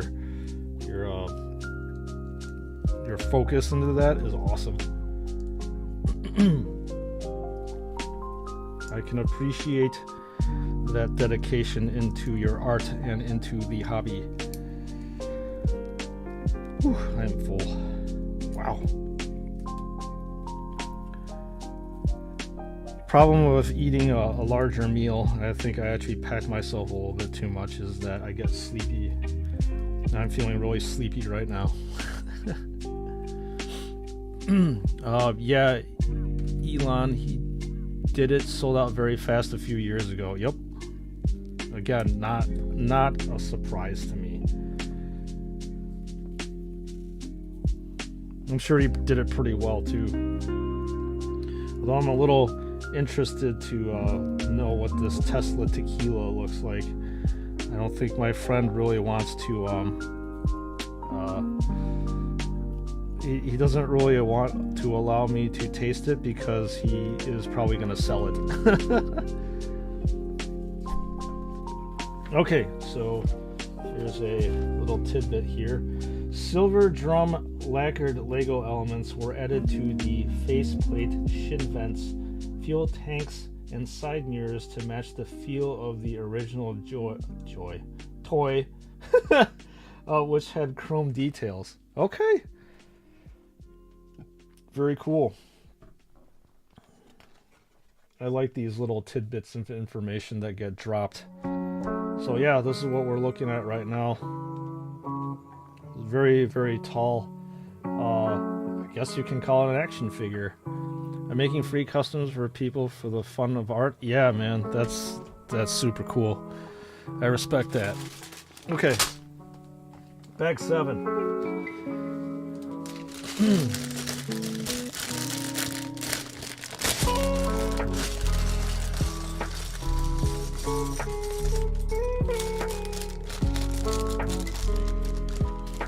We are 60% of the way there to completing this nice project. He's a big old fella. Heck yeah. Almost at double digits again, 9 people. I think we were actually at double digits for a very split second. Very nice. Good to see that you all are coming into the channel and giving it support and stuff. It was much appreciated. Hanging out with a grown child in his basement. And talking about basically anything and everything under the sun. And I'm good with that, man. I am very, very good with that. So, looks like for the step 7, we're going to be building the, I guess, the vent plate or whatever you want to call this over here for Optimus. So, he's definitely starting to get a little bit more character and starting to flesh him out. So, it's good. We definitely will be able to finish him on stream, which is good.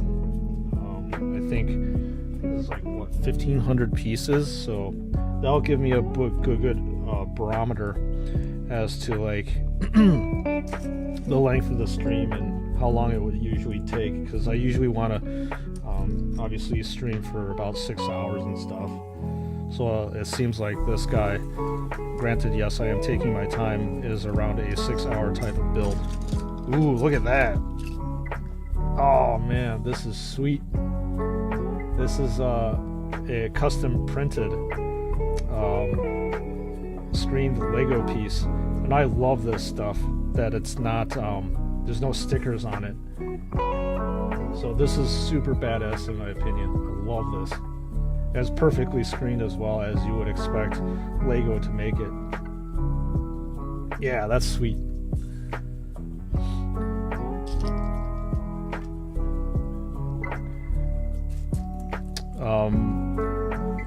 I think Mando can relate to me in that we don't really like stickers.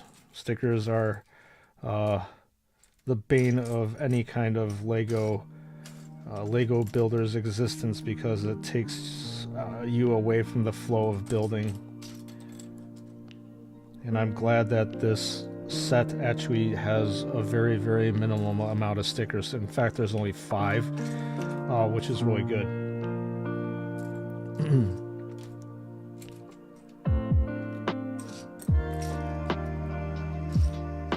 I mean, the best Lego sets, in my opinion, are ones that actually have absolutely no stickers whatsoever. There are a few of them out there.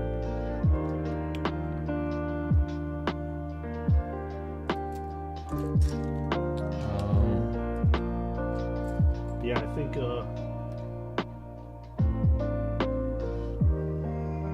there's one car set that escapes my mind that had like no stickers on it. So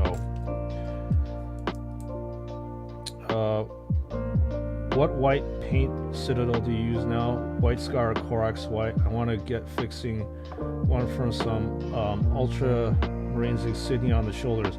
I'll be honest with you, I don't think you were on stream yesterday, but I actually don't like any of the white that Citadel has. It tends to be very chunky, and it doesn't flow quite right. So I do have White Scar and Corax White, but I can't say that I'm a fan. So the direct answer to your question is I actually use Ulthuan Gray for my white. The reason why I use Ulthuan Gray is because it actually does flow very nicely off the brush. And this is a trick that I use all the time to paint white figures, is that when you're comparing, unless it's something like super gray like this, but if you're comparing a red next to a very, very light gray color, you won't be able to tell the difference. So here, I actually have the paint pot next to me. I'll grab it.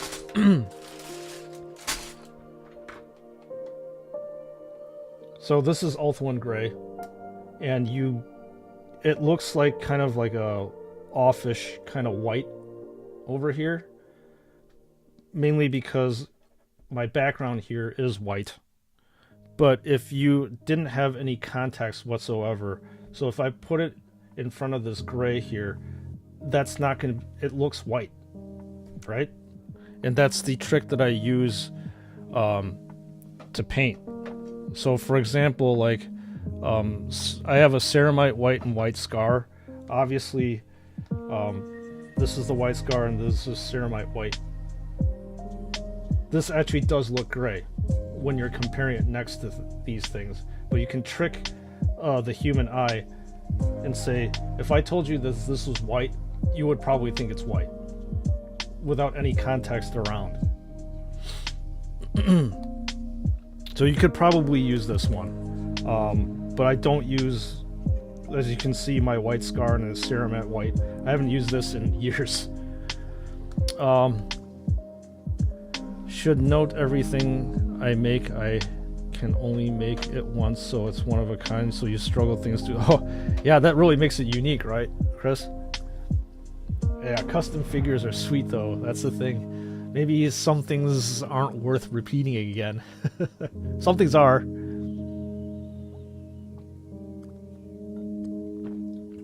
Yeah. That's good stuff. Okay, so we are step 222. I guess we're done with this part for now. Looks like we're doing headlights. Sweet.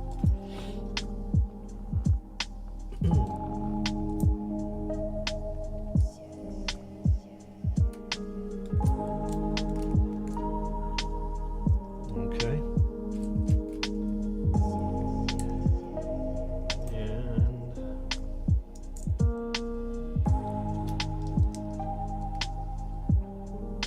So anyways, Reagan, I hope that makes sense. I think I'm going to like probably in the next week I have a video, like a painting tutorial on how to paint Sanguinary Guard. I know that you don't have Sanguinary Guard, but I kind of I teach you about that during that video, about tricking the eye into thinking that the gray is a white.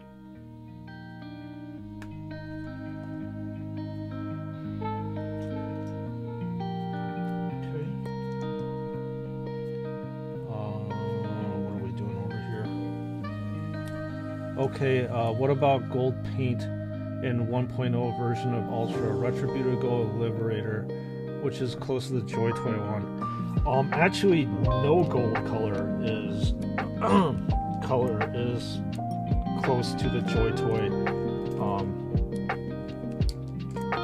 1.0 from what I've seen. I have a very large amount of paints to my disposal over here, and I was actually trying to color match all that stuff, and the best color that I actually could match is actually Hashnut Copper. This one. This was the well, at least for my Blood Angels Blade Guard veteran, I used this color to match it. So it's not gold per se. Maybe I think it might be, maybe Genna's gold might be a close one, but I would actually just take a paint pot and like kind of match it against the original color. I mean, I only have a few Ultramarines myself, so I may be wrong, but from the Blade Guard veterans, that's what I used to kind of match it. It wasn't 100% color matched either, so you would have to paint the gold bits around the same color just to make it uniform across. I think I did. Yeah, I did. Yeah, I did this wrong. I was supposed to use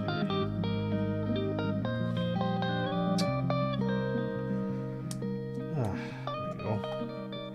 I was supposed to use one of these pieces for this one.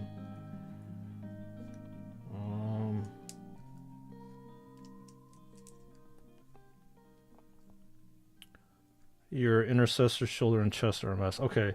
I mean, it shouldn't be, Did I do this wrong, too? Oh, no, I didn't. Okay. Shouldn't be too bad to try to fix.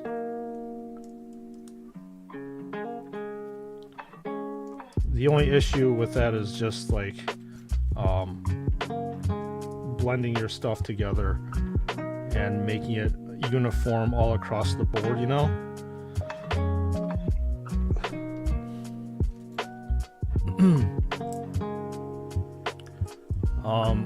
I asked my local store to tell me if anyone want to sell me 2 Ultramarine Blade Guards, as I only have the bald one. They said sure, but get ready for prices, it's super rare. Oh man, that sucks. I think, did I? Yeah, I actually did pick up the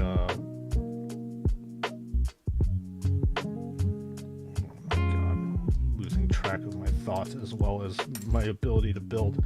I did actually pick up the Ultramarines Blade Guard veterans. Yeah, they're pretty cool. Unfortunately, they are stuck on the 1.0 ankles, so they are super annoying to balance. I did not have a very good time trying to balance those things. They would topple over. I was saying before, probably on one of my videos, as a comment, that I use the Storm Shield as almost like a third leg to help balance the action figure.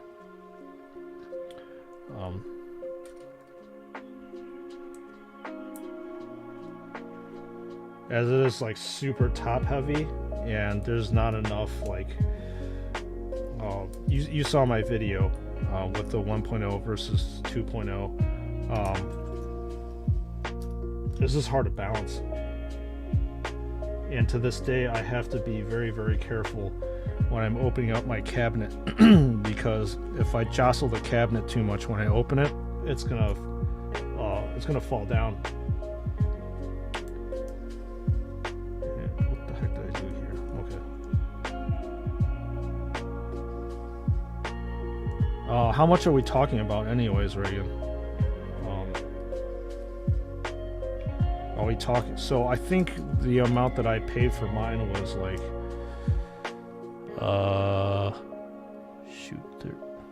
it had to have been at least 50 USD each. I can't remember off the top of my head. So I'm curious to see how much you're having to pay inflated prices over there. All right, more stickering. Thankfully, there are not that many. Gotta check and see if I have any grass on this thing. Doesn't look like I do.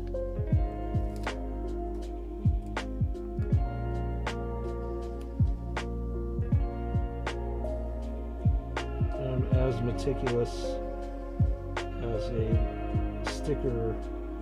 stickerer as I am when I'm painting. That's why I use tweezers for this. I would love to see a kid use a tweezer like that.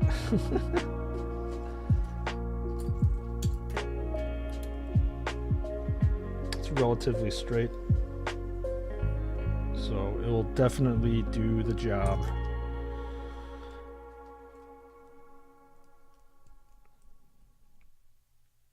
So right now, as you can see, we're doing Optimus's grill.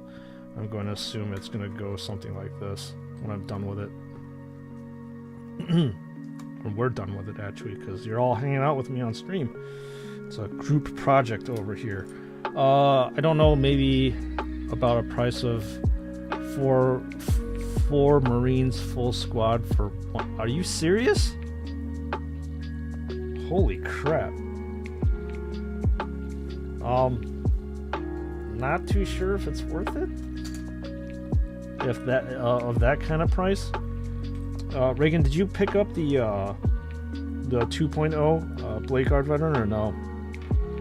The Ultramarines one, I mean. I didn't actually pick up that one.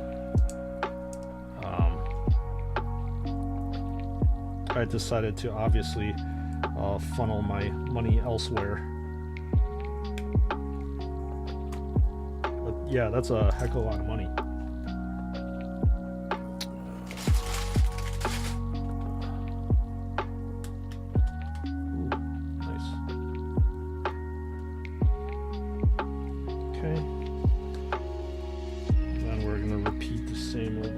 Side and move on to step 8.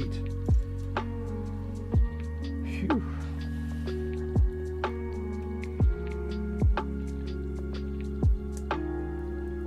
Very nice. Optimus is shaping up to be very good.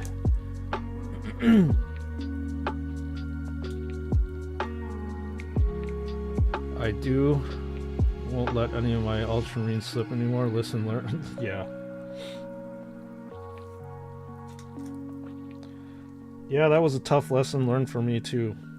I broke the halo off of my Blade Guards. My Blood Angels Blade Guard veteran. And because it obviously was my Blood Angels one, I was pissed when that halo broke off. Obviously, it was a pretty easy fix, but still, I don't like my action figures to be broken. Or anything of mine to be broken, for that matter.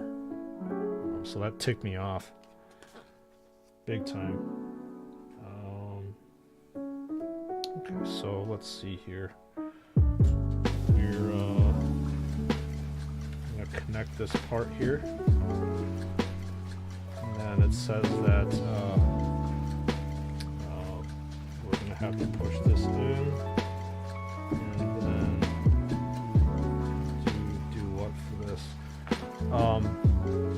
That damn Pingu, how are you doing today? Welcome on into the stream. Glad that you are able to join us here in this lovely discussions. Hopefully your, depending on where you're at, your Friday is going well. Thank you for stopping by.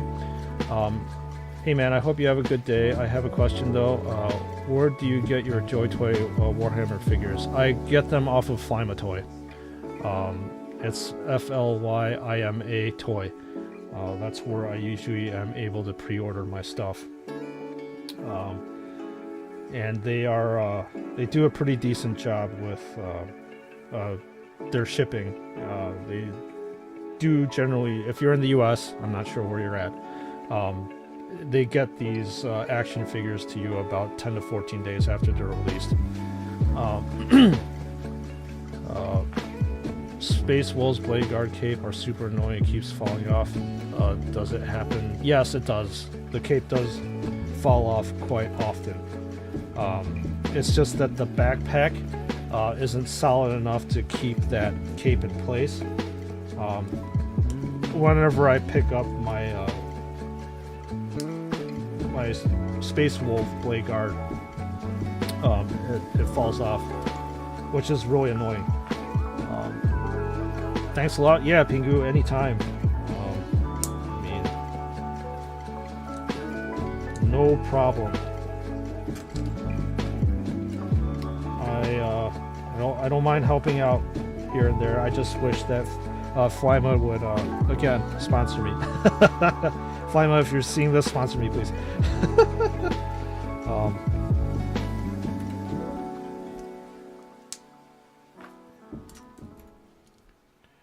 Man, I want to live that hashtag sponsored life, yo.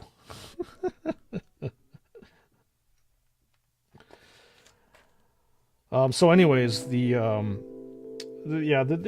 like things that irritate me, obviously, about that Space Wolves one, but in general, that the aesthetic of that Space Wolves is awesome compared to what you would normally see in any other chapter. I mean, don't get me wrong, the Black Templars one and the Blood Angels one looks pretty cool, but like the Space Wolves one, man, that looks so sweet.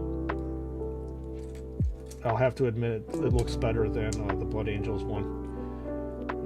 No bias there at all.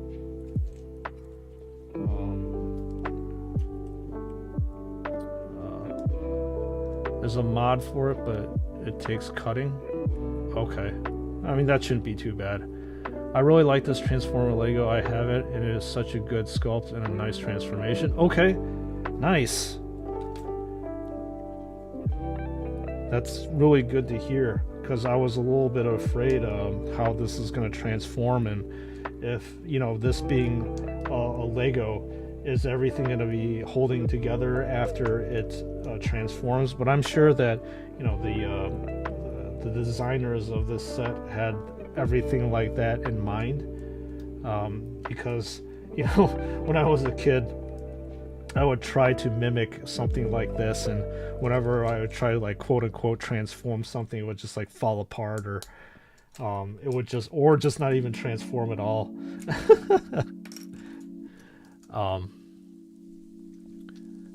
Black Templar is really unpopular here. Nobody wants them. Really?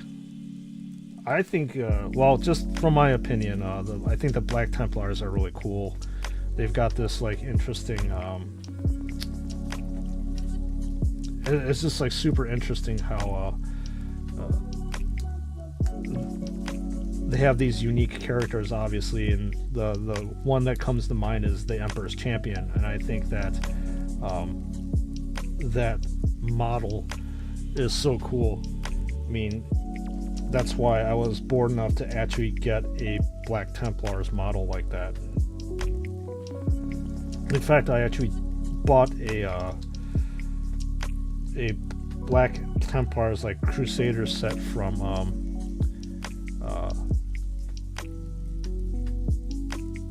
Games Workshop. I got all Blade Guards except Black Templar. Okay, cool. Since Transformers transformation don't actually make sense, Lego did a very good job. Alright, it's good to hear. I'll definitely be trying to transform this guy on stream and see how it goes. You're picking up some Imperial Fist Joy Toy figures. Nice. Which one are you picking up? Did you pick up the 2.01 stuff? Or you picked up the Imperial Fist Redemptor Dreadnought, which is really cool.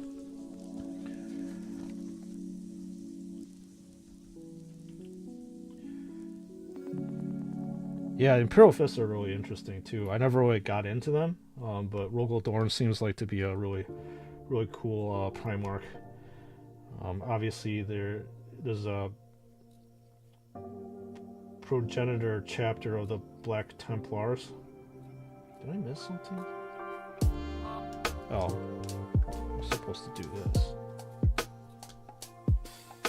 Picking up an Aggressor and Bladeguard. Nice. Yeah. It seems like you know my videos and stuff, so Bladeguard veterans are my favorites, and that's a very good choice. Very good choice. The Aggressors actually I never really got into. In the tabletop game, I never actually picked up a Aggressors, so I don't know too much about them. I did pick up the Blood Angels Aggressor, but I don't know if I really like it that much. You start talking about Blood Angels and I'll get excited. I mean, how could I not? Oh man, how can I not, Reagan? They're my boys, man. I grew up with that chapter. They grew up with me, and I left them cold and lonely when I went to college. But I came back in the end.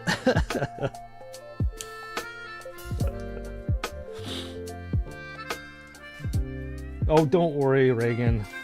The video that I'm gonna be releasing tomorrow, I do get a little bit giddy too. And no, it's not a Blood Angel. I just actually need to finish editing that thing. I was so like, there was just so much that I filmed with that one that I had to cut out at least like 60% of the content. I started to bore myself with my own content. Yeah, it was just too much. So I have to do the final touches on that thing so that I can meet my regular weekly quota of 2 videos a week.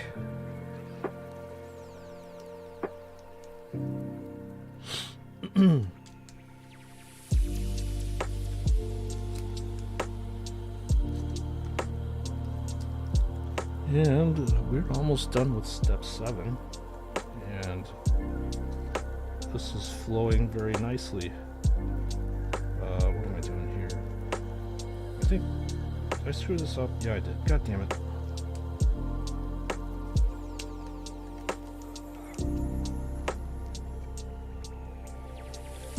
Okay, that's better.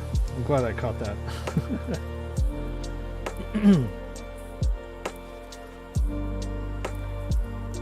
Is that it? Okay. Step 256. We're progressing and moving at a nice and healthy rate.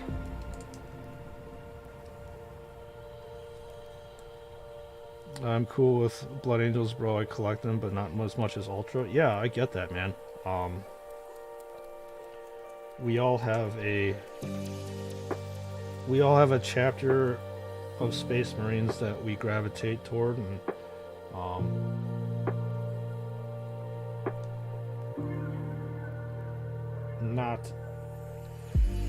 you're not going to be able to like love every single chapter the same way, you know.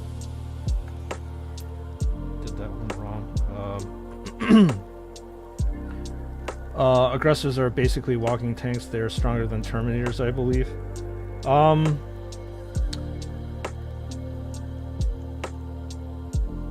So on the tabletop, that's actually it's a little different on the tabletop.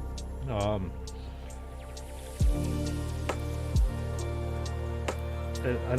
trying to figure out how I explain this. So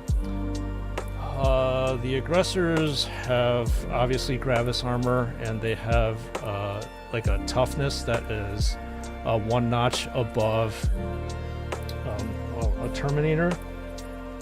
However, they have something called an armor save, and it's a 3-up, which means that if you roll 3 and higher, you can ignore basically a wound.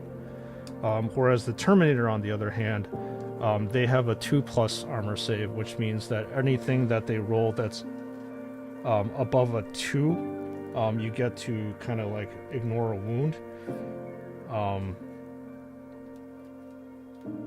So it's a bit different, if that made any sense.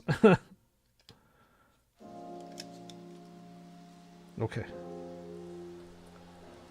The Blood Angels Lieutenant is on your table. It's so beautiful. Yeah, Tolmarone is a really nice action figure.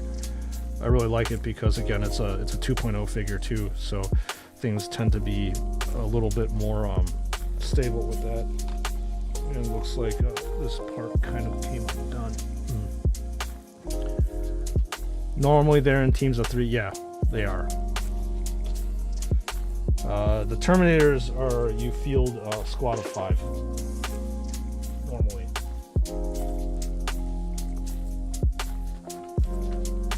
Step 8. And quick refreshing beverage break.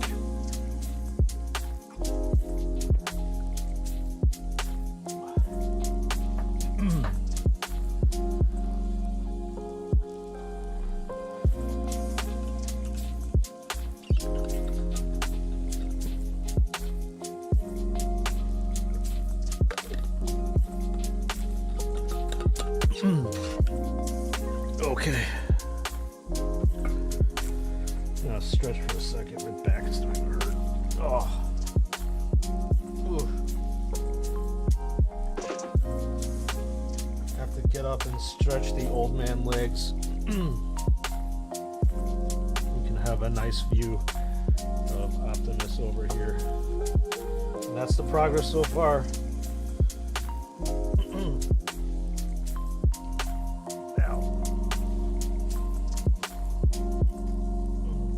All right, let's go.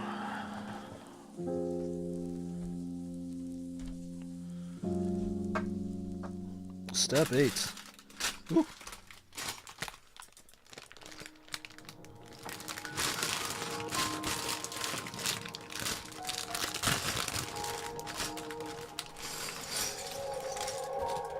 Ooh, more custom printed. This is actually cool too. Alright. Get situated again, ready to rock and roll. Stick that Optimus Prime thing up there.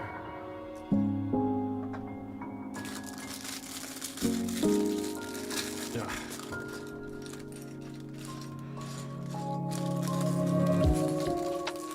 And then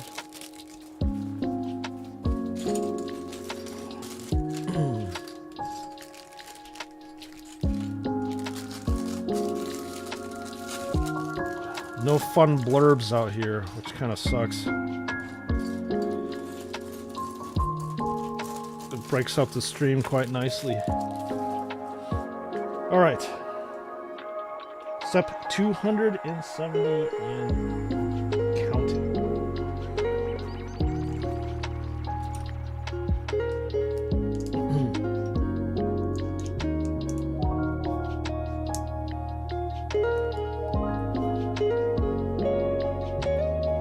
The bricks hitting the table is so satisfying. I'm just an ASMR junkie, apparently. Oh, man. Hey, whatever makes you happy, right? Whatever makes you happy, or whatever sounds good that makes you happy. I'm glad that you are enjoying this, though. At least you're getting some auditory enjoyment. What do they call it? Oral pleasure.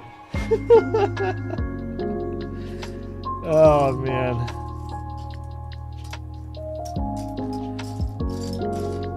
I had the same friend at work that gave me all those like gummy candies and stuff, and she was like the master of puns. Some of them were super corny, some of them were, I mean, I'll be honest with you, some of them were super like spot on. But I did appreciate her humor, so I hope you like that one. Has a Scrooge McDuck in his gold coins kind of feel. Yeah, it does. Too bad these aren't gold coins, though. I would love to be Scrooge McDuck and swim through that gigantic bank vault that everybody was trying to get at. Badass. See, that's what I wanted to have when I was a kid. I wanted to be able to swim through gold coins.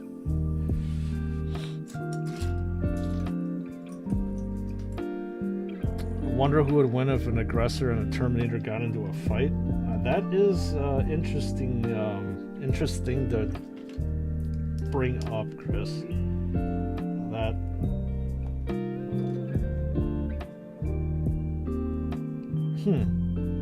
That would be an interesting topic of conversation. Well, we can discuss it. So, like in the Warhammer 40k universe, that would happen if basically a Chaos Terminator went up against a Primaris aggressor. So I don't know. I mean, personal bias, I think that probably the Terminator would win, but I have a personal bias on things that's obviously not rooted in Warhammer 40k science. But like Terminators, if you're talking about loyalist Terminators, they have a thing called a Thunderhammer and Storm Shield. And that Storm Shield actually confers something called an invulnerable save. That's a 3-up, which means that it basically has a glorified force field around it that almost cannot be broken. So, I don't know. I really don't know.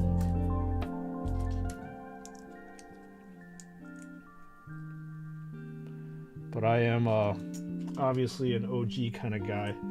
So if I were to throw my money in, I would throw my money in on the Terminator. Because again, Thunderhammer Storm Shield is my favorite combination. And that Thunderhammer is awesome.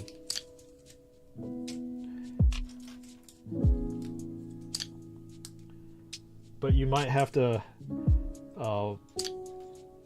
go to a Warhammer tabletop game to see who's going to win that battle. But it's also based on a game of chance too, so you never know how that person's going to roll. Depends on the roll of the dice. Who rolls hot, who rolls better.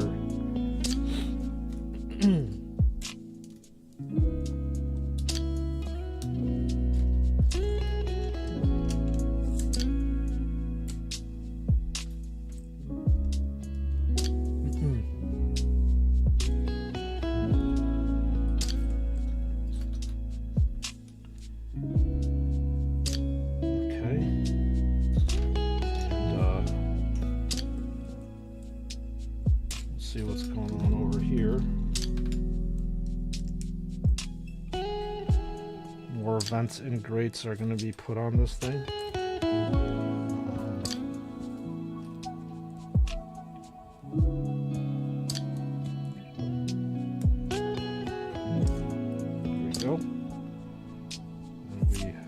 this around, and I believe that we probably are putting the forearm together. So, gotta do this twice, fortunately or unfortunately.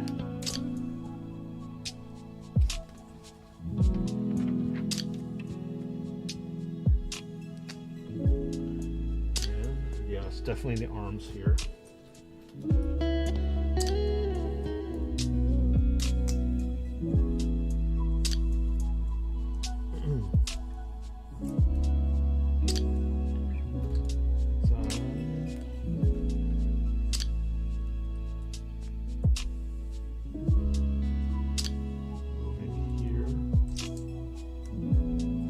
Guess we're making this is the hand and this is probably the fingers, I'm gonna assume that we're doing right now.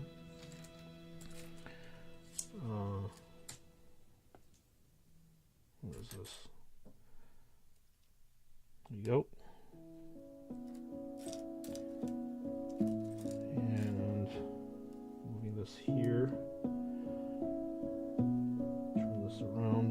Looks like we're attaching these fingers on it. It's actually pretty cool, using this mechanism as a finger. Okay, nice.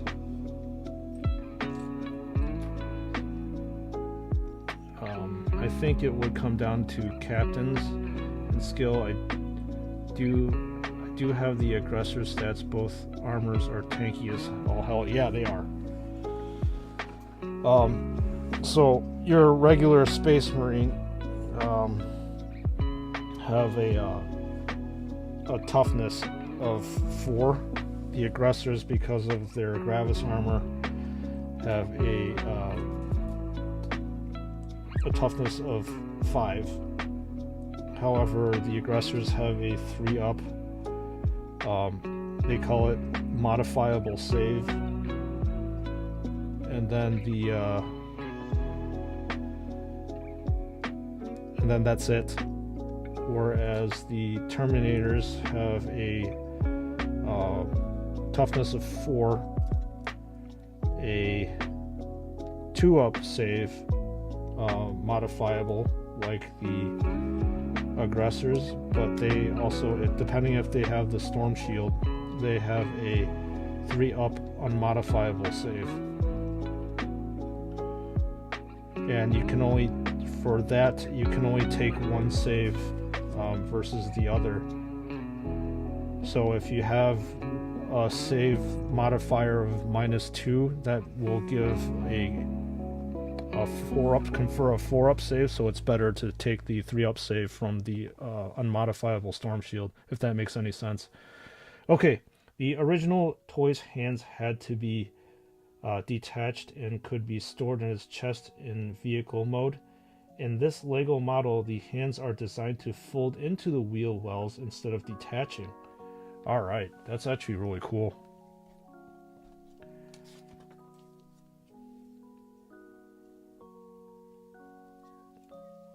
Yeah, that is super cool. So, there we go.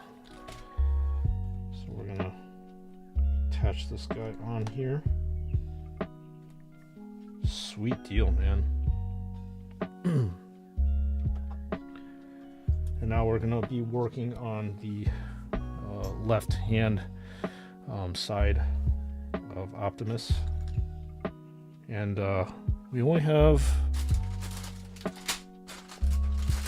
Wow, we only have 2 steps remaining, so this is definitely going a little bit quicker.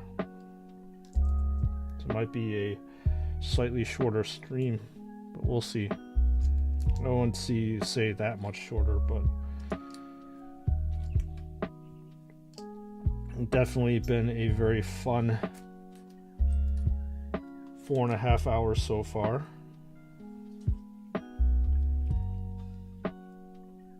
A much different vibe than obviously me painting. Well, one thing I'll have to say is my hands actually are not in a claw type of configure or shape, so they feel a lot better than what they were before.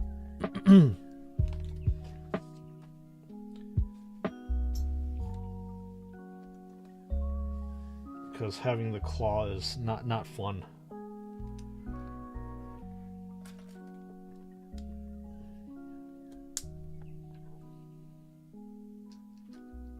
Yeah, I'm really excited to transform this thing,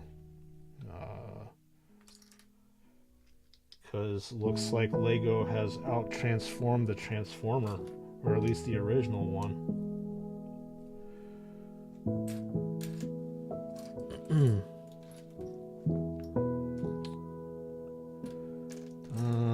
There you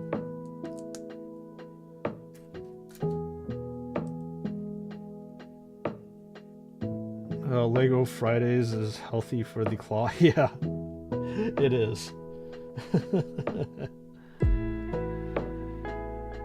Yeah, it's nice not having that.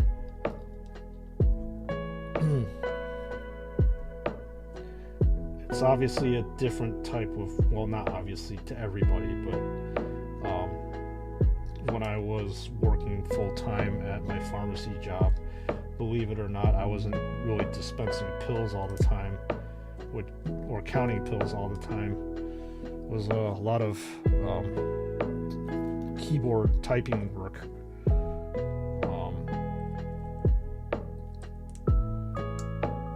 So it requires a different type of usage for hands. This is obviously more mobile, more dynamic, I suppose, if you're building Legos, whereas if you're painting, it's pretty much one claw type of configuration the whole time.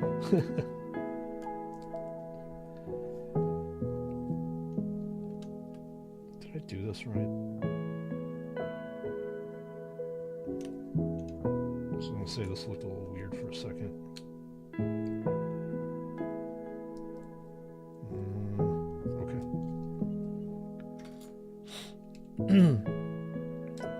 I would love to see a real-life lore fight of the two with a standard loadout with both without the tabletop.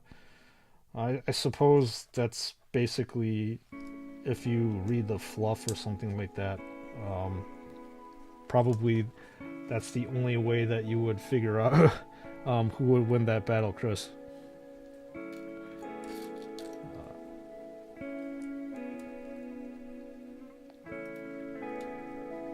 Could depend on the type of situation you're in too. So,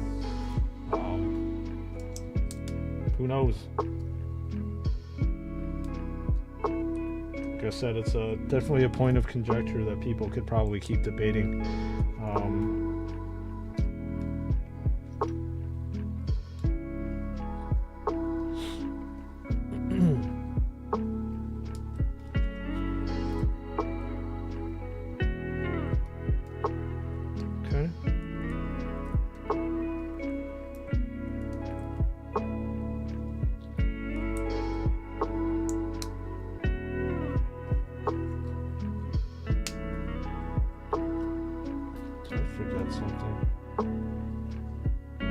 Afraid that I'm forgetting something.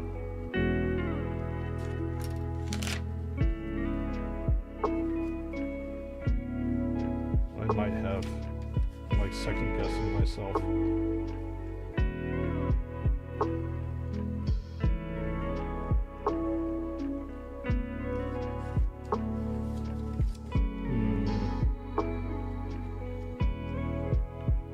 No, that's that part here.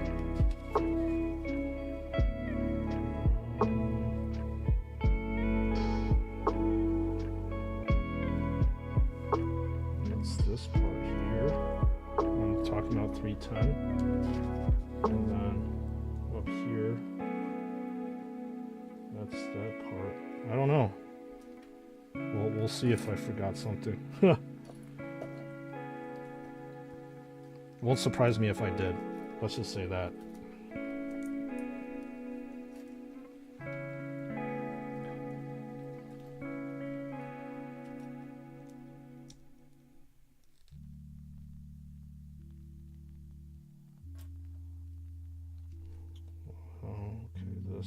Over here. Over here.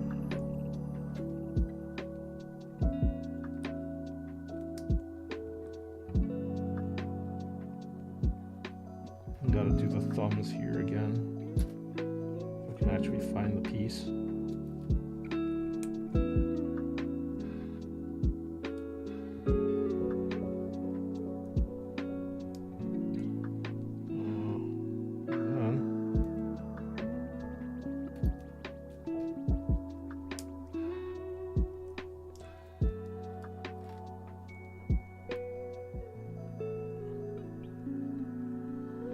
Hey Frostman, welcome back to the lurk from your lurk.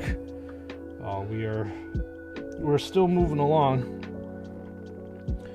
and we're currently building Optimus' arm, his second arm. It's looking pretty good. Keep wondering if I forgot a piece. I need to build here, but yeah, this is moving along pretty quickly. I swear to God, I missed something. And it's bothering me that, or it could be there's something that I need to use this piece for. That's not just for the arm, which is probably maybe the case. What was for dinner, Frost? Since it's probably like what, 7 over there. Out of sheer curiosity.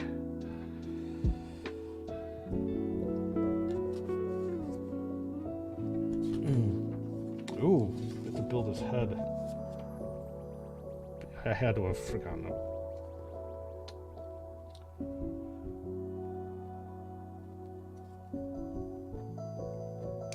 I had to have forgotten a piece here. Shoot.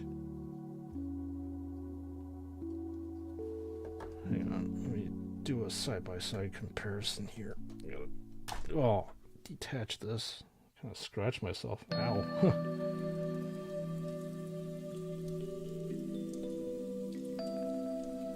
No? Is it just an extra piece? Looks like it. Nope, nope, I did. It's right here.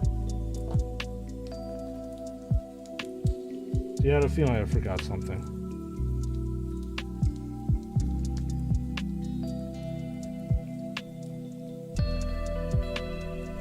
There we go.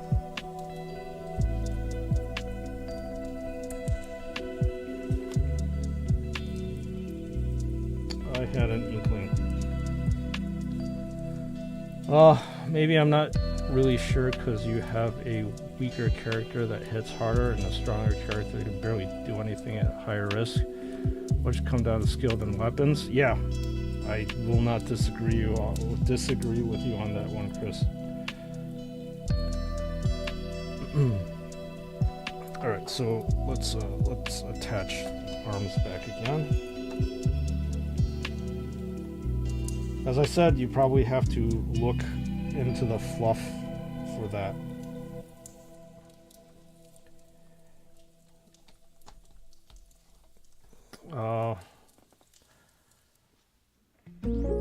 I was thinking that they were pulling an IKEA type move, including the extra. No, man. I mean, I've built enough Lego sets, and that I can feel that there's something that's either extra or missing. So typically, Lego will give you plenty of these like one by one type of Lego pieces.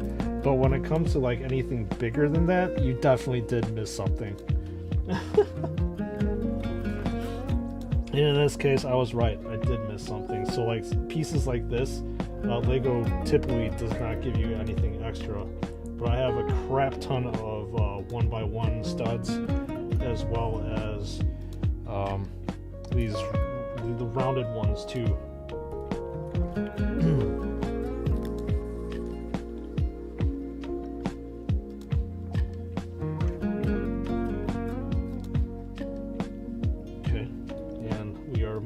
To building the head, which is, you know, a very, very defining figure or area on anything. So this is really cool to me, what's going on right now. So I see how to build Optimus's head unfold. some. Oh yeah, that's what you're. That's right, the Chinese food. Some chili chicken, crispy chicken, tiki fried rice, had udon. Yeah, okay. Good. You are well fed, nice and full, and good for you, man. Good for you. You're able to scarf some good food down.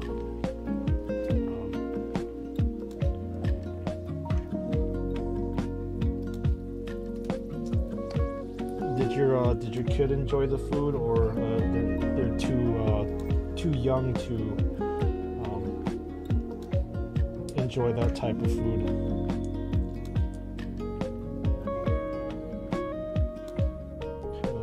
This goes on like that. And then this over here. Okay, this is the side of Optimus's head, which is cool.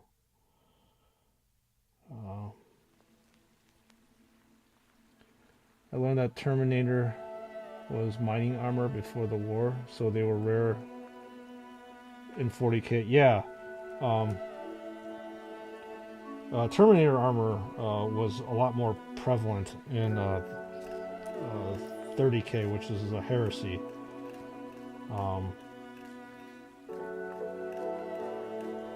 Mainly because also the lore says in the 40K era that a lot of the tech priests and stuff have forgotten how they're made. But regardless, you had different types of Terminator armor too. You had a cataphracti, and there's another one aside from the regular pattern one.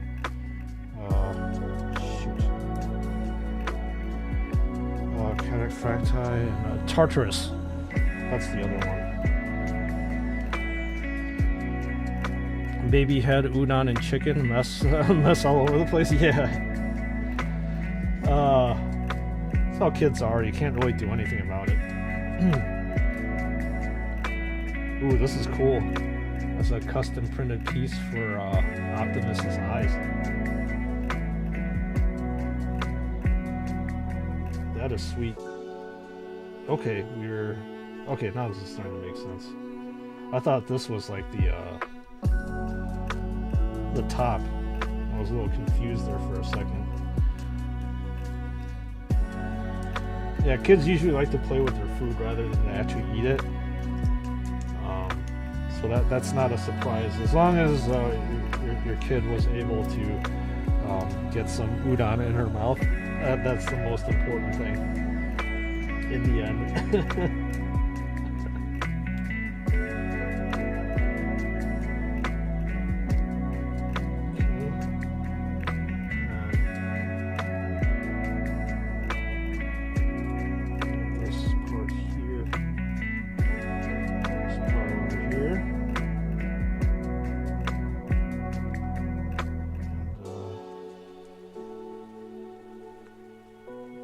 This is really coming together real nice.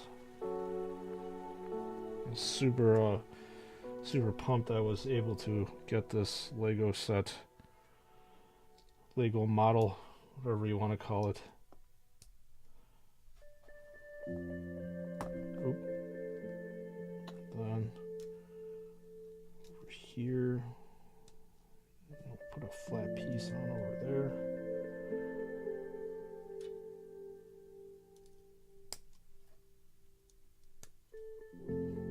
This is a custom printed 1x2 flat piece as well. Nice.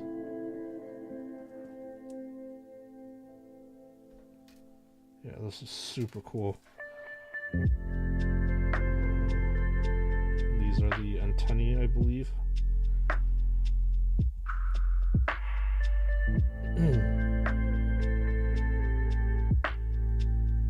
Go. Did I do this wrong? No, I didn't.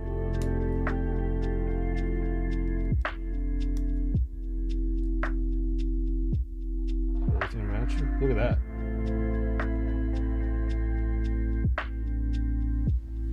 That's cool. build has been very, very enjoyable so far. The ones with the rocket launchers or the backs or power packs, you know what the boxes, those are called Cyclone missile launchers. Those things are badass. It's actually my one of my favorite loadouts, Chris. Okay, looks like this attaches this peg mechanism here. So yeah, my favorite long-range loadout is I'm gonna stretch here for a little bit.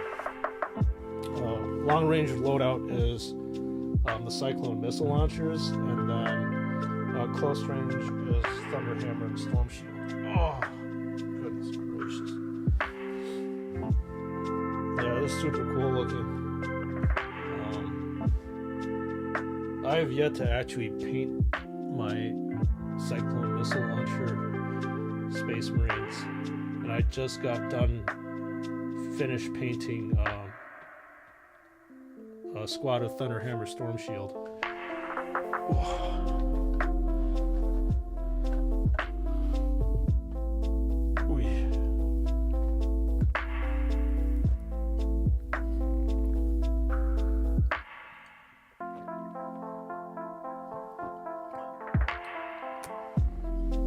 Okay.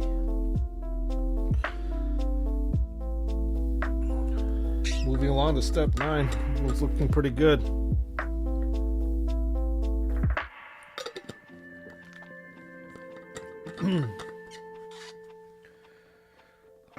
Might be a shorter stream, which may or may not be a good thing. Good thing for my back though. Starting to hurt.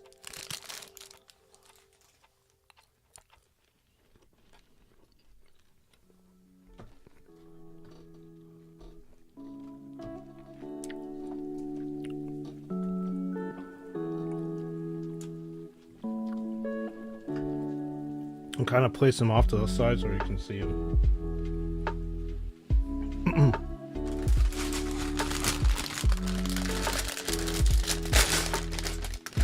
Ooh, look at that. That's cool. I love these translucent pieces over here. It's awesome looking. I think these are what, translucent blast areas or whatever it is. I remember these things too. They're like they're shields from like Nexo Knights too. Wow, this is cool.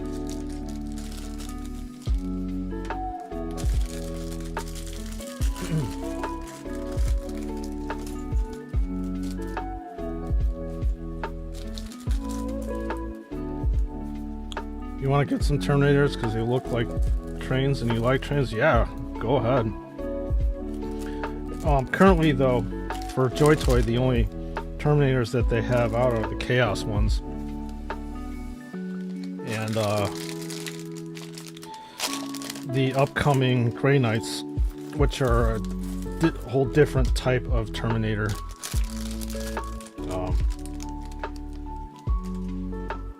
But go ahead.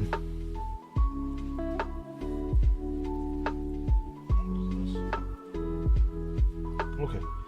Alright, here's some more lore. Ooh, oral and visual goodies. Yes. Alright.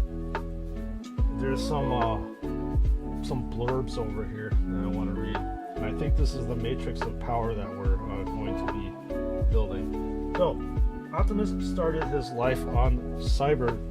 I don't know if you can hear me. Optimus started his life on Cybertron as a civilian known as Orion Pax, but was rebuilt as Optimus Prime to lead the Autobots in the fight with the Decepticons. Cool. The Matrix of Leadership is an artifact of great power passed from one Autobot leader to another. It is thought to be connected to Primus, the creator god of all Transformers. Sweet.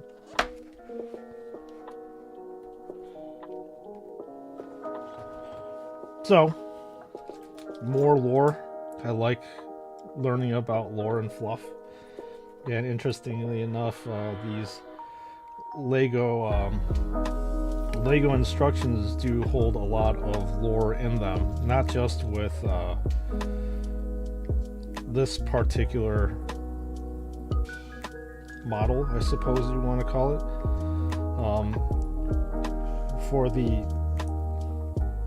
For the Lego Technic models, they actually do talk about the car themselves.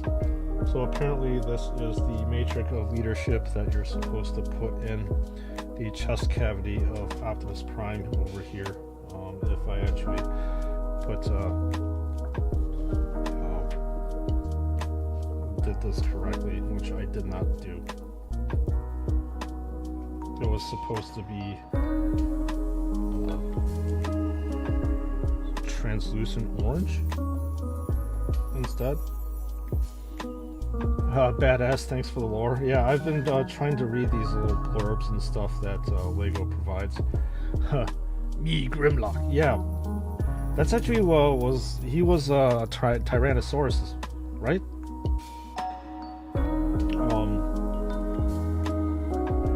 So I thought that was pretty cool. The different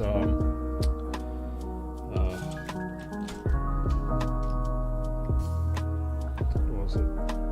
Hang on.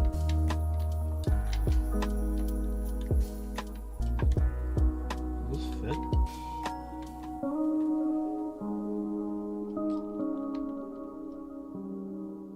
Or did I do it wrong? Feels like it should be fitted.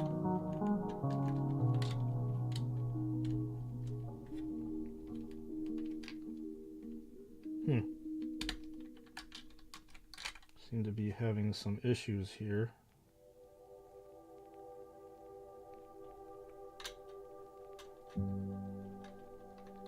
Or I'll figure this out later.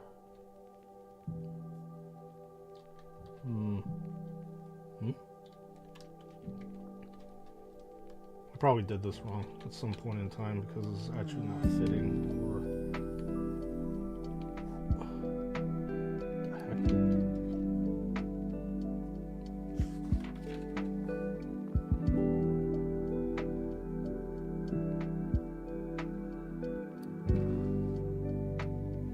It got reversed actually. So it's supposed to be.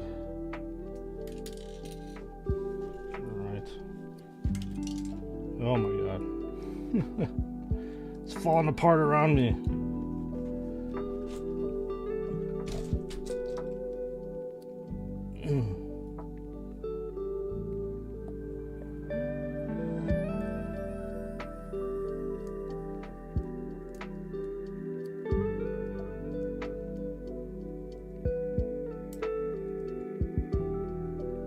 Alright.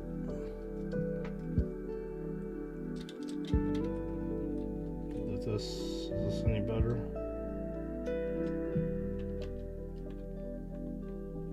Doesn't appear to be so.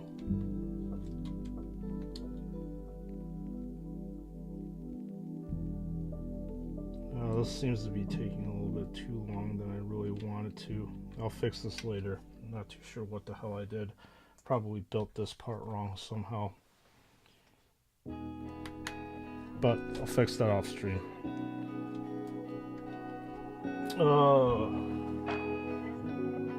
So the matrix of leadership bestows upon its holders increased power, which can be used to perform miraculous feats of creation and destruction. So obviously, Optimus does not want to have this fall into Megatron's hands. Really looks good, Battle Brother. Yeah, it does.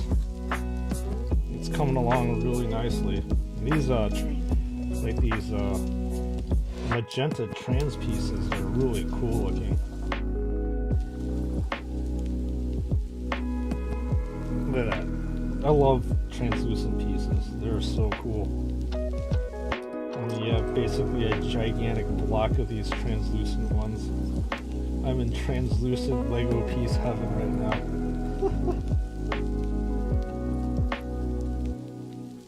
Look at this thing. So cool.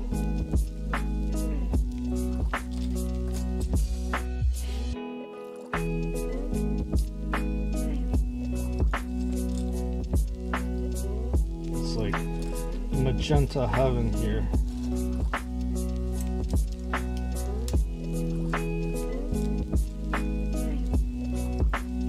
Look at that.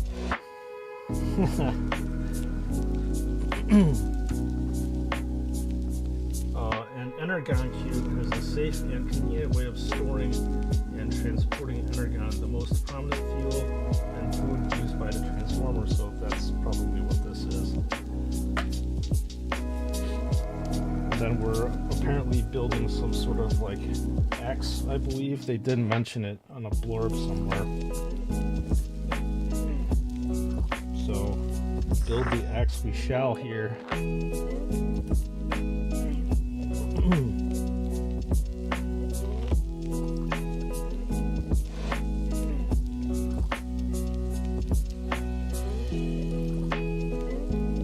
Yeah, how's it going, Anthony?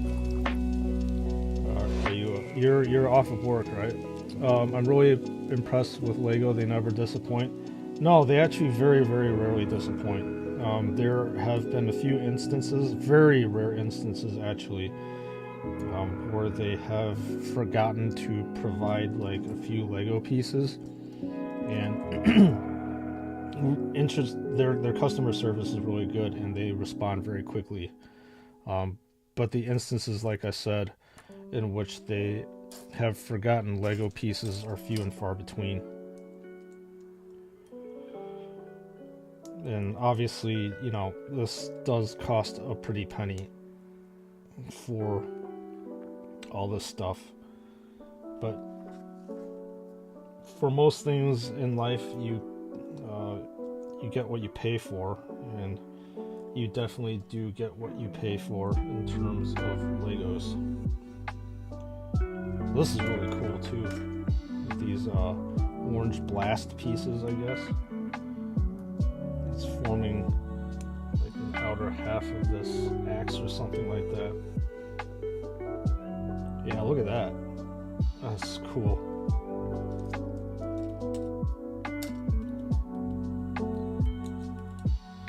Yeah, I'm at home, but you know what they say, money never sleeps. Yeah. Making money never sleeps either. Oh.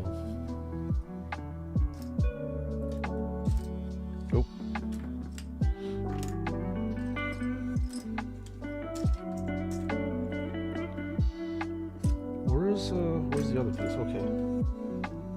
Yeah, any plans for this weekend, Anthony? Or you're, hopefully you're not working.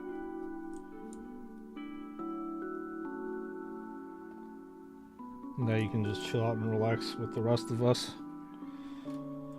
Then again, for me, there's no such thing as chilling and relaxing. I'll have to admit that I probably work more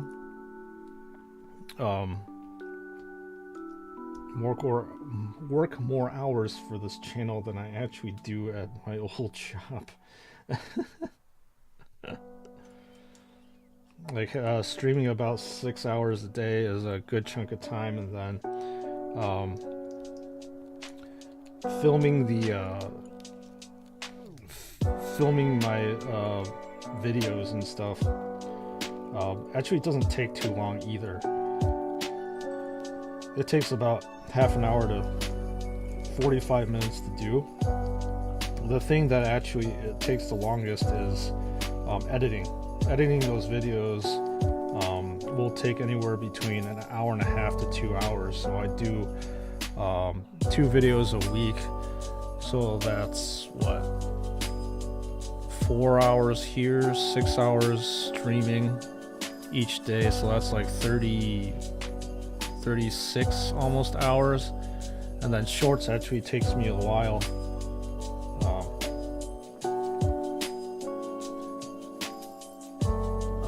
I'm working this weekend, but for now chilling. All right, nice.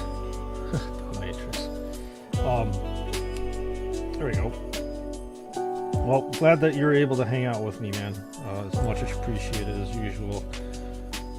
Seeing familiar and friendly battle brothers and sisters on stream. Man, this is really cool with all these trans pieces. I've never seen like so many like translucent pieces literally in one like one area on a Lego set. It's cool.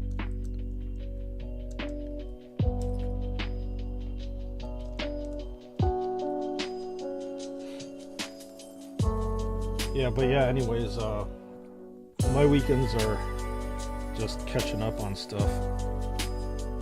Life happens on weekends too. It's like a gigantic axe. Okay. Optimus Prime only used his Energon axe once in the original cartoon, but in other media he frequently uses it when dueling Megatron. Okay. So we are obviously building the Energon axe right now.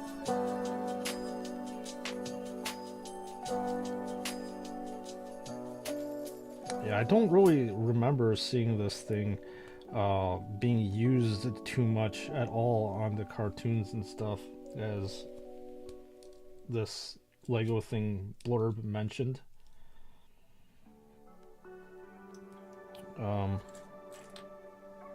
So let's get this Energon cube out of the way. Matrix of leadership. Okay, let's see how. I'm probably just gonna keep this configuration over here as hands, but this shows you how to swap out this hand with the Energon axe, and I'll just do it for the sake of doing it because for streaming purposes.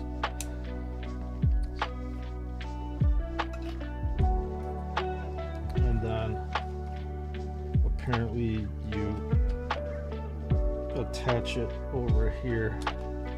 Okay. So that's the axe. And then you can pull it off. And push this part out, and then reattach the hands back on. And I believe the last step here in step 9 is to do Optimus's gun over here. This ever famous gun. So let's go. Let's do it.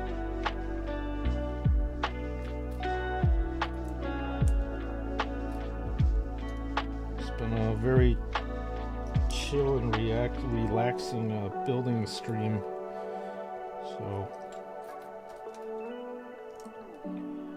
very nice. Just to relax with you all and talk about random stuff.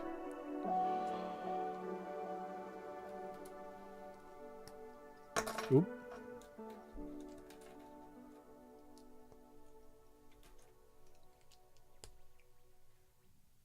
Wait a minute. Something's not right. Oh, wrong Lego piece here.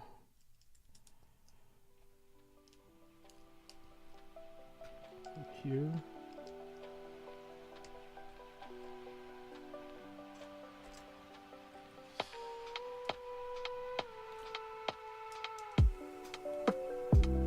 This gun is coming along really nicely.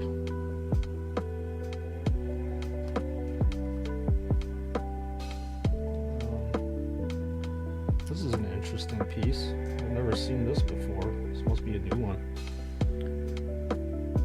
Oh yeah, did you guys already talk about food? Yes, we did, Anthony. We did talk about food. Reagan earlier brought it up a few times. Frost shared his dinner with everybody on stream as well. I obviously did talk about my delicious lunch. So yes, we did talk about food on stream. We have to talk about food on stream. You already know that it's not a real stream if it's not talking about food.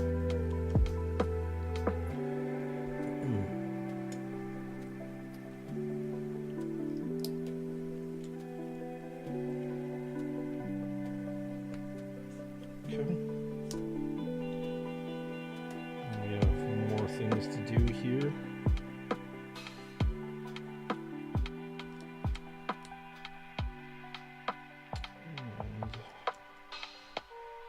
looks like this is the handle of the gun that we're building right now. Delicious. I just got me some McDonald's. Hey, food's food, and you have to do whatever you can to help you survive. What you eat over there. Weirdly enough, whenever I eat at McDonald's, I like reformed chicken, i.e. chicken McNuggets. I usually eat that in a spicy McChicken as well, which is again more reformed chicken.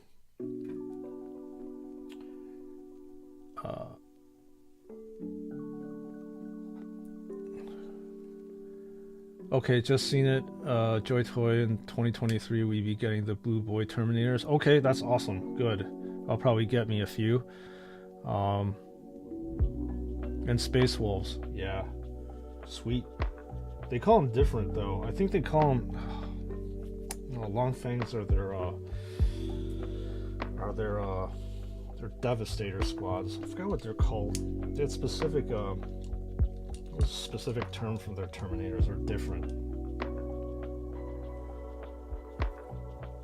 They always have like different names for their units.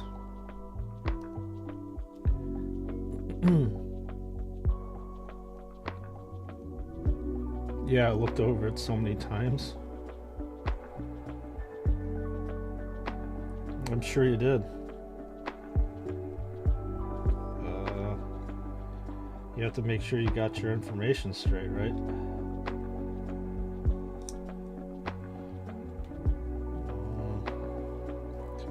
This one. This one. One about those chicken fries that Burger King has sometimes had those. Yes, I have. I've had chicken fries. I actually do like them. I love my reformed and reprocessed chicken. It tastes better. Chicken tastes better when they've been put in a ring-shaped form. Oh man. But yes, I do like eating them. Too bad. I don't know if Reagan's still in chat, but I was thinking about Taco Bell and how Taco Bell had these things called the naked chicken chalupa, which basically was a almost like the taco shell is made out of fried chicken, and then they put like lettuce, tomato, and other goodies in there. That used to be one of my favorite things to eat. Boss is sleeping and free for a cup of tea and a smoke. Nice. I'm glad that you had some time to like chill out now and relax over here. So it looks like we're done with the gun. This gun actually does fit. Look at that. It's a perfect fit, unlike Joy Toy stuff. Just kidding. Yeah, I like how everything just like fits together here. You just clip this on, and then this gun is grippable by Optimus. Very sweet. Gotta love Lego, man. They're super precise about things. I think something came apart here, and I'm missing a bunch of stuff.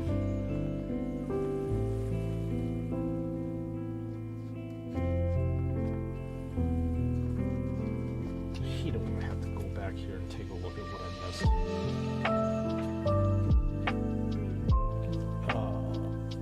Those chalupas are the tastiest form of death. It sounds like you know what I'm talking about, Dominatrix. Yeah, they're really good. And it's a good thing probably that Taco Bell has not brought that back within recent memory, mainly because that stuff is going to kill you. There's just so much stinking salt in that thing that it's crazy.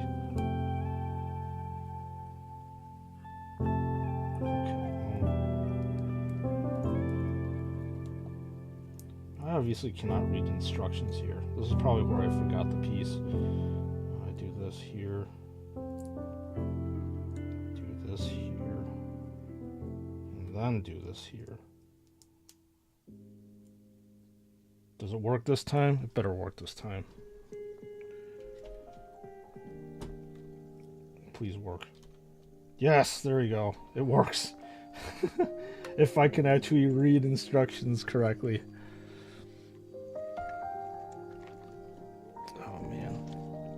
Oh, Joy Toy, nice one. Yeah. You know, I will not hesitate to put in a little dig here and there every now and again with Joy Toy. But Lego is always known for their precision and accuracy and stuff. And that's one thing, that's a premium that we pay for these things. Just exactly for that.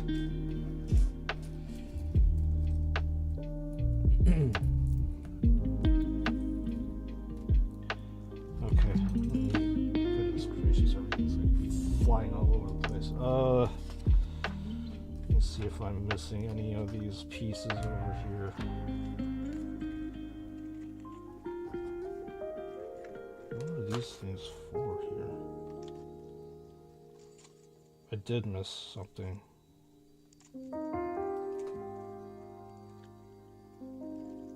Perhaps I missed something here, I'm assuming. Right here.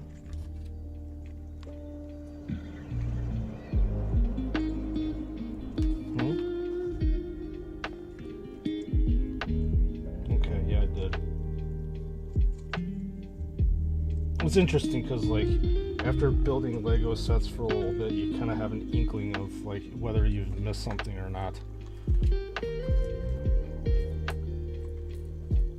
Okay, where are we at here?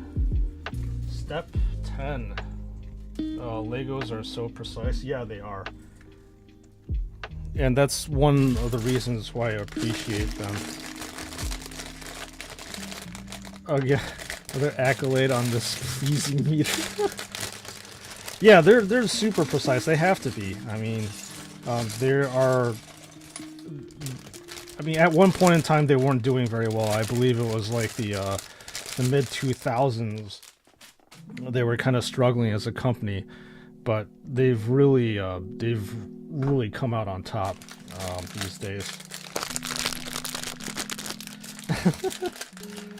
They're doing a damn good job of cranking out all these different IPs and stuff, and keeping everybody interested. Like, there's almost a Lego set for everybody. I mean, for God's sakes, look at this thing. If you're not familiar with this is a Lego Seinfeld set. Obviously, me being a Seinfeld fan, I had to get it. And whoever thought in the 90s that you would be able to get a Seinfeld Lego minifigure? That blows my mind.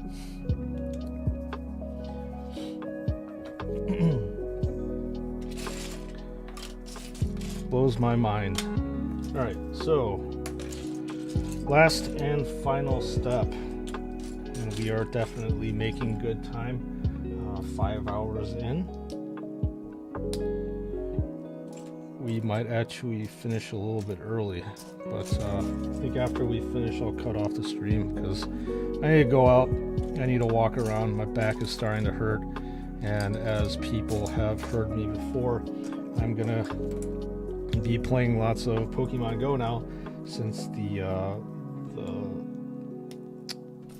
Halloween event is out. I'm not sure if anybody in the chat actually plays Pokemon Go, but as I'm repeating myself, and I'll repeat myself again, I love Pokemon Go at this time of year. Bionicle Save Lego? Yeah. I mean, just with the IPs too, like, ever since they did the genius marketing ploy of,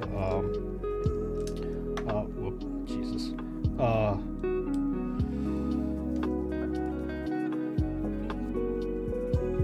Star Wars. That's what I was saying. Jeez, brain fart there. Yeah, Star Wars still remains one of the most popular Lego themes, and that really helped Lego stay into relevance. And I believe their city theme as well as Technic also are probably one of their strongest IPs. So yeah, I really like Bionicle too. Unfortunately, those I don't have those things anymore. But they're like super unique too. Very, very interesting IP, and obviously, you know, you had the different robots and stuff.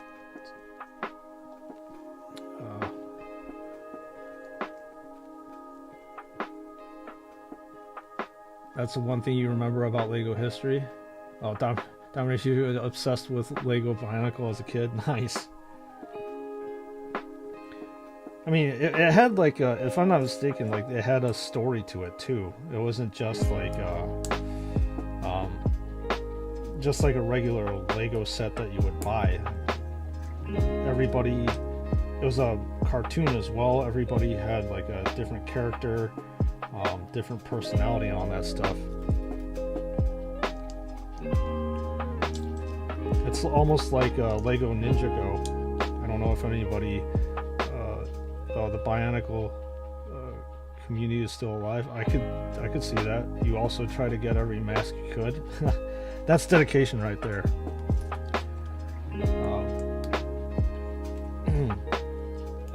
But like, I'll be honest with you, it was Lego Ninjago that brought me back from the dark ages, so I say. I was actually at the Bullseye Corporation.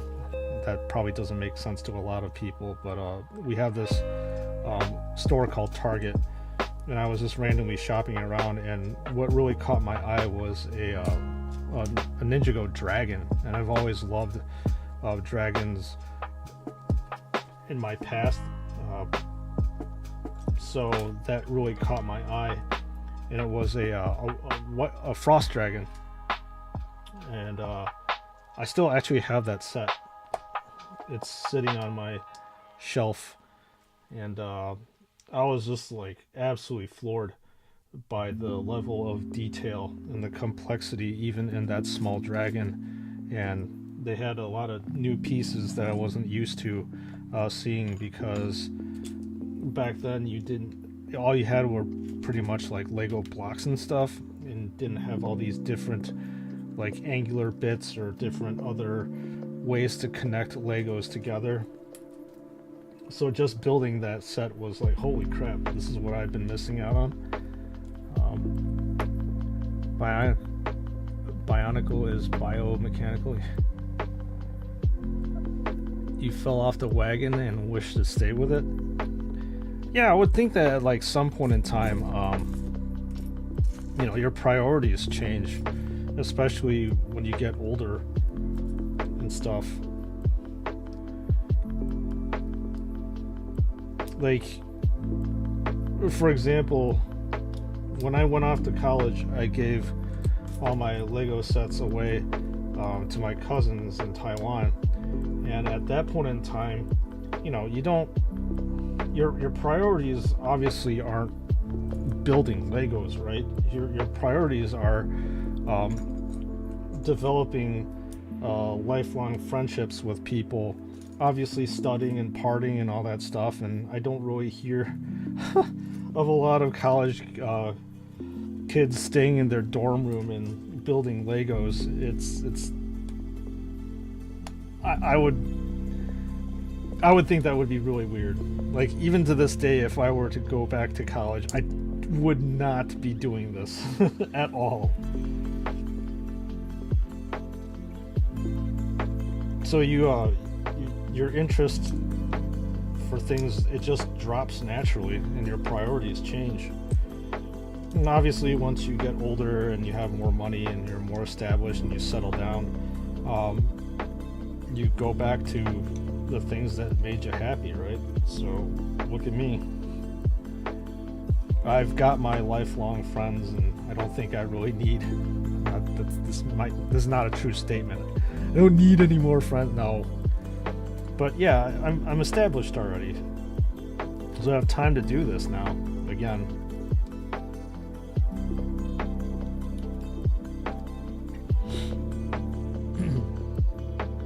It's nice to actually have time to do this.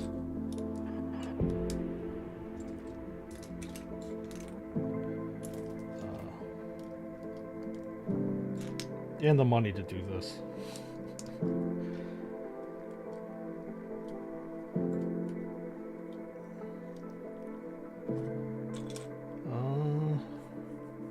Where are we here?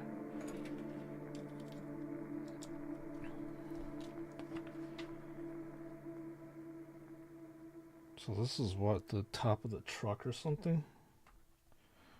Not too sure what I'm building here. Like having this as a mystery again.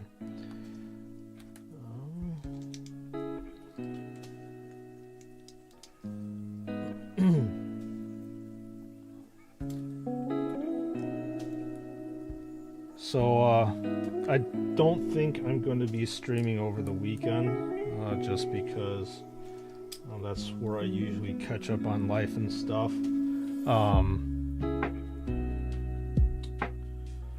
But what I'm thinking is we're gonna be continuing with the Blood Angels Death Company painting Monday and Tuesday, because it takes about one stream to complete a grunt figure, and then I'm sure that we'll probably have some what's going on over here, on probably like Wednesday and Thursday of next week, finish out the chaplain, and then next Friday we rinse and repeat with more Lego building. And I think I might actually have to force the issue and build the Lion King's castle. That's actually been the Lego set that I've been wanting to build for a long time now. And plus, I think Mando and Frost said that he wanted to see it. They wanted to see it built, so I think we're gonna go that route. And that definitely is a multi-stream build. It's over like a few thousand pieces, like 4 to 5,000 pieces. So I'm definitely gonna have a lot of issues with keeping everything in the view of the camera. So we'll see how that goes. Yeah, Bionicle's World Ever machine has muscles and some guts. Then last year, Bionicle 4 just found out the creators of Mata Nui was a cyborg. Oh, mechanical outside. Sounds like you know your Bionicle lore too. I did have them as well. Never really 100% got into it. Liked it though.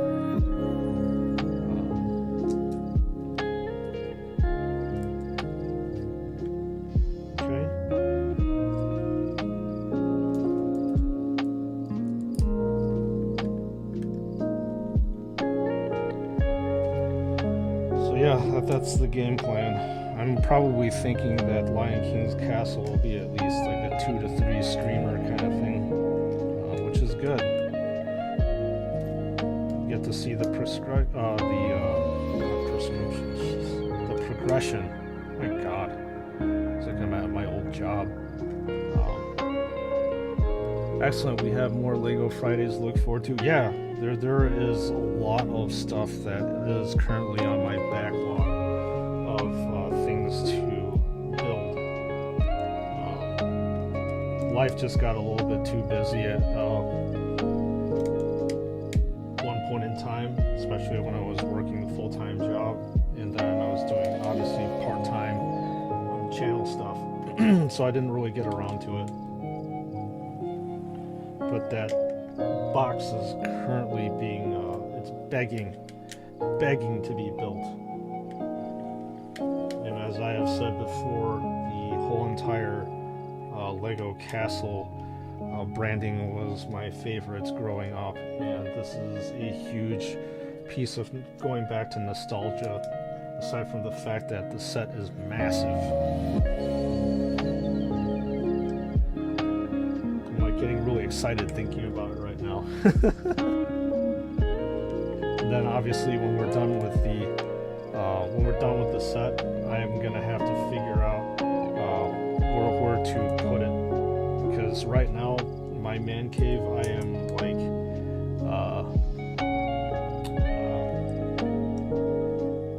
super running out of room, and I have to make room for that. It would be a travesty not to have that displayed in my man cave. A complete travesty. Okay. There we go.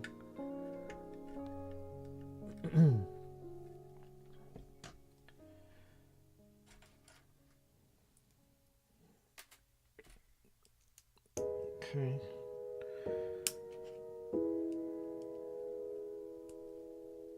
There we go. We're getting there.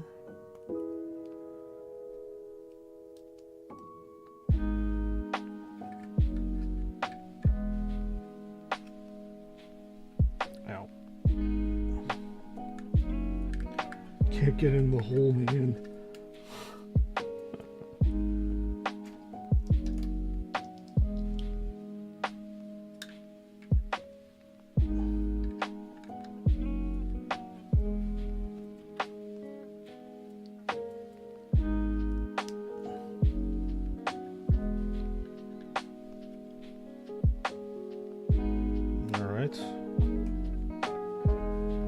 What is this we're building? Very interesting. The lore kept me into it. Also the love for anything cyborg and mechanical. Yeah. You have to have lore to keep you excited about something. If you're not tied in with the lore, then as cool as things are, there's nothing to tie you in with it.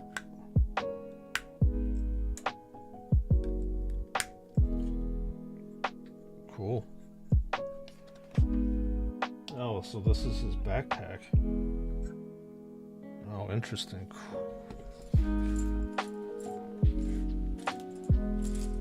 Okay, let's turn him around and attach this backpack then we are going to be building the I guess the placard that goes with him.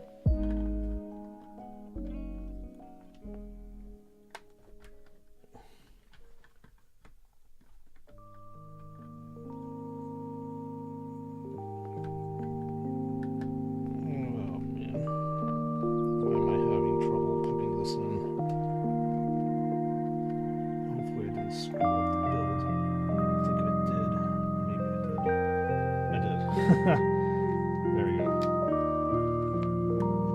Doesn't fit, man.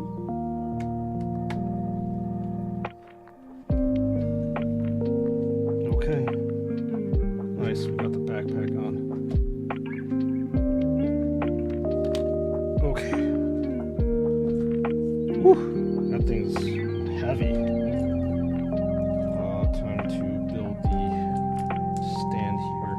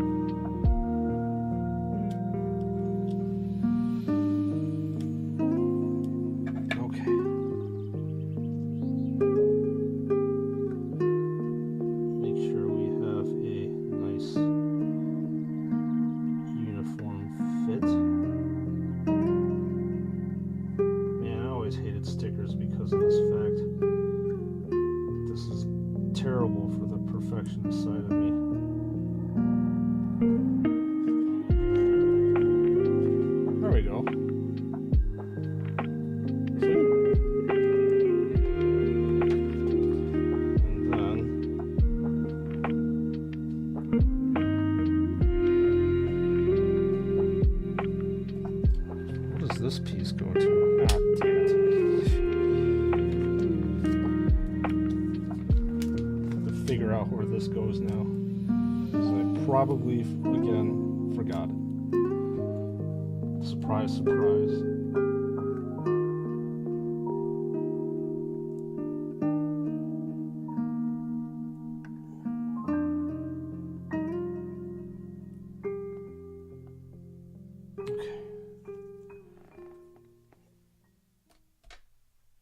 And then, where does this go?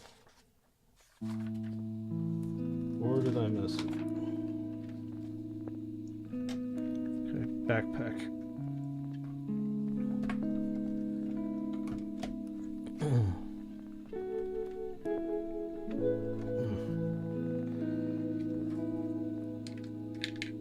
That's where I missed it. Yep. Woo! All right. Fellow battle brothers and sisters, we have a completed Lego set right here, and I suppose the only thing that's left to do is to transform him. This thing's so badass looking. Look at that thing. There we go. Sweet deal, right? Okay. Let's see how we're supposed to transform this thing. And I'll obviously have to do it on camera. So we've got the gun here, the energon axe, the cube, all these different cool accessories that go along with it. We'll put it off to the side. And now transform it, because there's more than meets the eye, supposedly.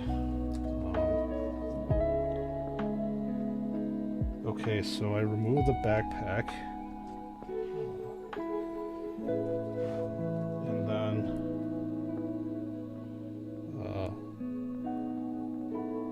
the feet are supposed to be together. Then we're supposed to rotate this.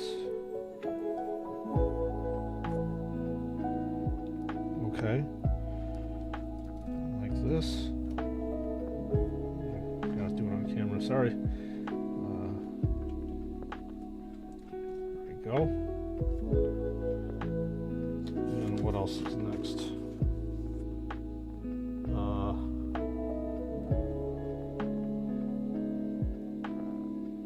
I can't see because of the glare.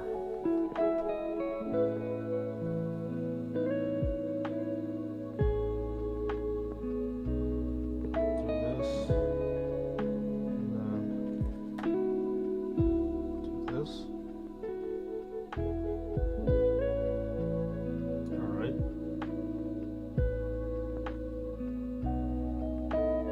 Looks like it's in the right position, and then you're supposed to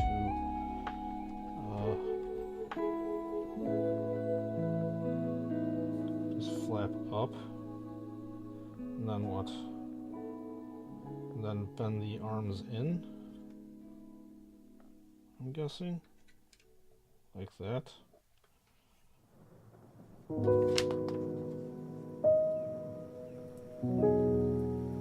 Turn Optimus's head around.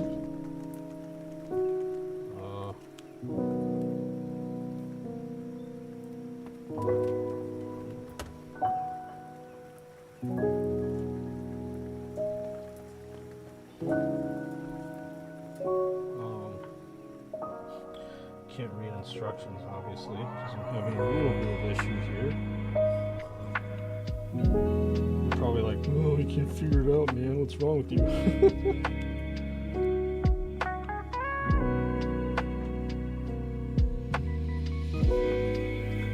Then what you're supposed to do.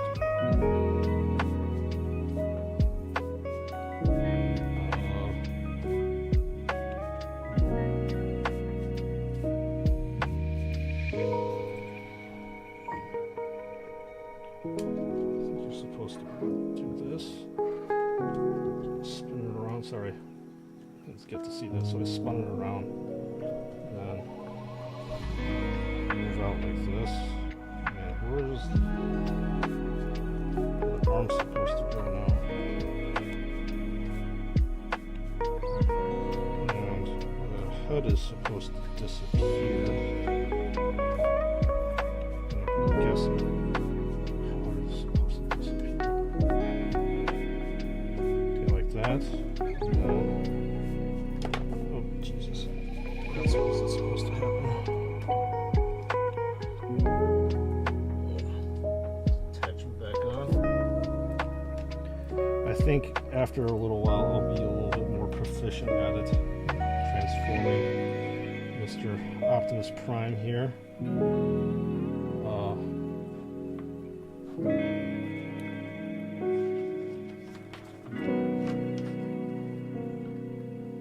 Then this folds in. Arms fold in. Make sure you make those noises as you transform into the truck.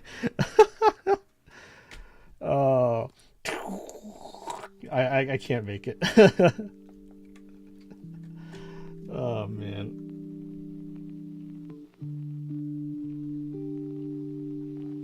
And then what happens? Looks like you're supposed to fold this down.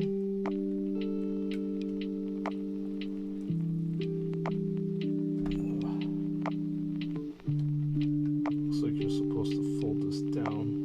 Then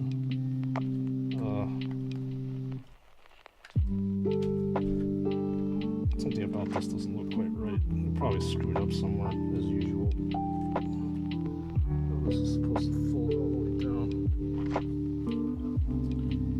into the wheel well.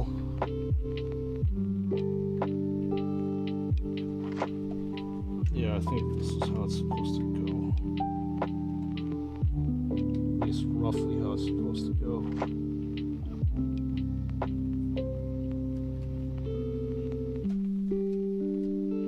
Okay.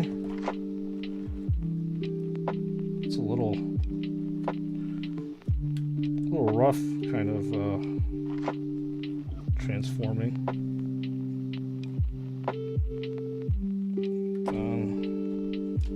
This area that you can pull this flap down. I probably didn't do this right, but like I said, I'll figure it out later.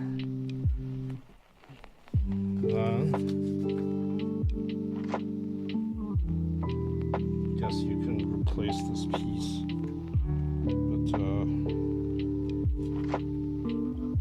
get this trailer part.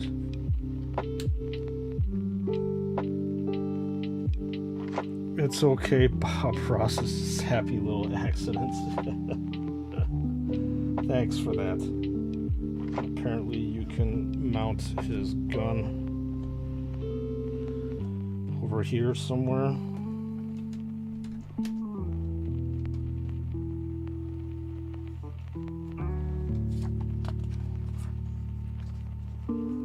And then there you go.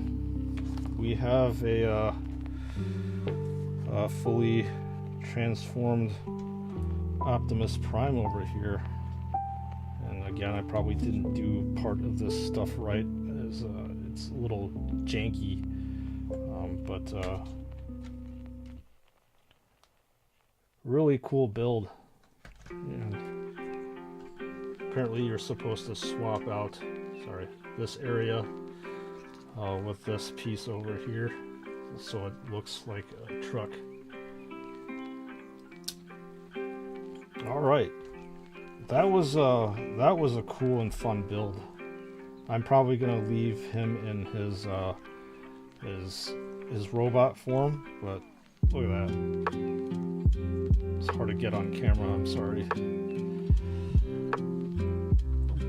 But this thing is certifiably badass. I love it. This is obviously his backpack over here. There's like I said, the Energon axe. Get a cool, nice look view of it. This nice looking Energon cube. Then all of the Lego expensive ones have this almost like this placard thing, so it's nice that I can display it. So I'm not sure where to put Optimus right now, but I will put him somewhere else that he deserves to be placed. Yeah, he really does look good.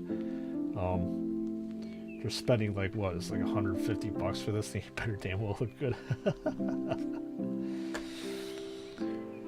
All right. So that's gonna do it for the stream. Thanks for joining me live for building this Lego set. It's definitely a nice departure from painting and stuff. And I appreciate you all for, like I said, joining me on this Friday. Thanks for hanging, thanks for chatting. Hopefully everybody will have a nice restful weekend. I don't think I'm going to be streaming this weekend. Maybe sometimes you can see me for random streams and stuff on the weekend, but this one is going to be pretty busy for me, so I probably won't be on. But like I said, thanks for joining me, and have a good rest, have a good weekend, and I will see you Monday morning. Not as usual, but kind of as usual.